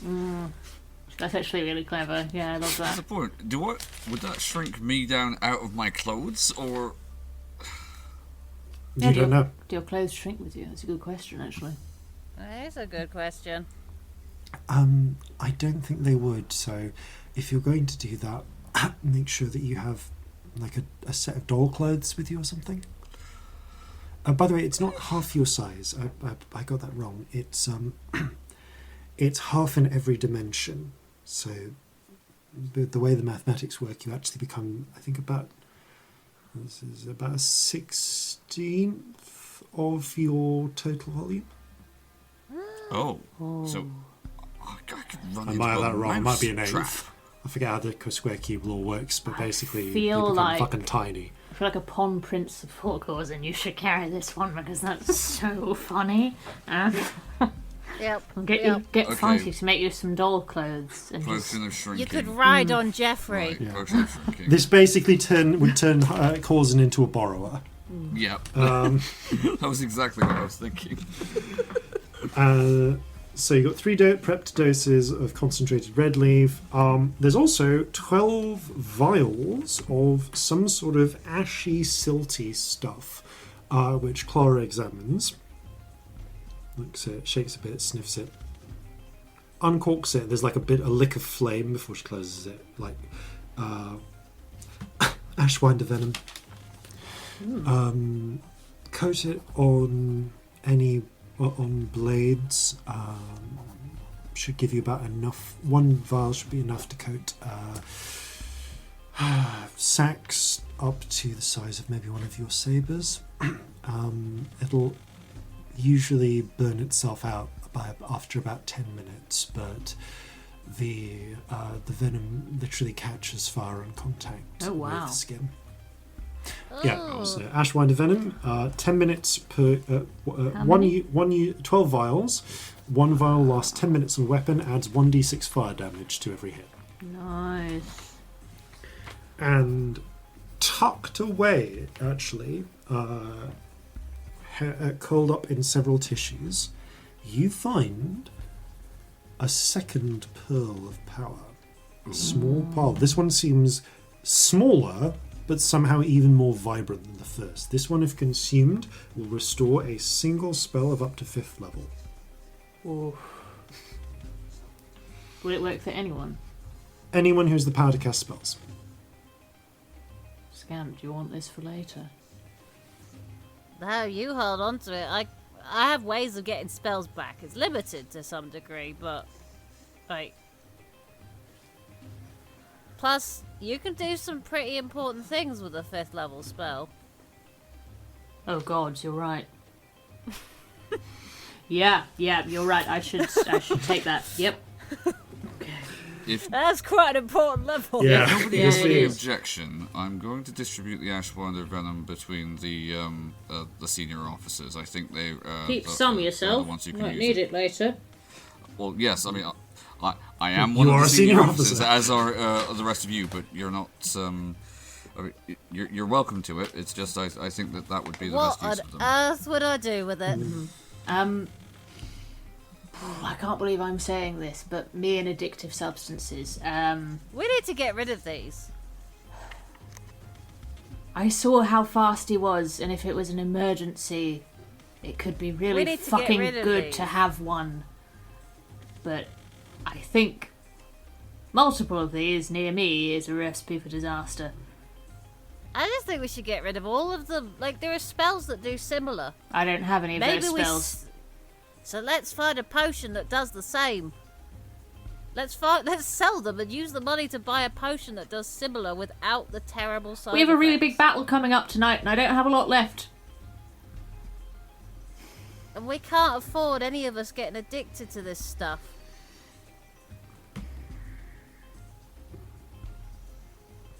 She holds an arm out with the potion. Just take it. Don't tell me where you've put it. Clara. Okay. See, that was healthy, wasn't it? Look at me go. You did good. I'm proud of you. Clara whispers to Corzin only. I actually can't make potions of speed unless you bring me the parts of something that was really supernaturally fast, so just see that. Noted. Yeah, Corzin sort of taps his nose and... Yeah. However, the potions and the drugs having been accounted for, you look through the scrolls, and between you... for this one, actually, there's a bit of uncertainty until, again, to save you time, you remember you do actually have a very trained and experienced wizard you can call on who's currently on the witch's tit. Yep. So one short boat ride later, and totally not Thurling, Thimblefree. Definitely a normal human man. with smoked glasses. Adult man person. Comes over and say, well, let me see what we've got here. He's on these. They must have been holding on to these in the hopes that they'd gain access to a wizard someday. That's quite a nice selection. Let's start with the smaller things then. Slaps one down. This one dispels existing magical effects. Helpful. Useful. This one So useful. lets you turn someone into sort of change their shape temporarily What's it called? on yourself or against their will. Polymorph.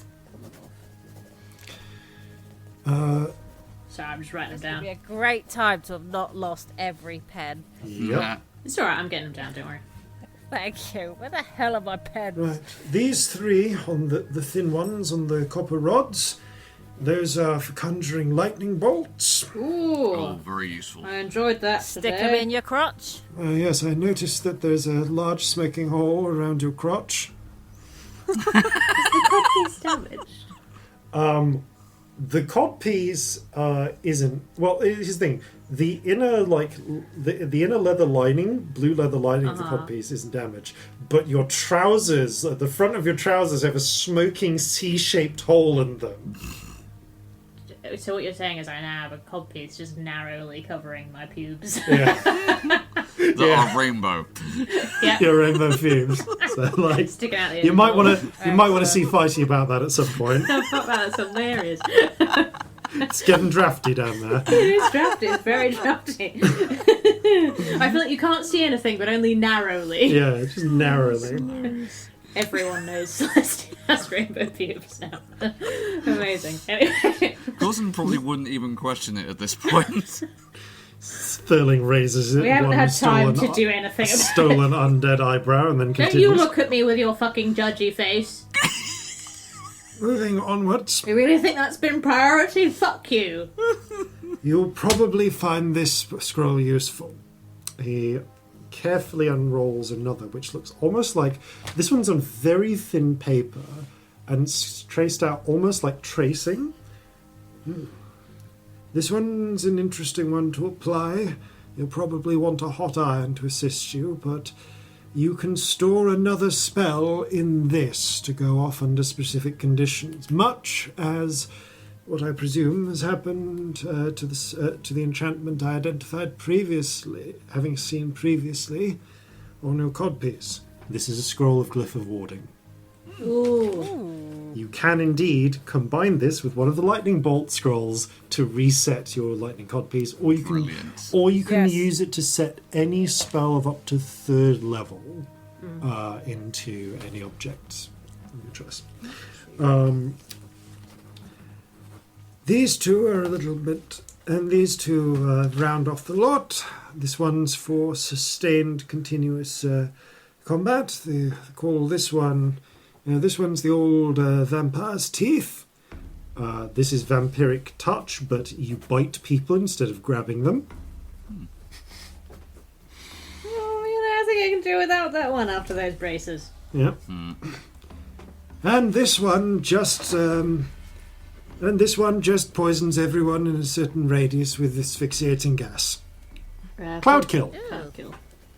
I hate that one. Yeah, it's the mustard gas spell. It's awful. Yeah. Real bad, yeah. Well, I guess we can pre-next session do a little division of those, because we might need all of them for the battle. Legitimately. Not Thurling kind of gives you a quick salute and returns to his own duties. Thank you. Now, if you'll excuse me, I need to be on my way. I was told we've acquired a cat. Just off to gets back onto the boat to go to the witch's tip. Soul cat. Soul cat. Should I make a polite request of one of you, actually? Or both of you? Go on. Didn't mean to, but caught sight of a lot of bricks of opium. Like a lot. If those could be either off the ship or just somewhere where I don't just know where they are, that would actually help my situation quite a lot. As soon as possible. Don't worry. Let's sell those straight to our crime friends immediately. Yeah, knowing they're on the ship just does not help anything, if I'm honest. No, they're leaving the ship. Thank you. Let's get someone to take care of that now. No, that's rubbish, but...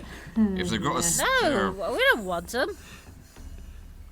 Azra's a little busy right now, but when she's not, I'm sure she'll be happy to take those off your hands. Also, yes. Just a quick question. Does Algin use it, like, as a... Well, for medicinal purposes. He does, but like he's not going to need more than a couple of bricks of that. I guess we'll fill his stores up and sell the rest. Fill the stores up. Sell the rest. Yeah, okay. No, you don't use that much at once for a patient. No, you've taken 2 bricks off, and then we'll work out the rest. However, this being done, you finish kind of taking a bit of time to rest, regain kind of a little bit of energy. For some of you, literally regather some magic around you, and arm yourselves with the treasure trove you've just acquired, as you prepare to deal with the coming night and what may well be the culmination of the gangs of the war between the gangs of Newmark. And we'll pick up there next time. Thank you all very much for listening. Thank you all very much for playing. And farewell from all of us here at Flintlocks and Fireballs. Fair seas and natural 20s. You cowards gave up on the plan, so I had to take things in hand. But that's the thing that you won't see. Plans can change, and so can we. So gather your muskets, gather your spears, we'll plunder the shores of Calcinea. No kraken, storm or spell we fear, so come and sail with us, my dear.